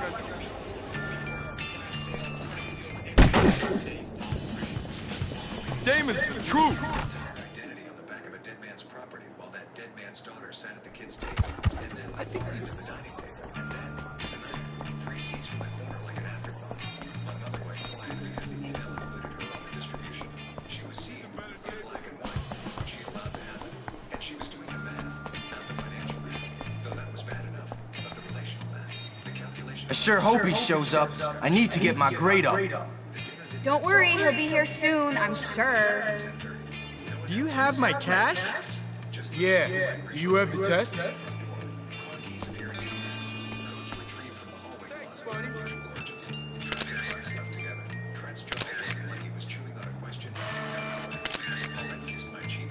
Money! Money!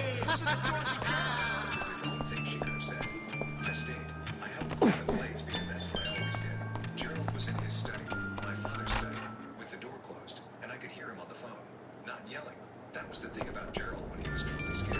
He didn't yell. He got very, very quiet and very, very precise. And his voice dropped into this register that sounded like a man reading his own obituary. I washed the dishes by hand because the dishwasher in the Harborview house had been broken for 2 months and Gerald hadn't fixed it. My house, my broken dishwasher. I'd fix it next week. Or I wouldn't. The point was that the decision was mine. My mother came into the kitchen around 11:40. She stood by the refrigerator with her arms crossed, and for maybe 30 seconds, neither of us said anything. Your father, she started. Set up the trust. I finished. It wasn't. I didn't think Gerald would. We let him tell everyone it was his house for 4 years. She didn't deny it. That was the one thing I'll give her. She could have lied. She could have restructured history the way she'd been restructuring his history. Making everything sound like a misunderstanding instead of a choice. But she didn't. She just stood there with her arms crossed and her eyes on the kitchen floor. It was a downhill model that my father had picked out in 2014. What happens now? She asked. That depends on Gerald. He's calling his attorney. I know. Naomi, you should get some sleep, Mom. She left. I finished the dishes. I dried my hands on a towel that had the Chesapeake Bay Bridge tunnel printed on it. A souvenir from a trip my father took me on when I was 8. And I went upstairs to the guest room, which was the room I'd been assigned whenever I visited because Gerald had converted my childhood bedroom. She had 18 months after the wedding. I slept fine. My phone rang at 7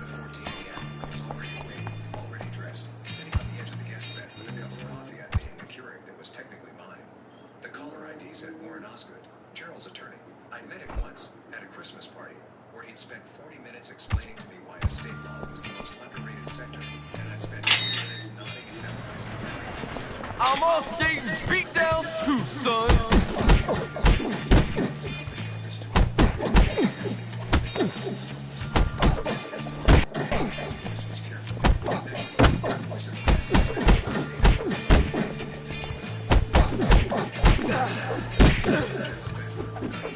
There goes my scholarship. I assumed. A pause. Then, the deed to the $2.8 million property. It's registered under your name.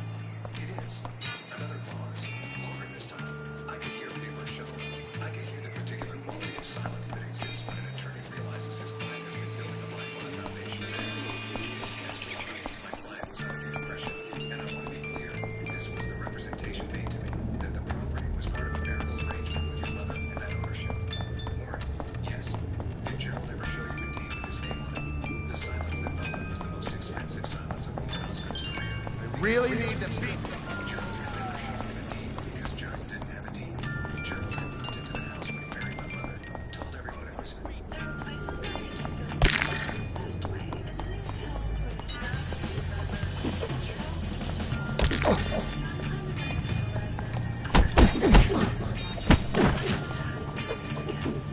It's just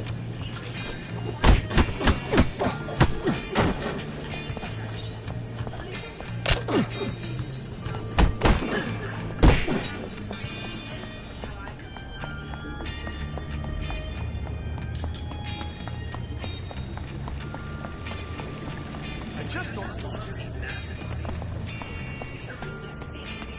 I'm gonna lay your blood out like a newborn baby.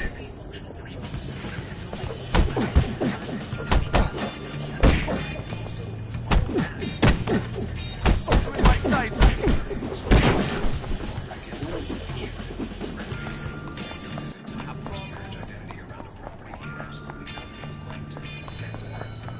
Verified, but didn't because Gerald was a confident man, and confident men are rarely questioned by the people they pay. Was now sitting in his office at 7:14 on a Saturday. One day I want to fight a gorilla. 4 years of fiction. I see, Warren said, which was attorney speak, for I'm now calculating my own liability exposure. The trust was filed with the circuit court in 2016. I said, it's a matter of public record. Has been for 10 years. Anyone with a Westlaw login or 20 minutes at the recorder's office could have found it.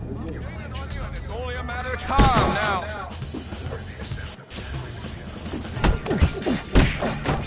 How'd you like this, Bree? How about this one? Come on, Carly. Move, I'm all bitch. skating beat down too, son. Call that idiot. You're pathetic. You're going down. You couldn't hit a truck. you Damn bunch of losers. I can't wait to...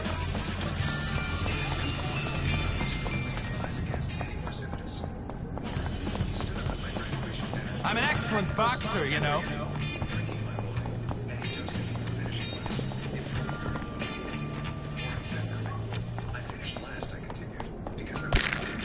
Not bucket.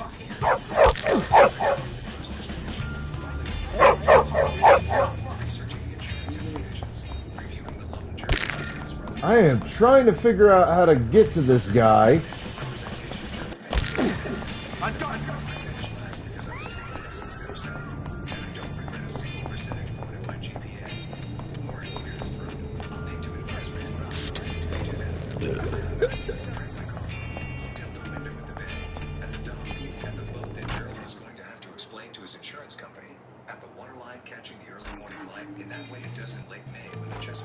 You look so lame in that. Come on, I dare you. Text from Felicity. Holy shit, that email.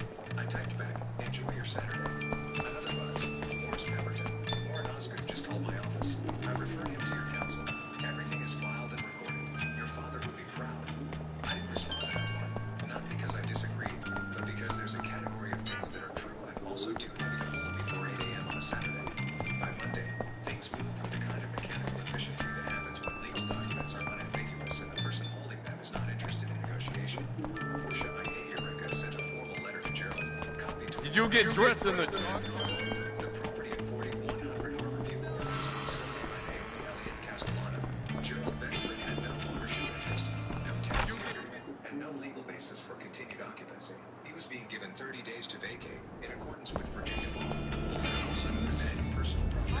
bust your gut up and... Who should I... I'm a physical specimen! You can't outrun me!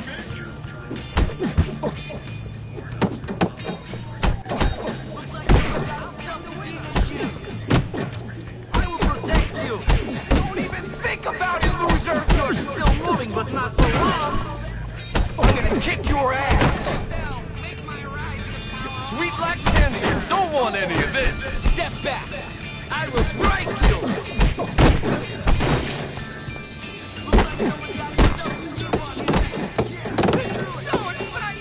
You're still moving, but not so long! You do that, punk! Get away from me! You're gonna wish you weren't born! How'd you like this, freak? How about this one? You're going down! You couldn't hit a truck, you prick! You don't have to move anything! The winner gets to be my friend!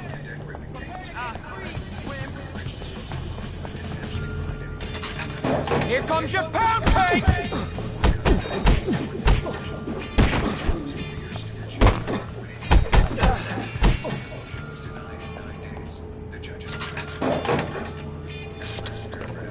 Liquid sugar is healthy, isn't it?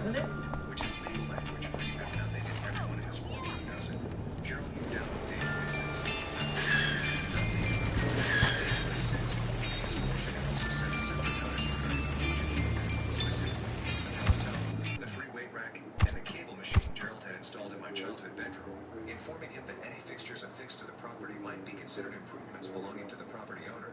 And Gerald apparently decided he'd rather lose 4 days of occupancy than risk losing his $4,200 Peloton. He had his priorities. I know the exact day because Felicity drove by and sent me a photo of the moving truck. A small one, a 16-footer, not even a full-size U-Haul. The man who'd spent 4 years acting like he owned a $2.8 million waterfront estate left in a truck you could rent for $49. Felicity captured the photo. Please! Couldn't you try to dress a little better? So far. Hired his own attorney and filed a demand against Gerald for repayment of the $140,000 loan.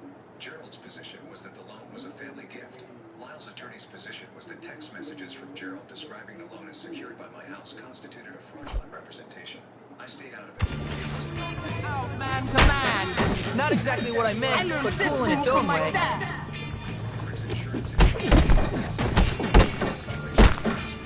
Get up now! My shirt is getting dirty! You are so gonna get killed! You're gonna pay for this. I'm unleashing prep power on your chest! Give up now! My shirt is getting dirty! No, Daddy, stop! Stop!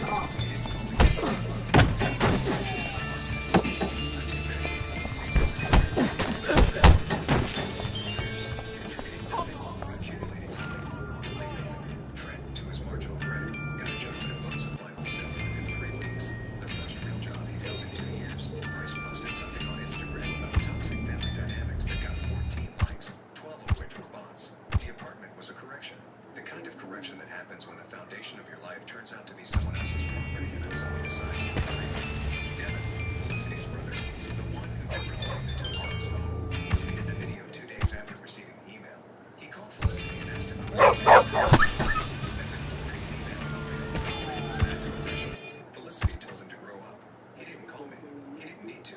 Devin's only role in this story was as a witness who realized too late that what he'd been laughing at. I learned about it from Maurice. She moved to another encouragement. Something she told me that nothing had been those 3 years because she let Gerald consider the house, the narrative, the family dynamics, and now that it was gone, she was turning from the actual truth. The divorce was uncontested. Word up, Julio! You make me really cross now! Just wait till I catch you! Quick! As a man standing in a house made of glass half a bag of rocks. She called me once, in September. We talked for 12 minutes. She didn't apologize, not in the direct, grammatically clear way that an apology requires, but she said, I should have told him the truth from the start. And I said, yes, and that was enough for September. I I moved into 4100 Harborview Court on August 1st. I hired a contractor to fix the dishwasher. I converted the home gym back into a bedroom. Mom doesn't have a real temper. Feel me? I'm in pain.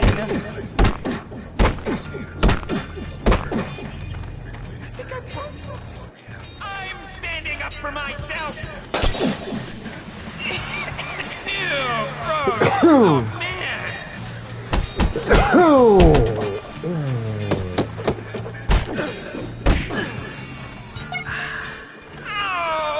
Granny's so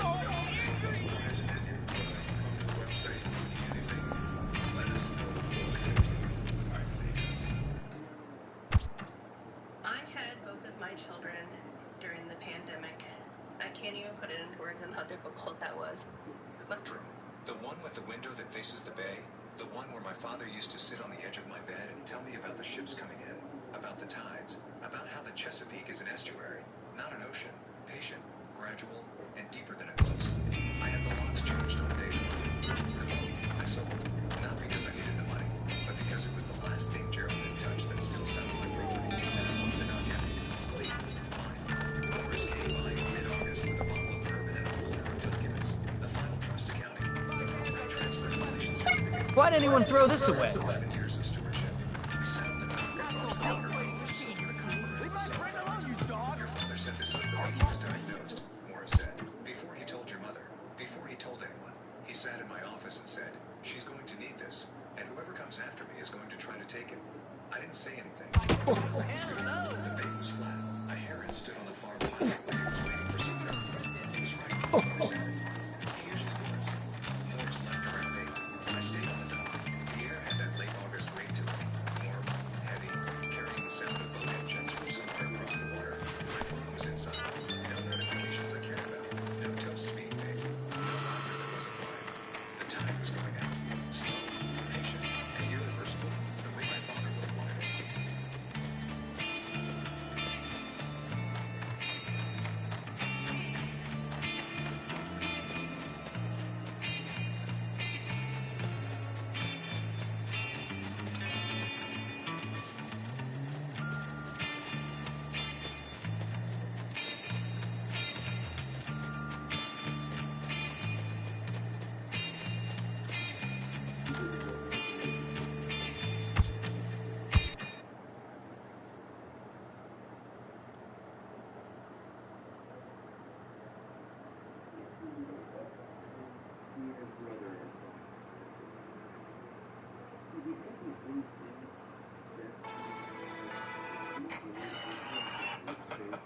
Can you say this?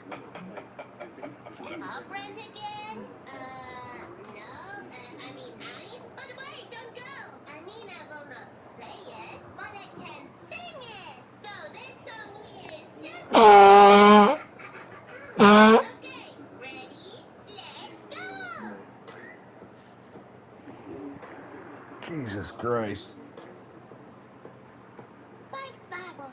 Das Auto, Auto, Auto, Auto, Auto, Auto, Auto, Auto, Auto, Auto, Auto, Auto, Auto, Auto, das Auto, Auto, Auto, Auto, Auto, Auto, Auto, Auto, Auto, Auto, Auto, Auto, Auto, Auto, Auto, das Auto, Auto, Auto, Auto, Auto, Auto, Auto,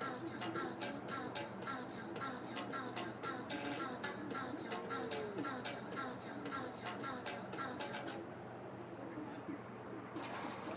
we built this company. You're just a coder, the founder screamed. I calmly slid a document across the table. Actually, according to this IP How the assignment, fuck do I own the get there? algorithm. You've been leasing it for $1 a year. I knew the exact moment I became furniture. It wasn't when I moved my desk next to the server closet to make room for people on the table. And it wasn't when the new director of Maya asked me if I was the IT support for the printer. It was at the series celebration dinner. They were popping Dom Perrin like it was genius, while the visionary genius Gavin stood on a table soaking wet with champagne screaming about how he changed the world. I was sitting at the far end of the table, nursing a lukewarm seltzer, watching them celebrate a machine they didn't know how to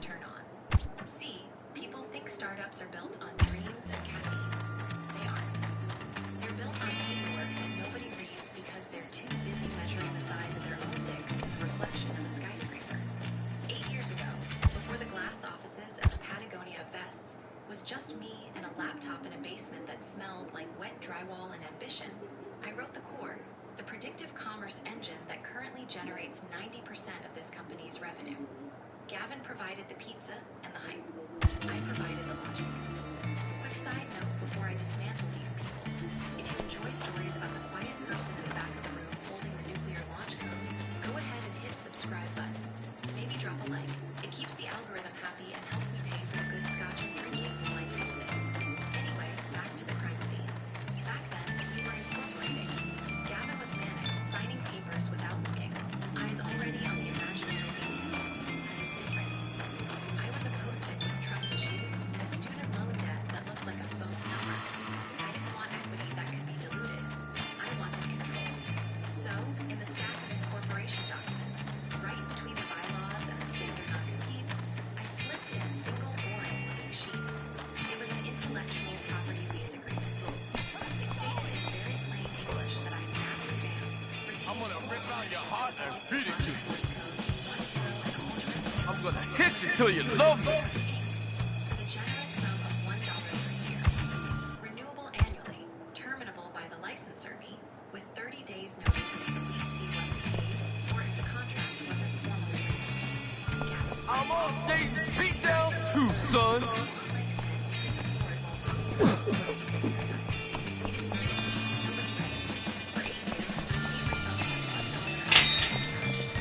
Damon's the truth. I'm gaining on you, and it's only a matter of time. God damn it, you goddamn buffoon! Get off of me! I'm gonna hit you till you love me.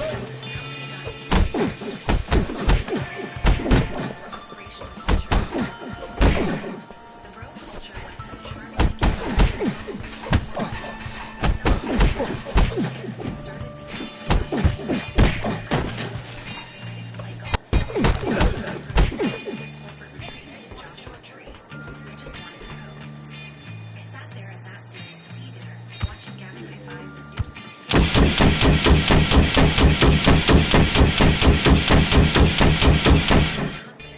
I hope Coach doesn't find out about this.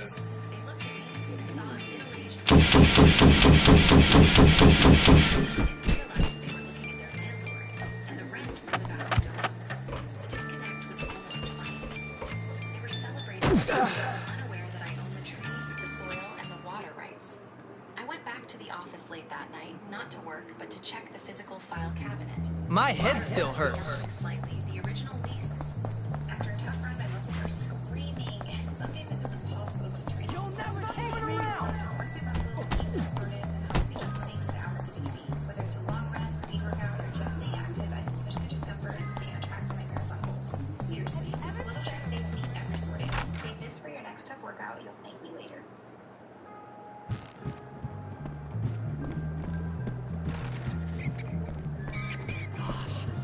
I can't believe Lola actually found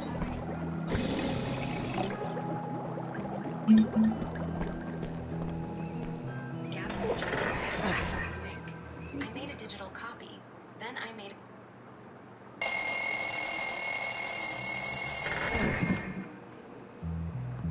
physical copy. Then I went home, poured a glass of wine, and waited. I knew the storm was coming. I just didn't expect it to arrive wearing a pair of all birds and a fake smile named Marcus. Enter Marcus. He was the new CTO brought in by the board because the company needed executive polish. Marcus was the kind of guy who used words like Ididate, North Star, and scalable purpose in a casual conversation. He had an MBA from somewhere expensive and a GitHub profile that looked like a barren wasteland. He walked into the engineering department on his first day, clapped his hands, and announced, "We're going to pivot to a microservices architecture driven by AI native frameworks." This school is falling apart! My left eye. The current architecture. Anything going on? Loser! I'm not listening. Leave me alone! What's going on? Yeah, okay, whatever. Gotta get to... Hey, what's up? Just give me a minute.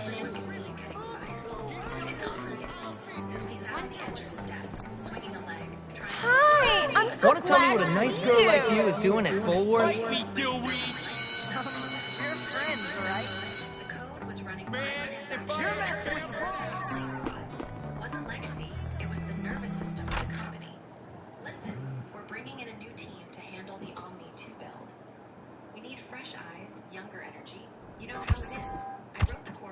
I said, keeping my voice flat. If you change the data ingestion pipeline, you'll break the predictive models. The client historicals won't map. He waved a hand dismissively like he was swatting away a fly. That's why we need you to transition to an advisory role. We want you to document everything. Write down the tribal knowledge.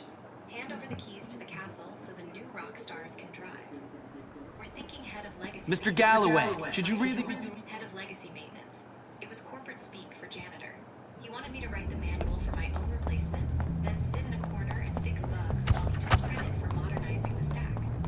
I think that hero Jimmy is... Perfectly caught hair and his expensive watch that probably cost more than my first car. He thought he was demoting me.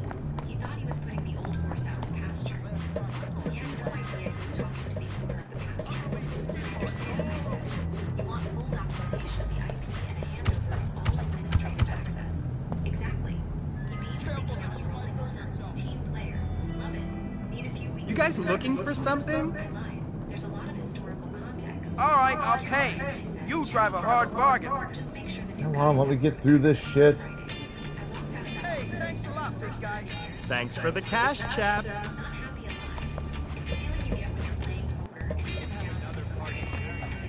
Fight the job.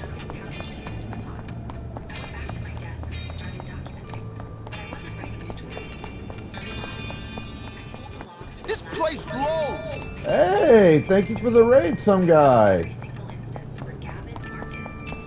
Welcome the fuck in. I am trying to finish this particular fucking mission here, but there's a section where, like, the third photo I gotta take, I haven't been able to figure out how the fuck to get to the area.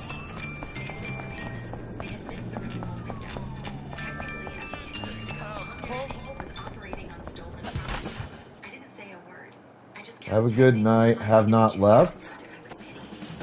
Well, I certainly appreciate you being here.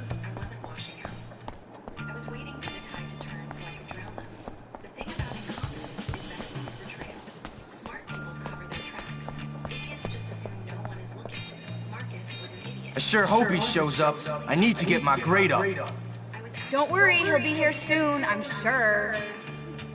Greetings. Did you chaps bring the money? Yeah, did you bring the goods?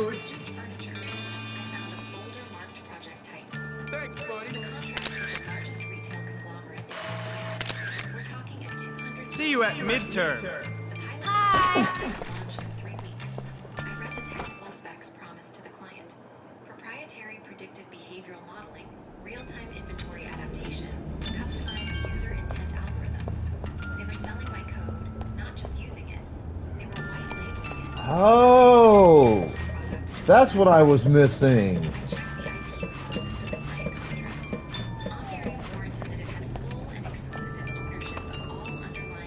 There you are, sir. Of course, I trust you have my fee. I've got Daddy's checkbook with me.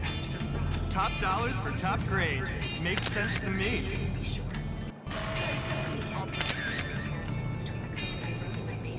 See you in class. Trying to figure out how to get into this area, and I could not fucking figure it out.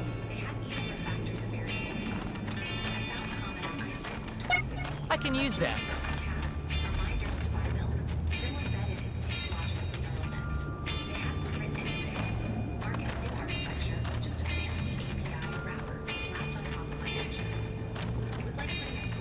Now, how do I get out of here?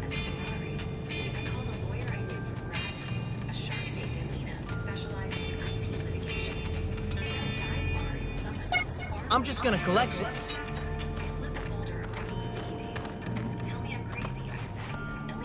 Oh, well, I mean, that worked.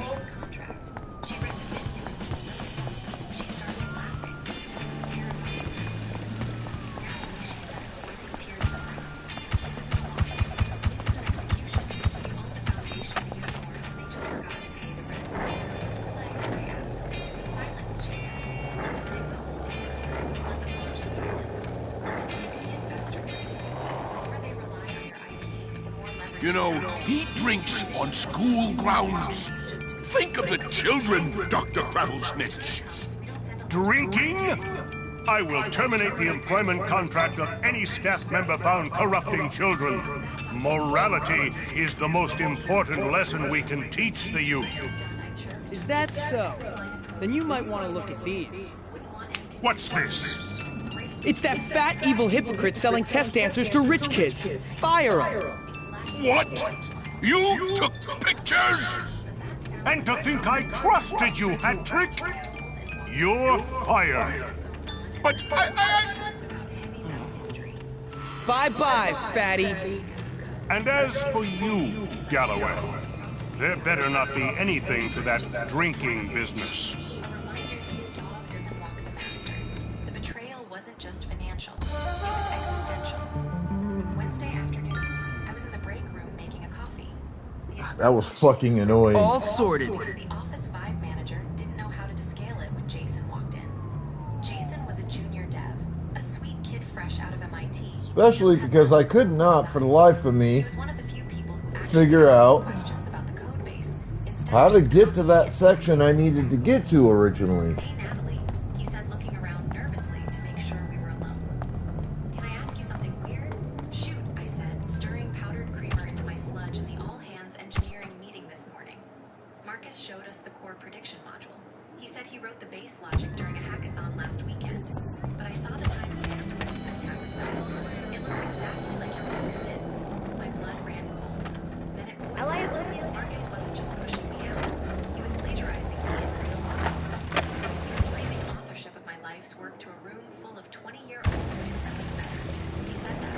I asked my voice dangerously quiet. Yeah. He said you were Dr. Caviar. I'm gonna feel bad about this tomorrow. He just renamed the variables. He changed user. Keep running, it won't help.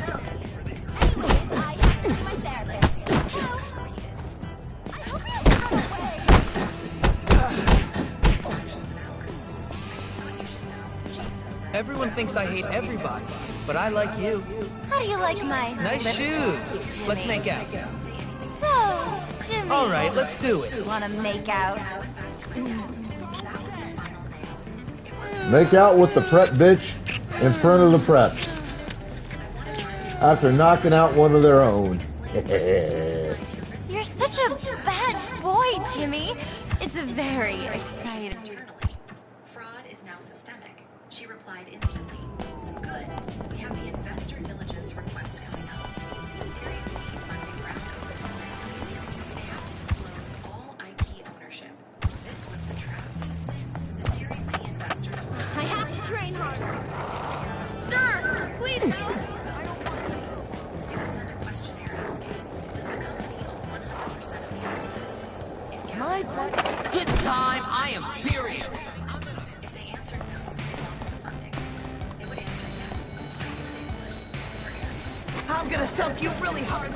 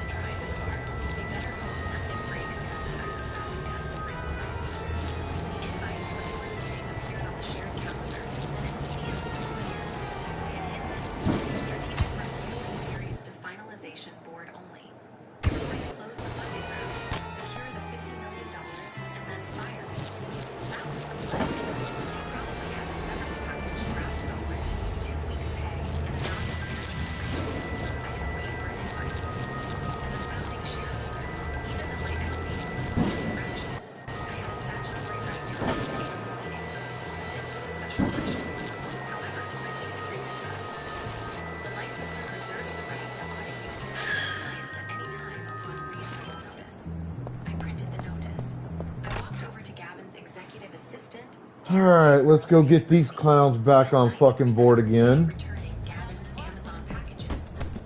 Brittany, please add me to the agenda for the Tuesday board meeting, I said, handing her a hard copy of the request. She looked pale. Oh, Natalie, I think that's executives only. Gavin was pretty specific. It's an IP compliance. Oh, here he is, Mr. Big. Yeah, it was you, creep. What was me? Don't play innocent with us. I tried that when Father caught me with Nanny. He gave me a good thrashing, and I've got half a mind to give you one. Hey, look, just get to the point. Someone stole our boxing trophies, buddy. They were heirlooms. Well, it wasn't me, you rich boy, so relax. Well, if it wasn't you, then who was it? I bet it was those greaseballs. I know it, they've always hated us. There's so much for peace in our time, Popper. Just great. Let's get them. Yes, it's time to teach those poor, disrespectful scum a lesson. Wait, relax. Maybe it wasn't them. Maybe it was someone else. Nobody hates us, apart from them. Oh yeah, they do. Everyone hates you. You're all awful. Oh, la-dee-da. Now he tells us. You are pathetic, Hopkins. You're not a leader. Out of my way. Come on, men. Let's go. Okay. It's war. Hold on. Wait here. I'll go get your trophy back from those greaseballs. Oh, man. Non-renewal notice, 2023. Slide 3, the Titan contract usage violation fees. Elena calculated the damages based on the unauthorized usage for the Titan pilot and the white labeling of the IP plus the statutory damages for copyright infringement. The number was bigger than the Series D investment. I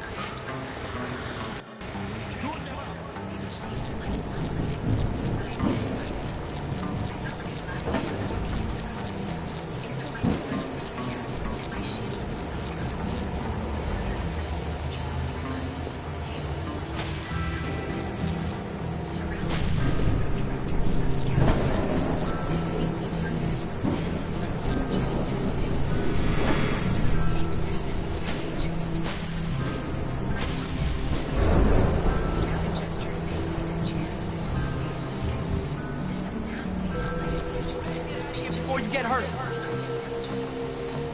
Christians don't back.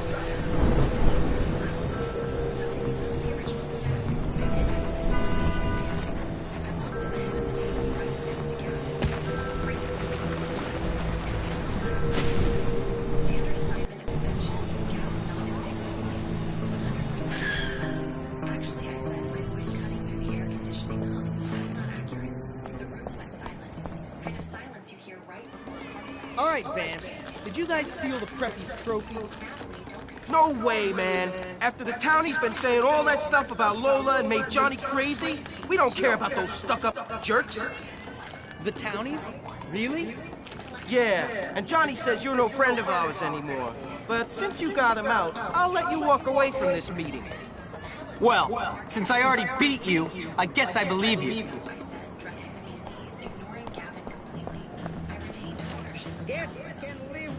You're throwing your life away on French madness.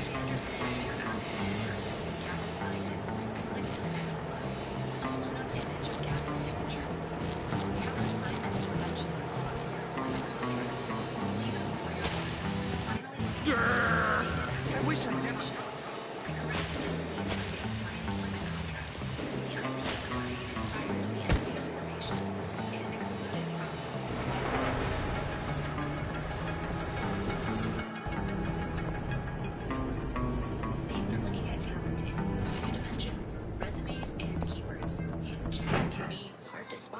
Hiring Assistant adds a whole new dimension to your talent search to help uncover qualified candidates you find otherwise missed. Already licensed back to the company. Check your due diligence file on Steven. It's in there. You just didn't read it. Steven started frantically typing on his laptop. His face went from bored to reread in about 6 seconds. He looked You are so dead! I sign 1,000 things.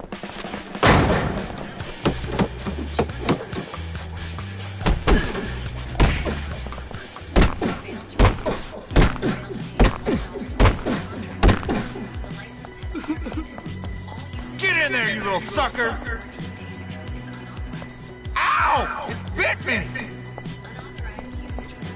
Ha ha ha ha! Better hope you don't get rabies. I can just imagine the look on their face when they get another crate of rats.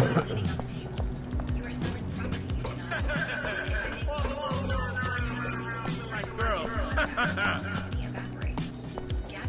Hurry up! Can't be late for the party at the docks.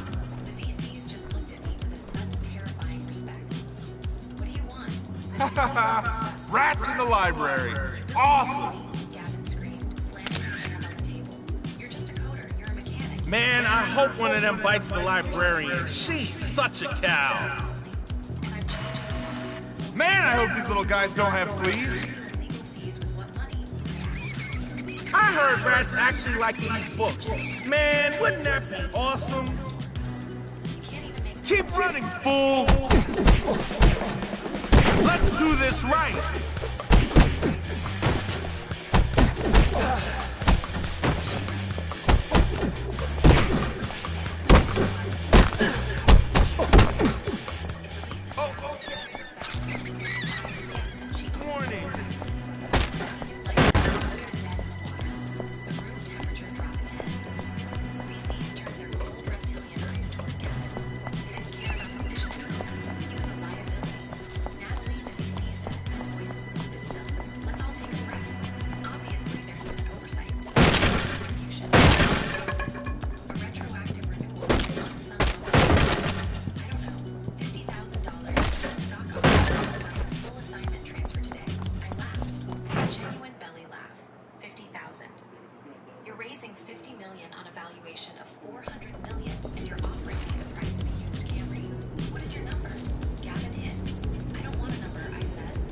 Man.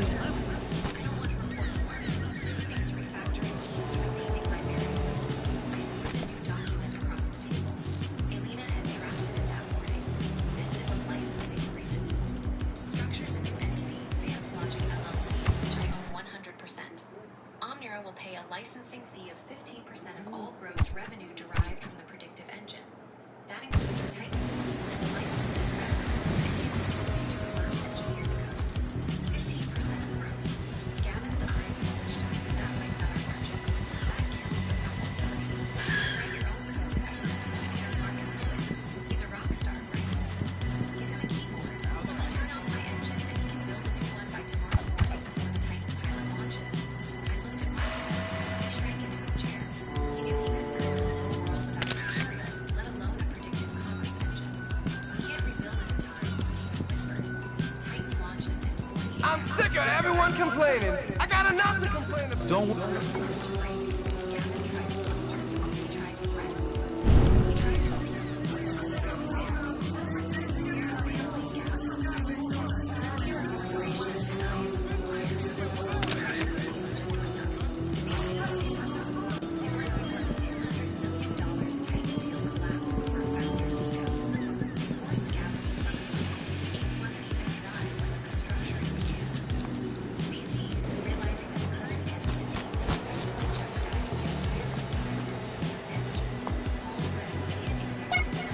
Wonder why no one picked this up.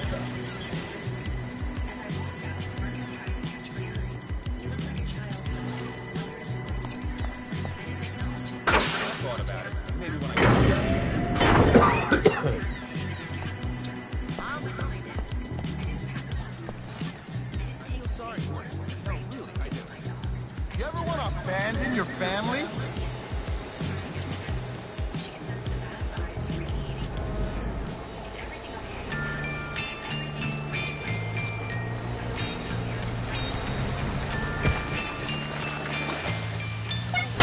Well, all right.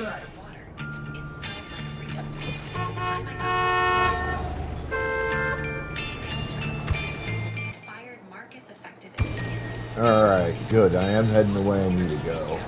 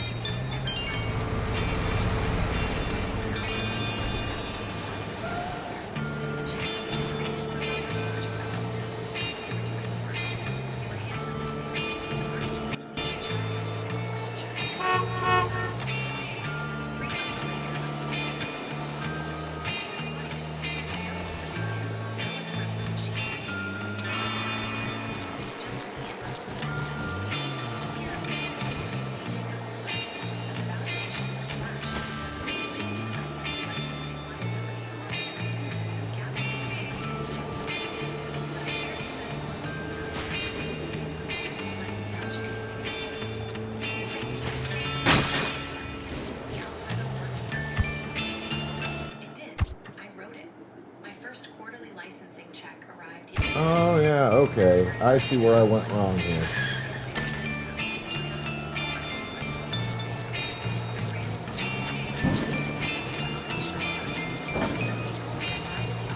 Still in the greaser section of town. I need to go to the preppy section.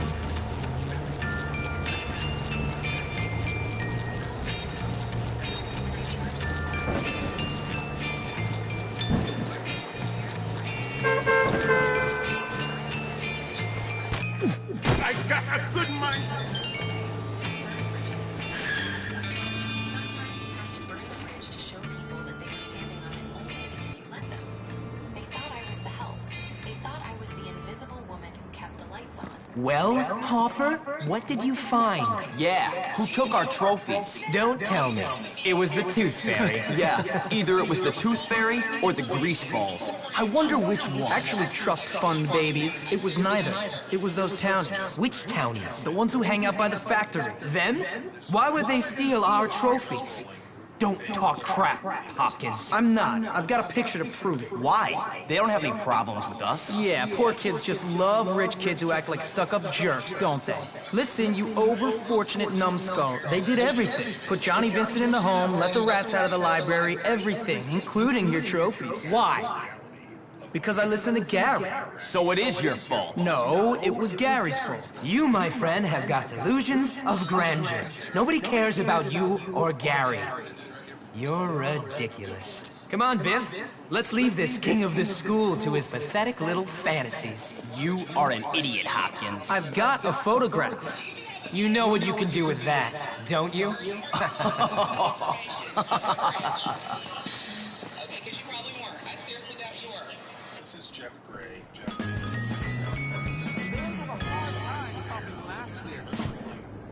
Being alone. Dignity. I said I'd do it. So the economy's picking up, huh? Well, don't put the cart before the horse, I say. I'll knock you down a peg.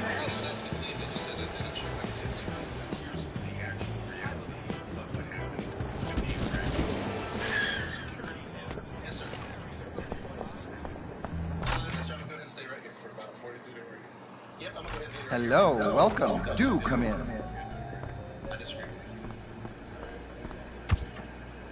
Why would you call the police on somebody saying God bless their homosexuals?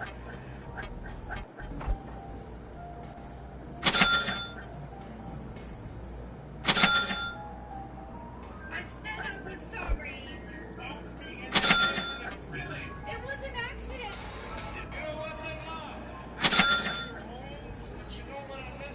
Every report card. Dad read my sister's grades, allowed to 23 relatives, then crumpled mine. Waste of tuition. I said nothing. I transferred. 6 years later, 4:47 a.m., Dad called sobbing. My sister's employer had contacted him. The company name on the letterhead was. My father cleared his throat like he was about to deliver a key. 23 relatives sat around the Thanksgiving table at my uncle's place in Brookhaven, Georgia. Plates half finished. Potato casserole still steaming in the middle. And my dad's Krista's report card held above his head like a trophy. Ladies and gentlemen, he said, a plus in organic chemistry, A in biostatistics, A in microbiology. He turned the card so that your assistant could see the row of letters. That's my girl. Krista smiled down at her plate. She did that thing where she tucked her hand in her ear and pretended to be embarrassed, but she wasn't.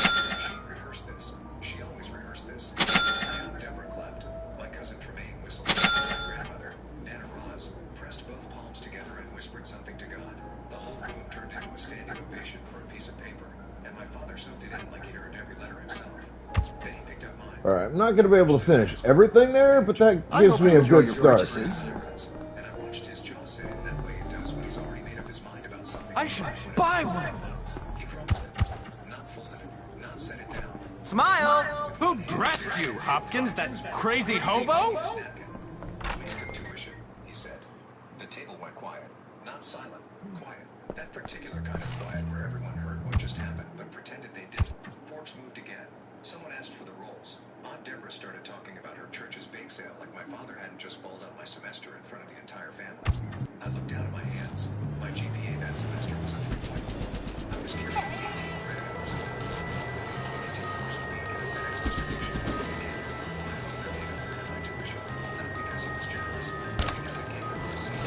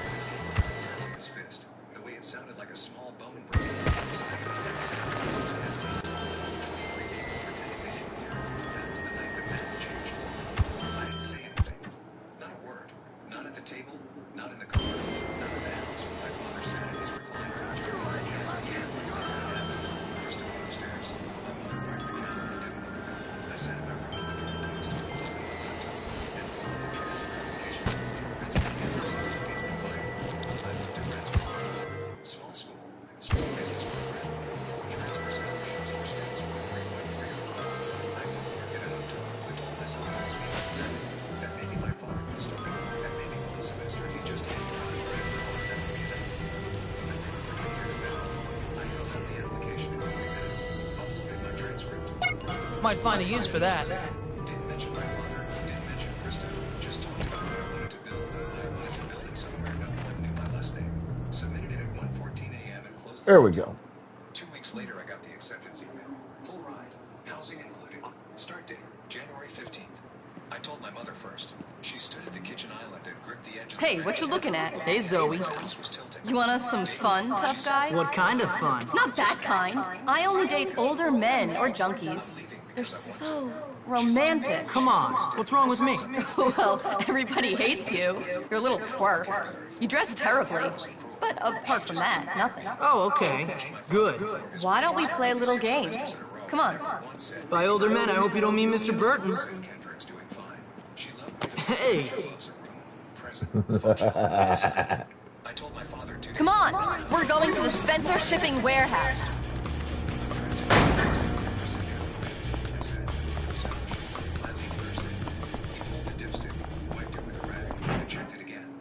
Who's paying for the move? He said. I am. With what money? My money. He slid the dipstick back in. You want to go waste someone else's tuition? All right, Jimmy. Here we are. A warehouse full of expensive-looking junk. It makes it much more satisfying that all this is Spencer Shipping. Wait, isn't Tad's last name Spencer? Yup, and now we're gonna play a little game. Whoever smashes up the most stuff wins. She said, yeah, because of Dad. Because of me. Very funny, Jimmy. Say something that mattered. We never had a relationship. Krista and I had this. We just existed in different economies. She was the asset. I was the overhead. We both learned our roles early. She said, thanks. I drove to Dayton on Thursday night with everything I owned in the back of a rented Nissan Altima. 700 miles, 10 hours. I didn't call anyone when I got there. I unpacked in a studio. I sat on the floor. I didn't have a couch yet. And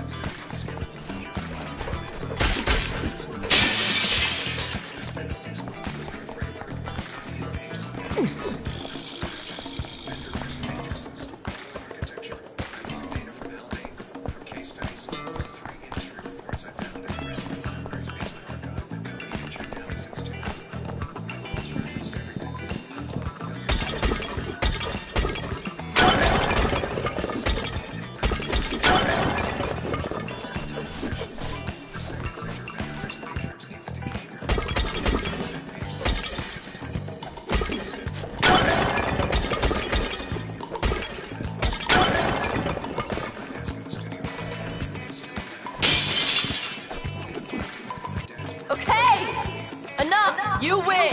Not that semester. You sure know how to have a good time, Zoe. We talked for 11 minutes. She told me my father had repainted the garage.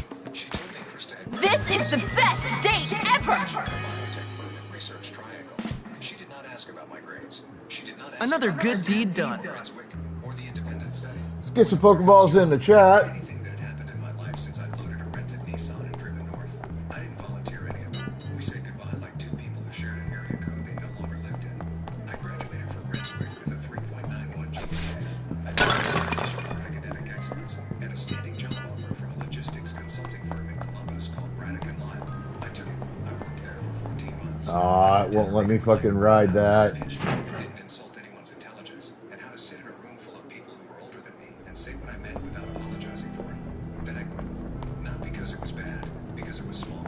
I'd been sketching out a model since my junior year at Rendsburg, a procurement optimization platform for mid-tier distribution companies that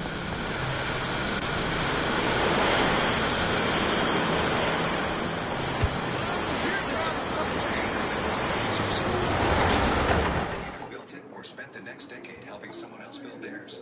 I incorporated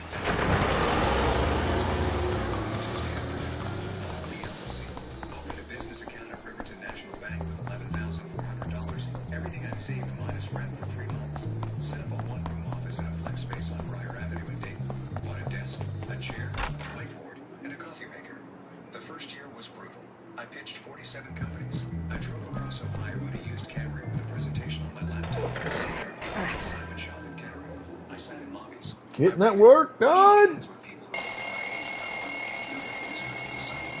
Seconds that I wasn't worth it. Hopkins to the office. We're very disappointed in you. Just flat, polite, final. 6 said maybe later, which in business means we're saying no, but we don't want the awkwardness. 2 said yes. One of them, a regional. Then our roundhouse kick the ball, and it'll throw the rock off the ledge and into the bucket. Ran the company his father had started in 1974. He got a handshake that could grab me. He didn't care about my age or my one-room office. He cared that I walked into his conference room with a printout showing exactly where his procurement was leaking. They think I'm just all I built their vendor dashboard from scratch, customized procurement workflows, spent 2 weeks in their warehouse in Zanesville learning the physical side of what an only model unpacked, how pallets moved, where bottlenecks were, which drivers More people tard. I mapped the handover. I found redundancies their own managers had been stepping over for a decade because nobody had ever drawn them a picture. Cut their supply chain overhead by 19% in the first quarter. Marshall called me into his office after the first quarterly review, leaned back in his chair, placed his fingers behind his head, and said, I've been in this business 31 years and nobody's ever shown me where my money was going that clearly. You want a beer? I've got a mini fridge. We drank Ewinglings in his office at 4 in the afternoon while he told me about his father, who'd started Penwick Supply with a truck and a handshake. Marshall talked about Hopkins. Now, I'm not one to give in to popular sentiment. You can tell that by your clothes. What? I'm saying you dress great. Irrelevant. As I said, I am not a people pleaser, but in your case, I'm going to make an exception. An exception? Cool. Yes, you are without a doubt the least popular boy in the school right now. Even that fat child who wets himself is more popular than you. Coincidentally, it has also come to my attention that you are a filthy, dirty, foul-mouthed, awful little vandal. Yeah, well, we already knew that. Very droll. A comedian till the end. Well, you'll have to pursue your comedic talents elsewhere, boy. Bullworth is not for you. I'm not the one who's funny. You know what's funny? You. You're a joke, you old creep. You and your stuck-up, lame-ass school, with its bullies, sex pest teachers. This place is a dump, and you're a big-nosed freak. This school rewards losers and bullies. I just stand up to them. You painted obscene graffiti on the town hall, boy. I have it on good authority it was you. Oh, yeah? Then who squealed? Tell me that. A commendable pupil did feel the need to tell me you were responsible for this outrage. Gary Smith! Look, I may have painted a few jokes on the town hall, but that kid likes to torture people. Gary Smith is the next head of this school. He's responsible, courteous, and not afraid of being an unpopular leader. You are blind, old man, blind! And you are leaving. I tried to contact your mother, but she's still off on a cruise. Until I hear from her, I will have to let you stay here in your room. But you may not wear the school uniform or attend classes. You are leaving the academy to attend to your education elsewhere. Now get out! Whatever, man. With subsidiary companies that were owned by the same parent. They were essentially bidding against themselves and paying a premium for the privilege. So Gary's making his final move. Consolidated vendors implemented a rolling audit cycle. Built a operations team could flag drift before it became a hemorrhage. Saved them $2.1 million in the first year. Their COO, a woman named Priscilla Danforth, had a network that stretched from Cincinnati to Minneapolis. She didn't give me a testimonial. She gave me something better. She gave me credibility. She mentioned my name in rooms I wasn't in, to people I hadn't met, in a tone that carried weight. That's how business actually works. Not ads, not brochures. One person telling another person, this guy's the real thing. The phone started ringing differently after that. By year 6, National Logistics Solutions had 38 employees, a client list across 7 states, and annual revenue that I don't need to state because the number wasn't the point. The point was that every client who signed with us saved. Retention rate, 100%. Not because I was charming, because the work was right. Because when you show someone exactly where their money is going and exactly how to fix it, they don't leave, they refer. I hadn't spoken to my father in 4 years. My mother and I talked once a month, short calls, 15 minutes, surface level. She mentioned Krista's job sometimes. Krista had moved from the biotech firm at Research Triangle to another position somewhere. My mother was vague about it. She mentioned my father's health, his knees, his blood pressure, his new doctor in Buckhead. She mentioned the family dinners, which apparently still happened every holiday. Same format, same table, same people, except me. I wondered sometimes if my father still did his performance, if he still stood up with someone's grades or accomplishments and turned them into a one-man show. But I never asked, and my mother never offered. She never mentioned my company. I didn't know she knew about it. I didn't know if anyone in the family knew. I hadn't posted about it. I hadn't sent announcements. The company website listed our services, our team, and our contact information, but not my photo. I made that decision early. The work was the brand, not me. Then came the call. 4:47 a.m. on a Wednesday. My phone lit up on the nightstand. The screen said Dad. I stared at it for 3 rings. My father hadn't called me in 6 years. Not once. Not on my birthday. Not on Christmas. Not when my mother mentioned in passing that I'd started a business. He had my number. He just never found a reason to use it. I picked up. Kendrick. His voice was wrecked. Not angry. Broken. The kind of broken that doesn't come from sadness. It comes from shock. From having something you believed in fall apart while you were holding it. Dad, I need to talk to you. He was breathing hard. I could hear the rasp of it, like he'd been crying for a while before he dialed. It's 4:45 in the morning. I know what time it is. His voice cracked. Your sister, Krista, her employer just called me. I sat up. Her employer called you at 4 in the morning. Their legal department, someone from their legal department called me. Said they were conducting an internal matter and needed to verify some information about her educational background. Okay, Kendrick, the company she's been working at, the name on the letterhead. Stop. I heard him swallow. It's National Logistics Solutions. I didn't say anything. Kendrick, is that yours? Yes. The sound he made wasn't a word. It was something between a gasp and a moan, like the air had been pushed out of him from the inside. She works for you? She works for my company. She was hired through our standard process. She applied, interviewed, scored well, and was offered a position in our biodata analytics division 4 months ago. 4 months. She didn't know. The hiring was handled by our HR manager. My name isn't on the public-facing materials. The company's registered under the LLC. She applied to National Logistics Solutions. Not to me. My father went quiet. I could hear the clock on his wall. He always kept a pendulum clock in the hallway. An old Ridgeway that bonged on the hour. Hey, Jimmy. How you doing? Terrible. Everybody hates me. Everybody might hate you, but everybody laughs at me. Yeah, that's true. Those kids are jerks anyway, but I tried. I know. I mean, I tried to do the right thing, make people happy, stop all the fighting, make everyone calm down. Now everyone laughs at me. People used to be scared of me, and now I'm a joke. He's Gary. It must have been. I know. I can't deal with the fact that that kid beat me. Well, it ain't over yet. God, one minor setback and you're acting like a baby. You're pathetic. I've been expelled. They're just waiting for my mother to come back from her 58th honeymoon, then I'm out of here. How is that a minor setback? Losers! Oh, shut up, you fat dork. Whatever. You and your has-been friend don't scare me. See? Even a dork like that laughs at me.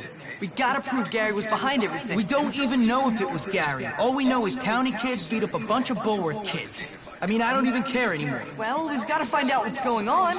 Come on! Okay, but if we're gonna take on those townies, we're gonna need a bunch of backup. Someone big who doesn't hate me yet. Russell! He'll be at his house at Old Bullworth Vale.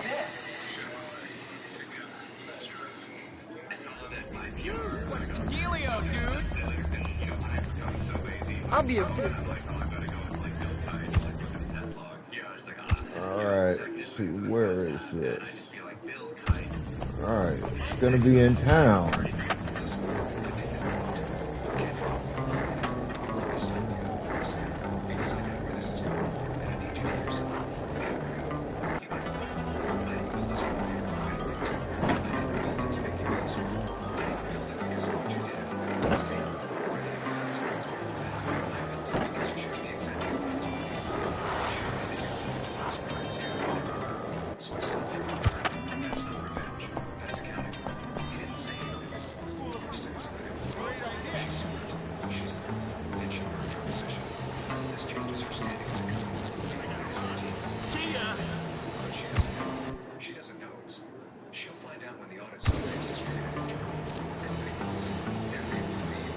Un día,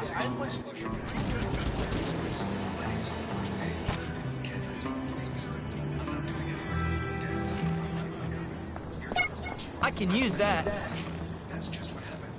The pendulum clock ticked. You crumbled my report in front of 23 people. I said, you called it a waste of tuition. You did that 6 semesters in a row in different ways. And I sat there every single time and didn't say a word. You know that? Because I was collecting data. Telling me exactly what to do. And the answer was nothing. So I took that out somewhere else. I was mad. I know. I was so wrong, Kendrick. I know that too. Can we? Can I? No, I said. You can't come visit the office. You can't tell the family about this. You can't turn this into your next dinner table performance where you yell at my company name and pretend you built it. That's not yours. None of this is yours. He saw it. Deep. Evil. Good. You had 23 chances to say something good. Instead, you used every single one to say something good. And the one person in that room who had every right to defend herself never did. I showed you she was good enough. Patient enough. Good enough. Eventually you'd see her. That person was me. And I'm done being played. What do I do? He whispered. That's not my problem to solve. I heard her breathing. Ragged. Small. Krista is going to find out. I said. She's going to realize she works at her brother's company. She's going to call you. Probably before lunch. And you're going to have to explain to her why you spent 6 Hey, Russell! I need your help to bust into the dropouts' hideout. place that signs her paychecks. Kendrick. I had a 6 a.m. call. only if Russell gets to destroy. I set the phone face down and relaxed me.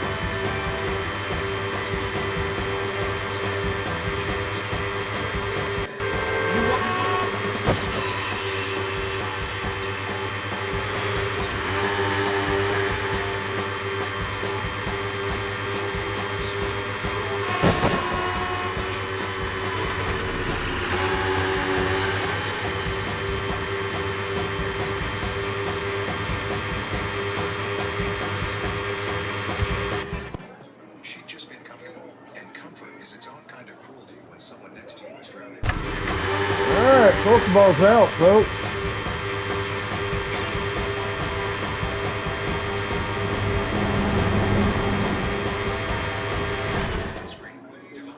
Damn! They're locked!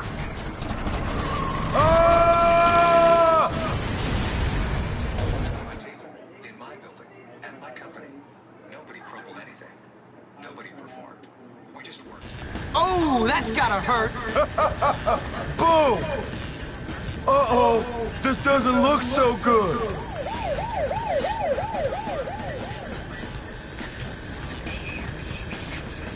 What the hell do you think you're doing? What do you mean? Smashing into our barricade like that? Completely out of control. Are you crazy? I've got to talk to that Edgar kid. I don't think he wants to talk to you. And you can't get in while the power is out anyways.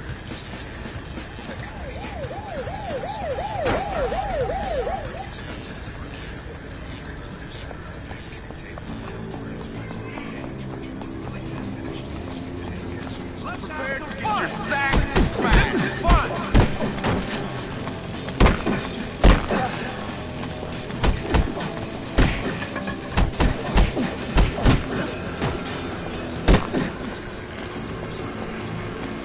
Gotta use the right tools for the job.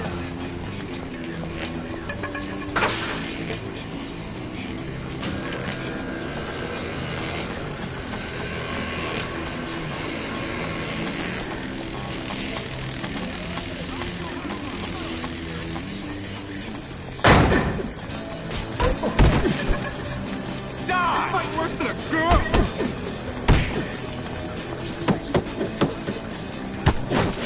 They call that a punch?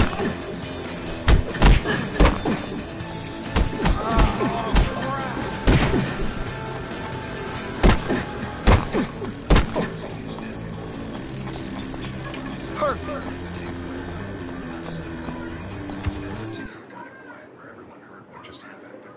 Hang on for a minute. Someone asked for the rules. Aunt Deborah started talking about her church's bake sale like my father hadn't just rolled up my semester in front of the entire family. I looked down at my hands. My GPA that semester was a 3.4. I was carrying 18 credit hours at Oglethorpe while working 22 hours a week at a FedEx distribution hub in Decatur. My father paid a third of my tuition, not because he was generous, but because it gave him a receipt.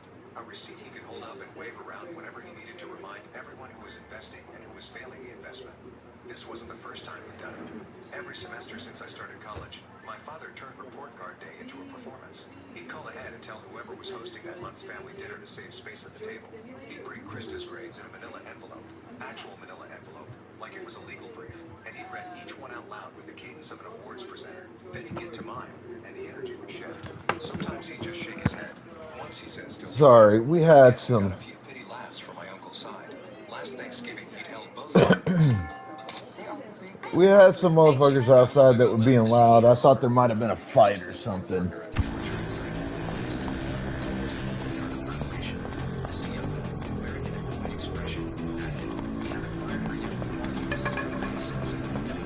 I gotta hit this.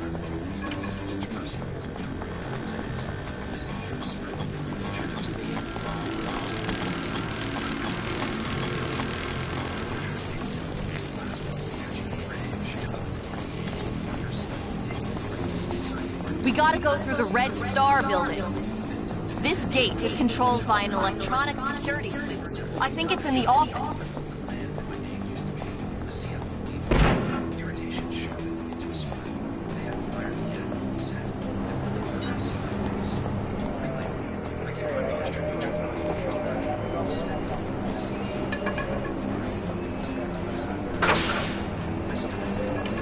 It's wrecking time.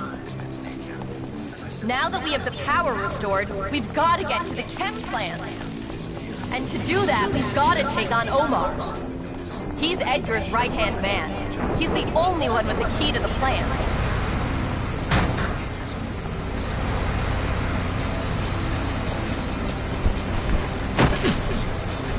Back off, idiot.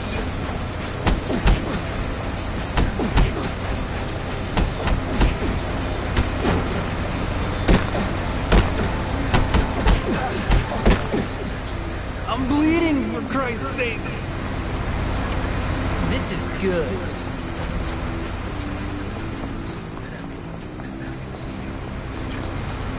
We gotta cut through the train yards.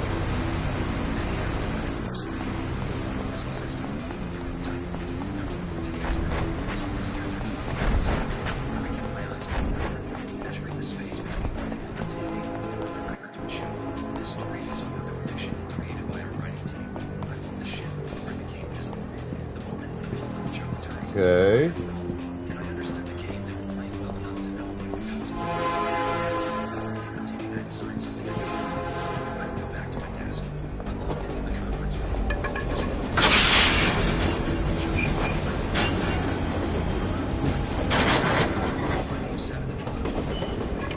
Just what I was looking for.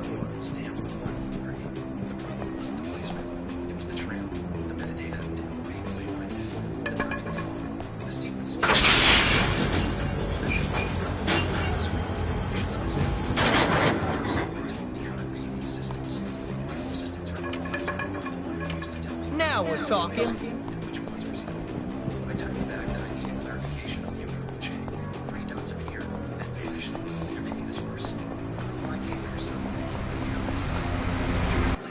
You want your life punched out, okay?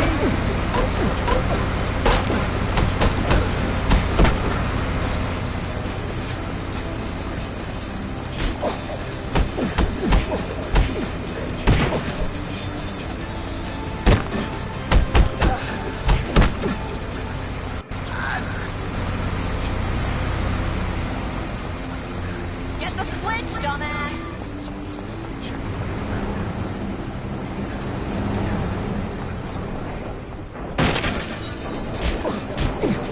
You're asking for it. I'm gonna rip your head off. I'm gonna have to kick your butt now. Let's do this right.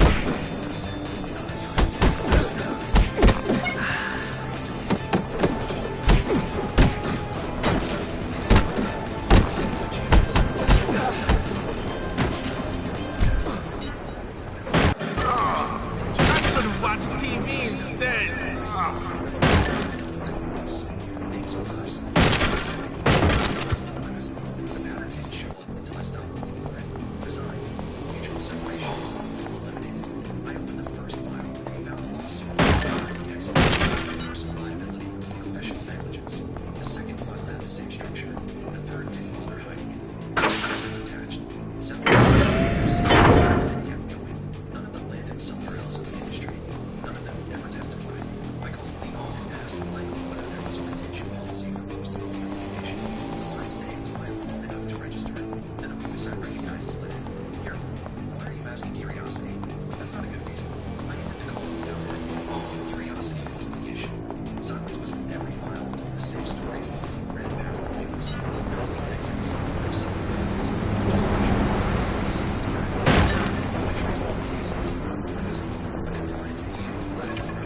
Come on, jerks. See what Jimmy's got for you.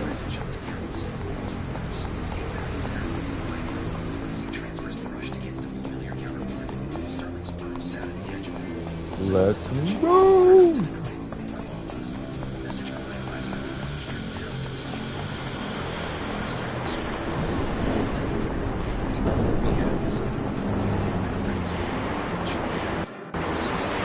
I don't think I can beat all of them. Hang on, Jimmy. You'll see. Cool shirt, Jimmy. Hey, if you date me now, you'll be able to tell your friends about it in the future when I made it big.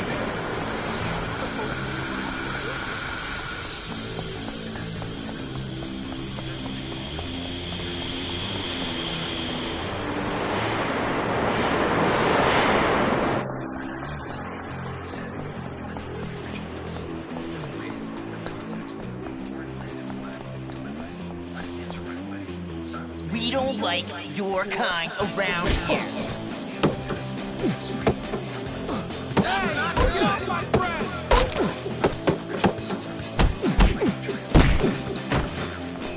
Don't think too soon. Someone's got more.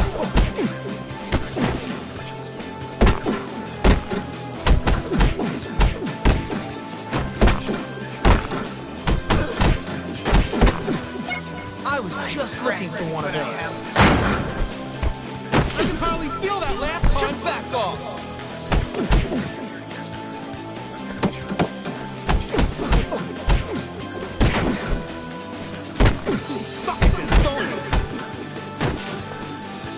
I hope my face isn't hurt.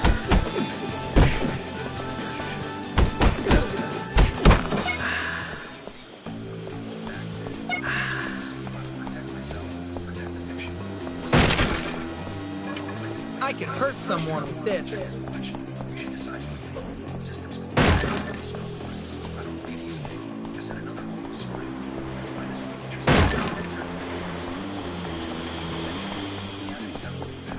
Make sure it's something that can't be put back. The door stayed open after he left. I didn't close it. I pulled up the access logs instead and watched a new line appear.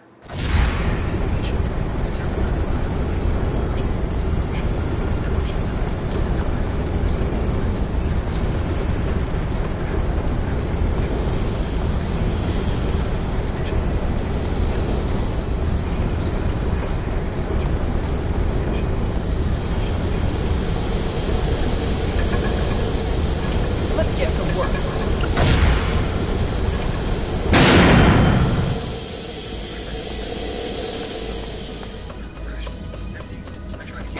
Come on, Jimmy, step up! All right, let's fight!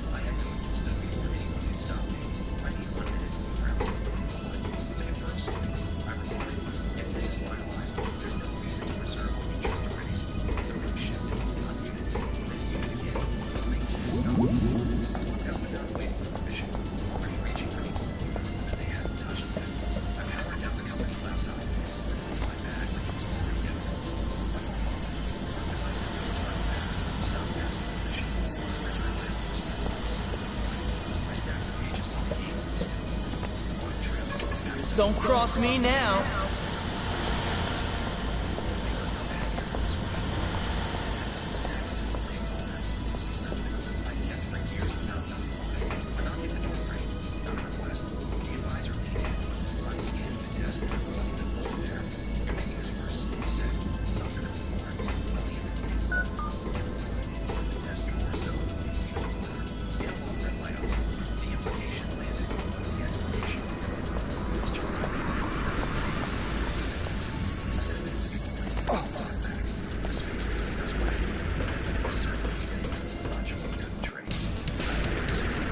I'll show you how it's really done.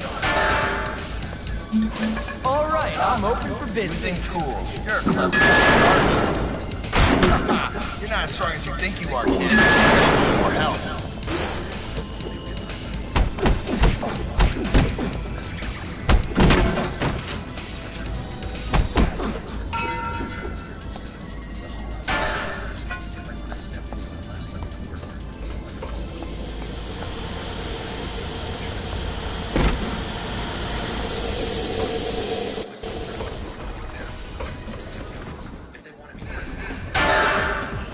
Save yourself! Run!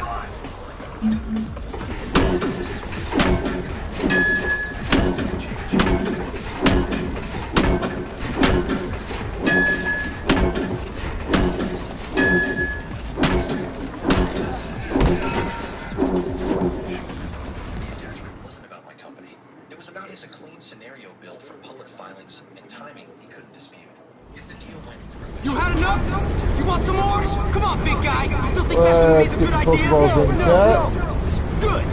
That's what I thought. Now, what made you think it was a good idea in the first place? Aw, man. I hate that school. My parents couldn't afford to send me there, and now I'm stuck in this dump of a town. Gary said we'd make them all pay. Wait a second. Gary? That backstabbing, two-faced sociopath put you up to this? I bet he said the two of you would take over the school or some crap. Hey, how'd you know? Because he told me the same garbage. Didn't do me any good either. Come on. You're gonna help me make him pay for his lies. What did insurance cost? The reply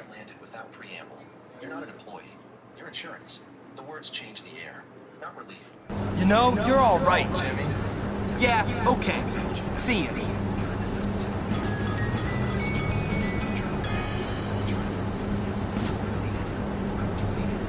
Jimmy comes through again.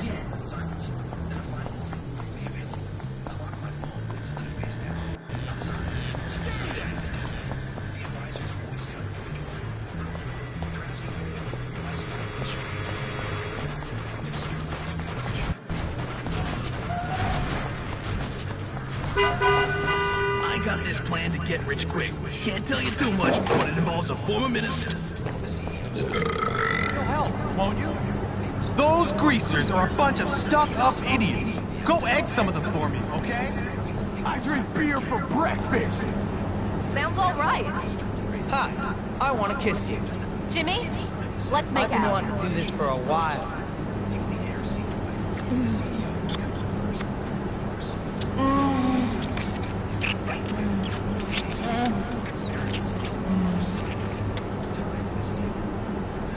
You do have some uses.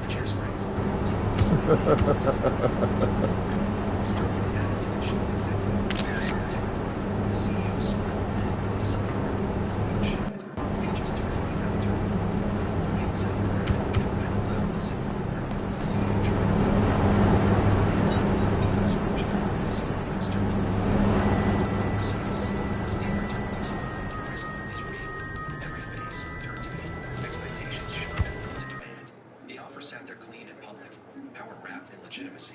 The kind that comes with the false later. Would you do with power with publicly? I stood. No, I said. I suck at stuff. What do you want me to see? Refusing oversight. Refusing Sterling studied me. Name your terms. I don't want authority here, I replied. I want distance. A murmur broke loose. The CEO stepped forward. Anger slipping through. You don't get to dictate, Sterling. Cut him off again. What the hell are you doing here? Looking for you, Zoe. I think I'm in love. Don't be ridiculous. Haven't you heard? Heard what, my love? The school has broken out into a massive fight. Every gang and faction is fighting each other. What?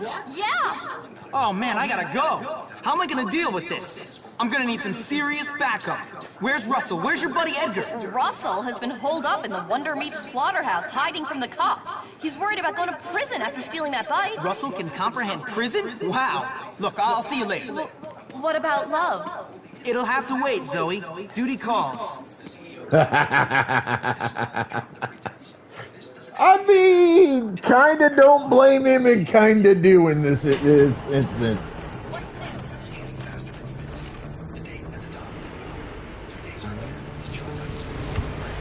I prepared for it. Legal looked from the page to me. You resigned.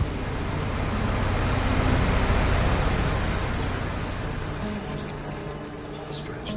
The advisor stood in the corner. Legal cleared her through. There are reporting obligations. Evidence was submitted. The chain. The CEO's eyes.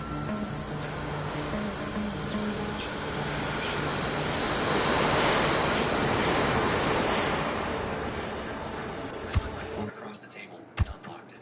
A single confirmation cell was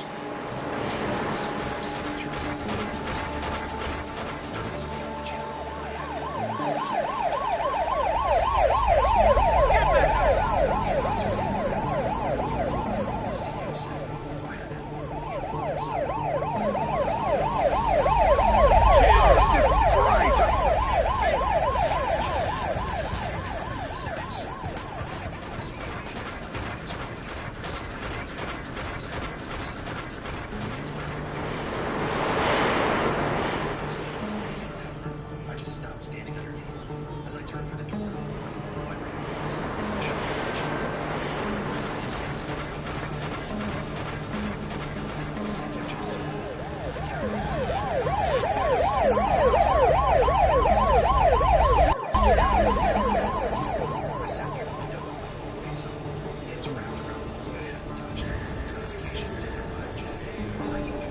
Investigators had the company's name was there. You got a lot to learn. Ha ha ha ha! Right, kid. No adjectives, no speculation, just fact. Facts hit, not relief. Something closer to release. A man at the next table instantly screamed. Why are you doing this crap? It's gonna get you nowhere! Oh, cool. Jimmy, there you are. I don't know what to do, and I smell like meat. So was it all worth it? I bet not. Motherfucker! They were wrong. I was the one who ended it. The lesson came without drama, the way real lessons usually do. If you stay quiet in a system that needs someone to take the blame, you won't be rewarded for loyalty. You'll be chosen for sacrifice. Boundaries aren't attitudes, they're actions. And they matter most when boundaries try to be yourselves.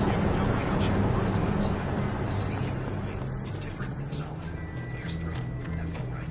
I want to tell you something in the day. If you stay with me through this, thank you. I know stories like this can hit you.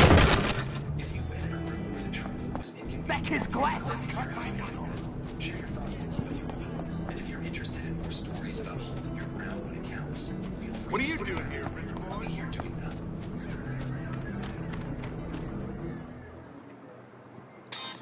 3 North Texas firefighters are now charged with child sex crimes.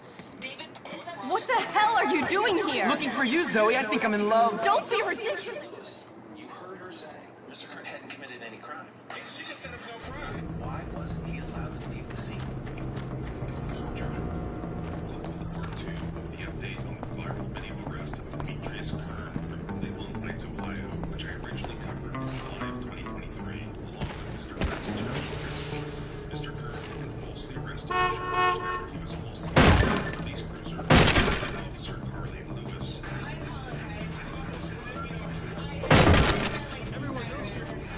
This video depositions featured in Part 1. That arrest was primarily made in the direction of Officer Lewis's supervisor, Sergeant Lilly. So much stuff just lying around.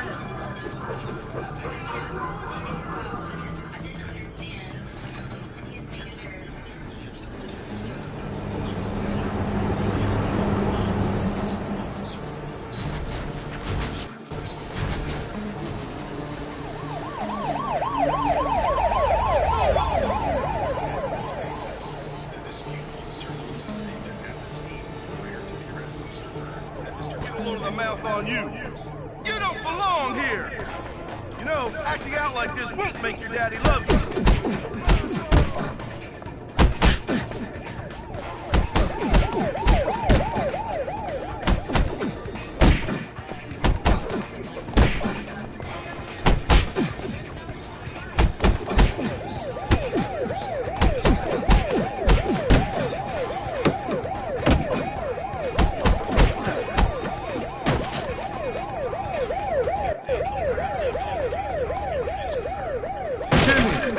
There you are.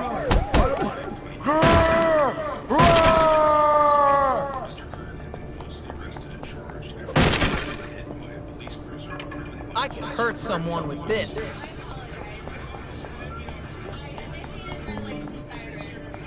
Those video depositions featured in Part 1.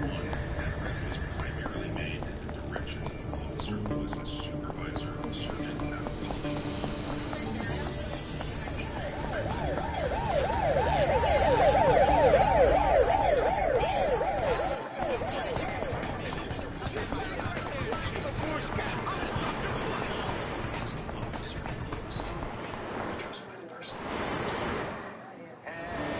What are you hiding from? I'm here for your safety.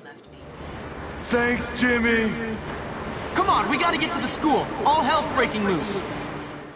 Pack your bags. The house is being sold. I smiled. I had already packed, but not for where she. The stack of bills on my kitchen counter hadn't been touched in 3 days when my daughter finally called to tell me how to live.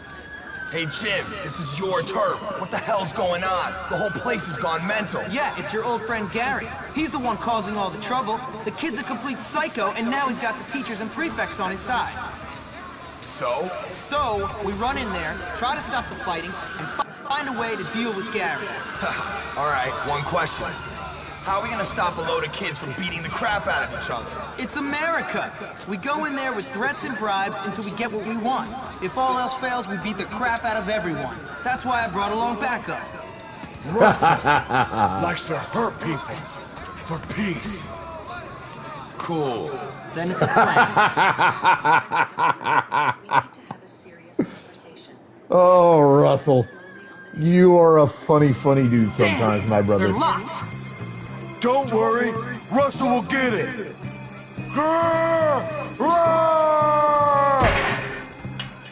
That kinda hurt. Edgar, we'll take out the gang leaders. Without them, Gary's got nothing. Hey!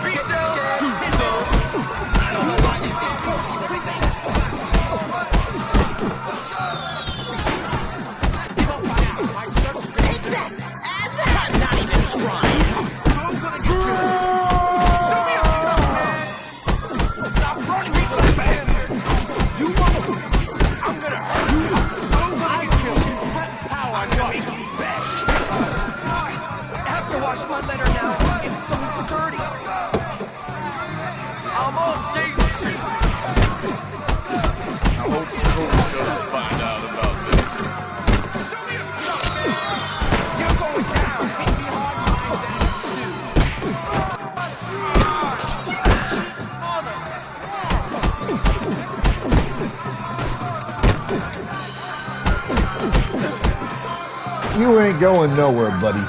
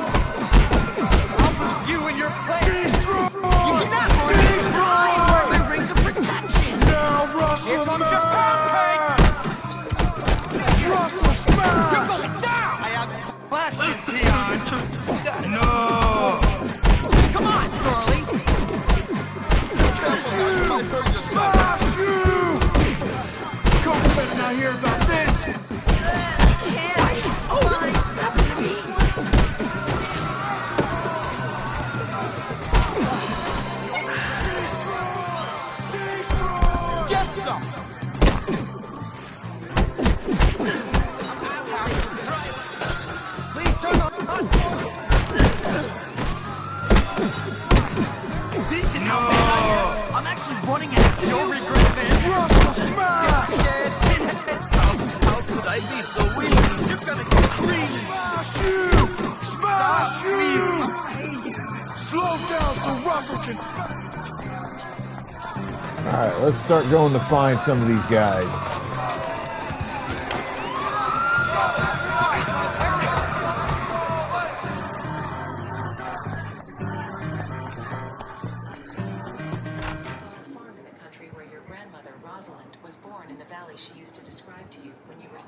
Russell can handle himself for a little It doesn't bit. get any better than this. What the hell are you doing, Johnny? Why are you taking orders from Gary? Shut up, Jimmy! You left us and everything went down the toilet! I beat you once, I'll beat you again. What can I do now? Come on, hero. Walk tall, don't you? You're nothing but dirt, Jimmy!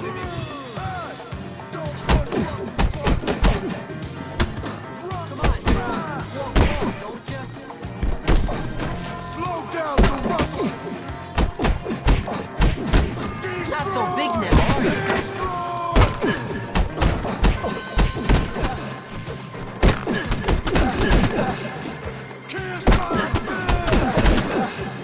After I'm gonna hit you, I'm gonna sit on you. Destroy! Destroy! I give. Atomic wedgie made him bleed. Russell smash!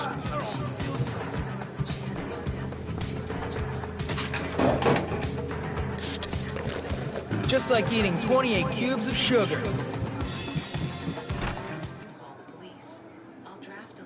Russell's damn good backup.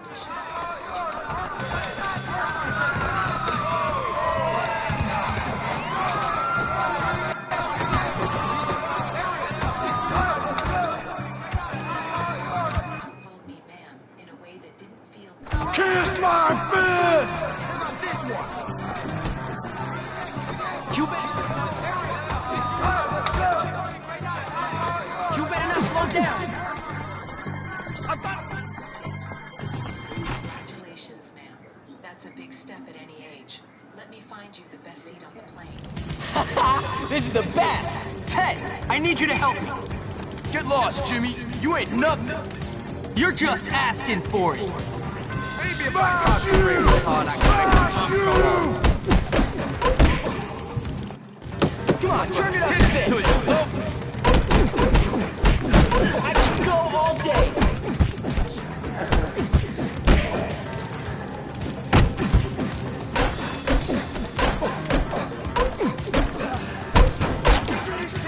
Don't want any of that. I won't forget this. Russell smash! I'm gonna hit you to it.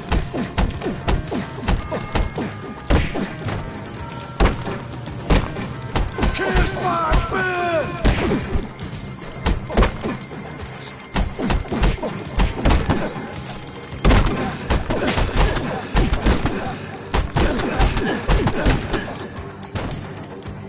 I can pick up Nerd with one hand!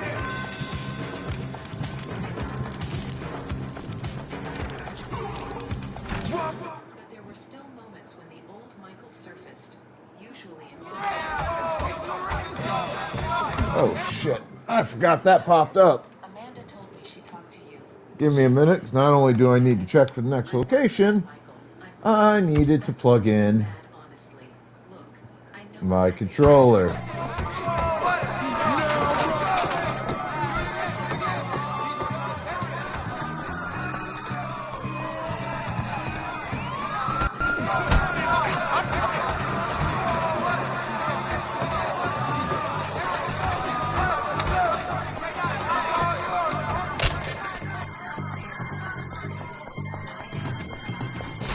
The twin schedules. You know how it is.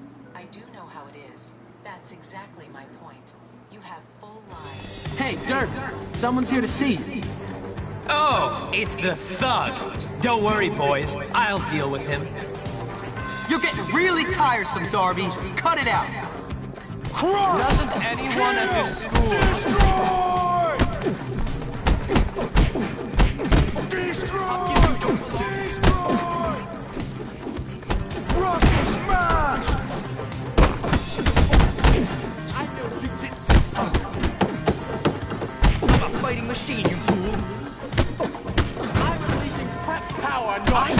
be too poor to fight me. I know jujitsu.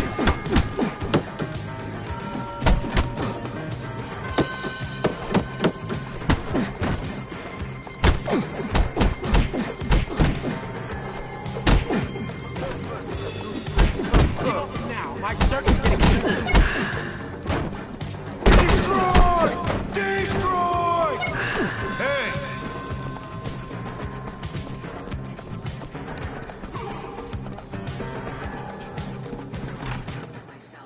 It was the first thing I He's the one of those fighters that actually gives me a fight.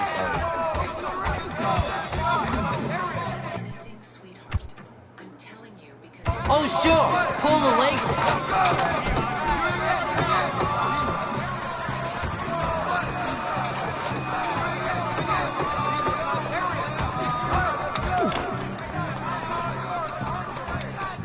only if the visits are about seeing each other, not about convincing me to be someone smaller than I am.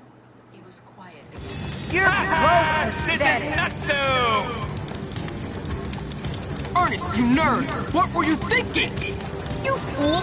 You don't see it! Gary's got a plan! A great plan! You idiot! Gary's plans are a load of crap! I should know!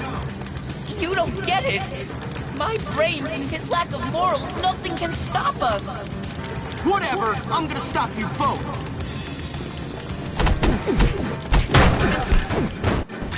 One day you'll be sorry. Get away from me.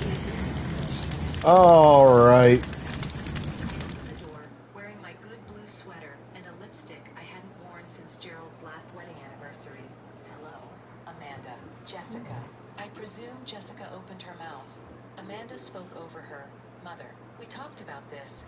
I told you Tuesday, but I moved it up. Hey, Jim. Amanda, step inside for a moment. Jessica, you will need to wait in the car. Something in my voice stopped them. Damn! They're locked! Don't worry, Russell will get it.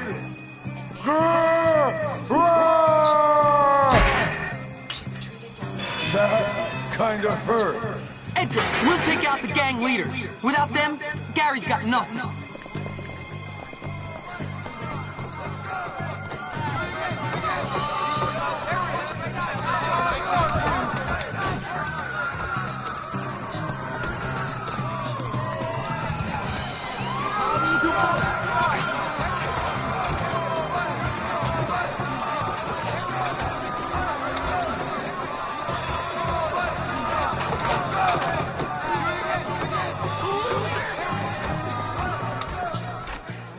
Several months ago. I intend to live there. The house here will be rented to a family through a management company. Someone get a prefect! Ha ha! This is nutso! Ernest, you nerd! What were you thinking? You fool! You don't see it! Gary's got a plan! A great plan! You idiot! Gary's plans are a load of crap! I should know! You don't get it! My brains and his lack of morals, nothing can stop us! Whatever! I'm gonna stop you both!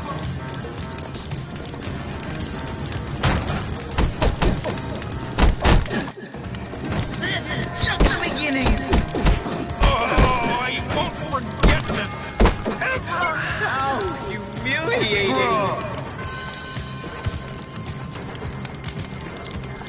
Daddy just died. I repeated, and you called me.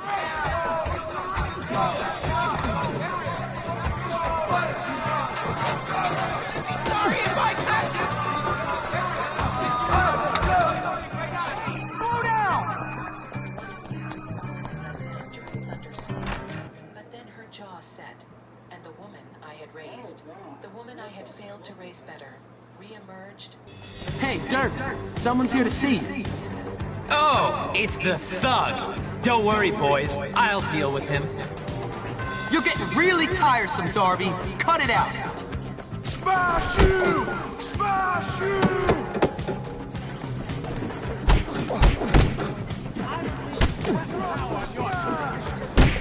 Russell, smash!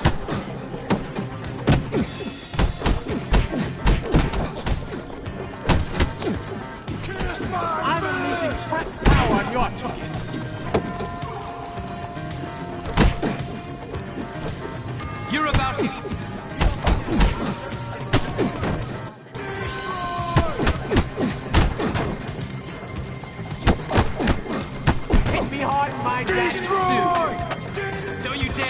a drop of my...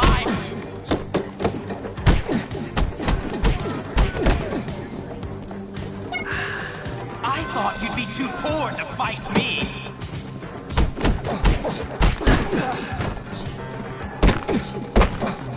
Russell, hit me hard.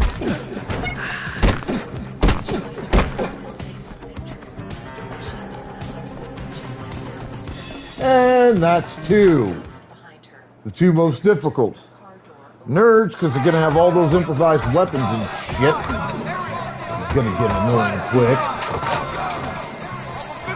And the prep, because the prep actually can fight.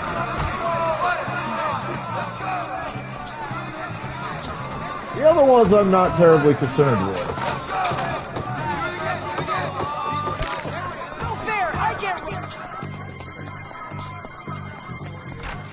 A nurse in Portland, the only one of my grandchildren who had called me every Sunday of her adult life. Ted, I need you to help me.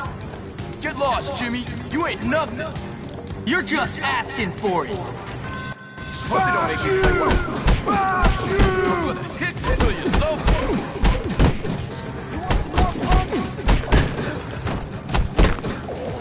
me. Man down. Call timeout.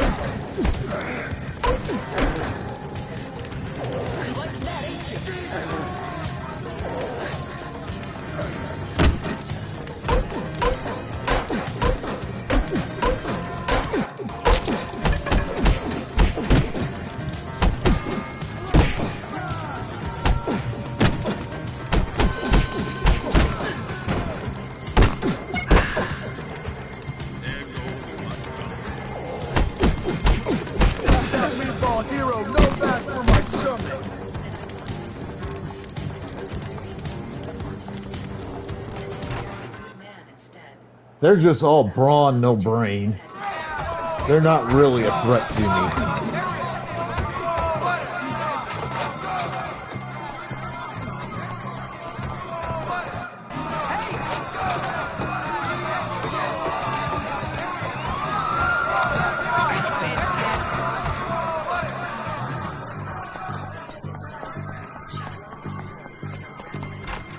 There's a lot about the job that isn't actually that fun that I have now automated away almost entirely. One of them is Sentry. This is awesome. And these guys can't really fucking fight. What the hell are you doing, Johnny? Why are you taking orders from Gary? Shut up, Jimmy! You left us and everything went down the toilet! I beat you once, I'll beat you again.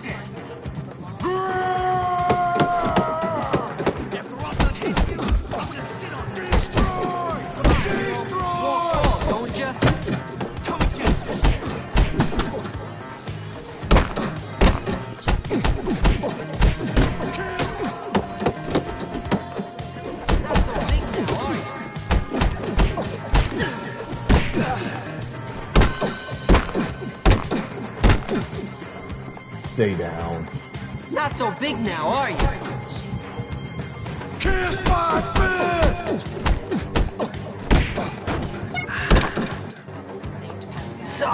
Sorry, Johnny. Pokeballs out.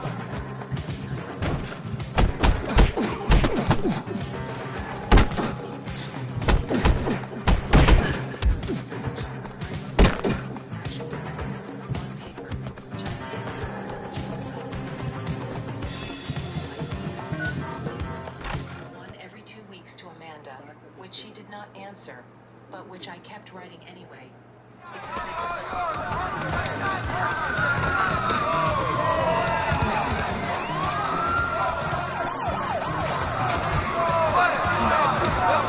You can't. A bit of a wrong turn there. Accidental. While French commuters walked politely around us, she stayed for 3 weeks. She learned to make the goat cheese pastries that Marie Claire taught us both. She walked to the lab. You're finished, you bunch of bitches! That was incredibly satisfying! Edgar, go help everyone calm down. I've got some business with Gary. Understood. Good luck. You, what is that in your hand? weapons are for prefects only. No! Get off my little body!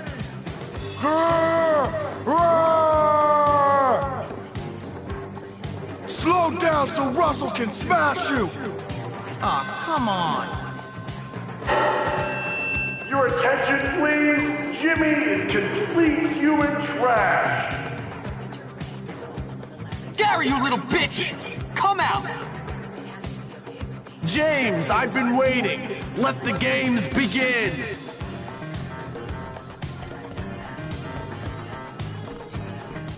Where are you going, you little punk ass bitch? Yes, sweetheart. I'm proud of you. I'm about to put a whooping on that ass. Her hand was young and warm. I will fuck you up, Gary. Across the knuckle.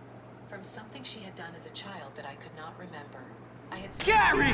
Moron! Why'd you do it, Gary? Why not? I won! I tricked everyone! Starting with you, the head, the loser kids in town, and the prefects. Me! I won! You are sad, man. I might be sad, but I run your world, moron! And don't you forget it! You did all my dirty work for me, Hopkins. You're like a puppet, only dumber! Whatever. Let's finish this. I hope you are. I don't know when I will be ready to talk. Oh, this is gonna get interesting. Hell of a place for a final battle, isn't it? 3 times. I wrote back, Amanda, thank you. Take whatever time you need. The letters will keep coming. Love, Mom. She did not respond, but in April, she sent a photograph of my grandson, Mike, her son, the one whose tuition was all of this. He was standing in front of me.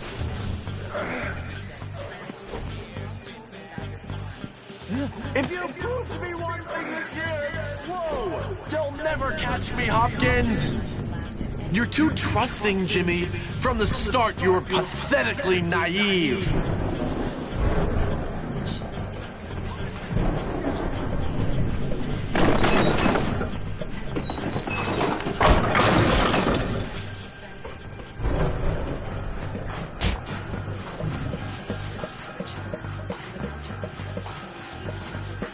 Poor little Jimmy, all alone in big scary Bullworth, under fire from Russell and his goons, desperate for help. So sad, so hopeless, just needing a friend, any friend. You were so easy to manipulate, Jimmy. And once we were friends, it was all so clear. You had your lust for power, but without intelligence to back it up. Using you as a pawn was so wonderfully obvious. Let Jimmy have his fun. Let him play his childish little games with Ernest, Ted, Darby, Johnny, and Edgar, and just wait for the right moment to swoop in and take it all.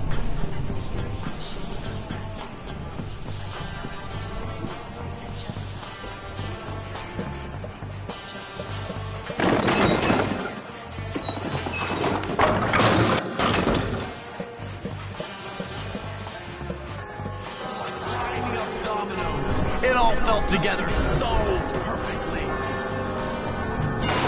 Wasting your time with whores like Lola. I was in the dorm planning.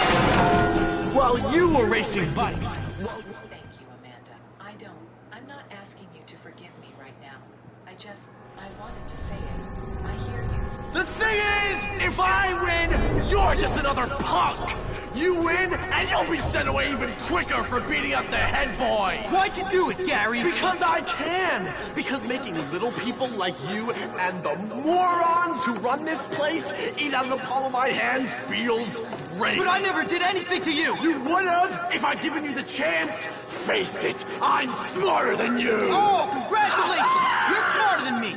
You hate everyone and everyone hates you! Genius! The head likes me! I tied him up, turned his dog school into a battleground, got kids expelled, unfairly, put several others into therapy, and he still likes me! You're such a loser! Well, at least my mom doesn't make her living on her back! You're dead! No! I can take you, Hopkins! Get out!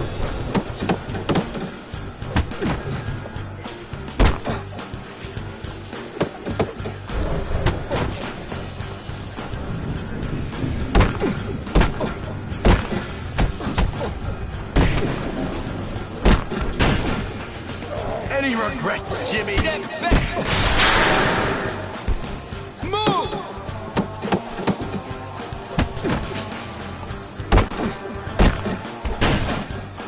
After you're expelled from the hell up.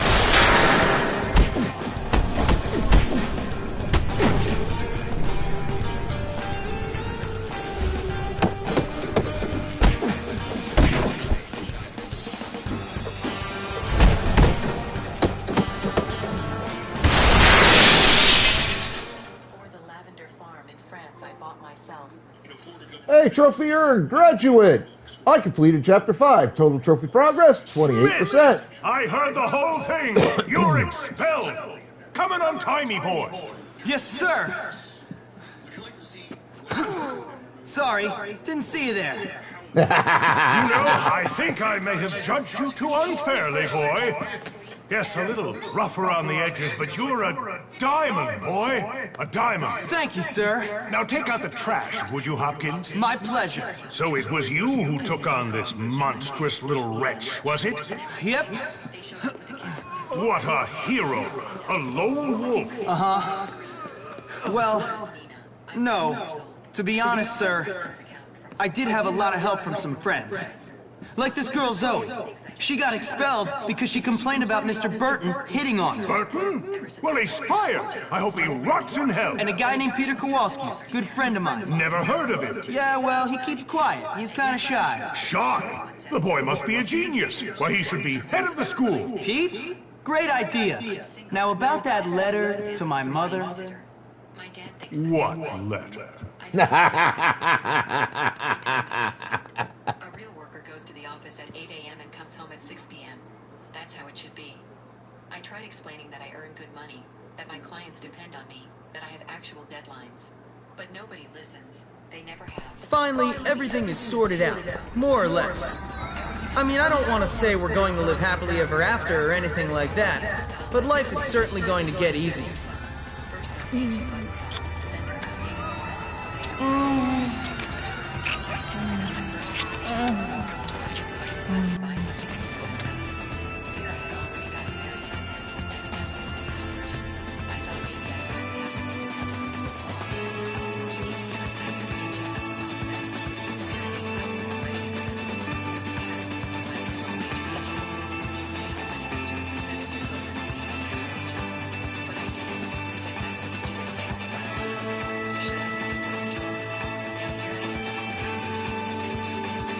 That was fun. Like, I didn't get everything done that I wanted to, and I'm gonna see what kind of like post-game thing there might be.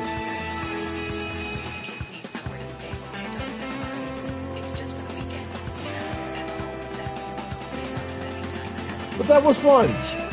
I enjoyed this game.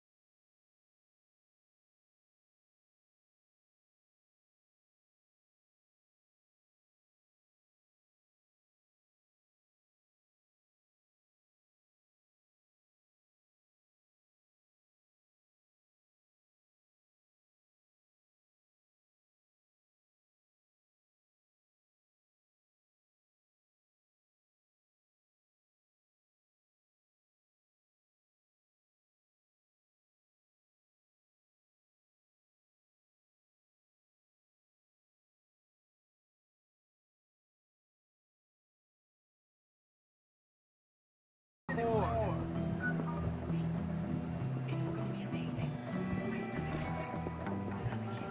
I can't believe she asked me that. Of course I'm the center of my universe. Till next time. Salutation. You want to... You... And you will. Can't let anyone know I still do that. I mean, How can I be expected to survive? First the crane, then the snake, then rhino. No, wait. Frog, and... Oh, okay. Feel better.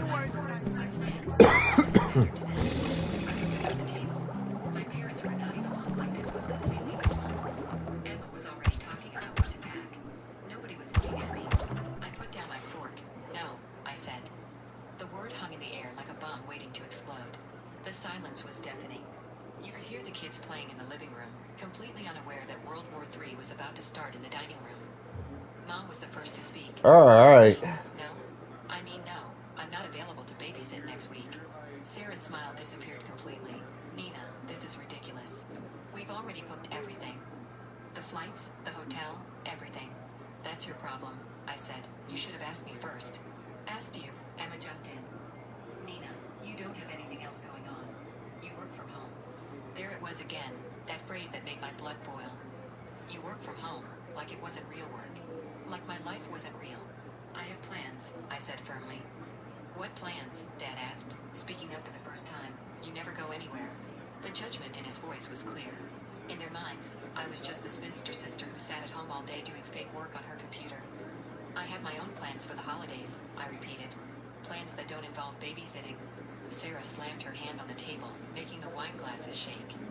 This is unbelievable. So let's see who I can find. It's that time of the night. And I have officially beaten this game. You made all these plans without talking to me first? Why is it my responsibility to fix your mistake? Because your family, Mom snapped. Family helps each other. I almost laughed. Family helps each other? When has this family ever helped me? That's not fair, Emma said, but her voice was shaky. We've always been there for you. When have you been there for me? When I needed help moving to my apartment? When I was stressed about starting my business? When I needed someone to talk to after my breakup with Jason? You were all too busy with your own lives. Dad finally spoke up. Nina, you're being selfish. Your sisters work hard. They deserve a vacation. And I don't work hard? I don't deserve a vacation? Alright, so we're gonna raid to an individual whose name on Twitch is Unknown iOS, who is playing Bully. So be good to yourselves, each other, the planet, everything else. Have fun, stay the fuck out of trouble. Exercise your rights, responsibilities, privileges, and or duties of wherever you're from. As viewers, show that love and respect to streamers you watch, alright? We really, really fucking appreciate it. It makes our day. It means the world to us. As streamers, make sure you show that same love and respect to your viewers, because we could do this job without them, but it wouldn't be any fun, and honestly, what the fuck would be the point? Alright, this is your immortal Sith Emperor signing off, saying I will see you motherfuckers tomorrow. Later.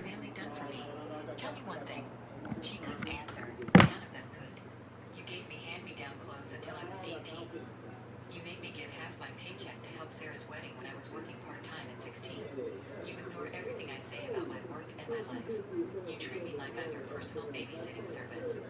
So tell me, what exactly has this family done for me? Mom's voice was getting higher. We raised you. We fed you and clothed you. That's called being parents. That's what you're supposed to do. Sarah stood up from the table. Fine. If that's how you feel, then maybe you shouldn't come to family events anymore. Maybe I shouldn't, I said, surprising myself with how calm I sounded.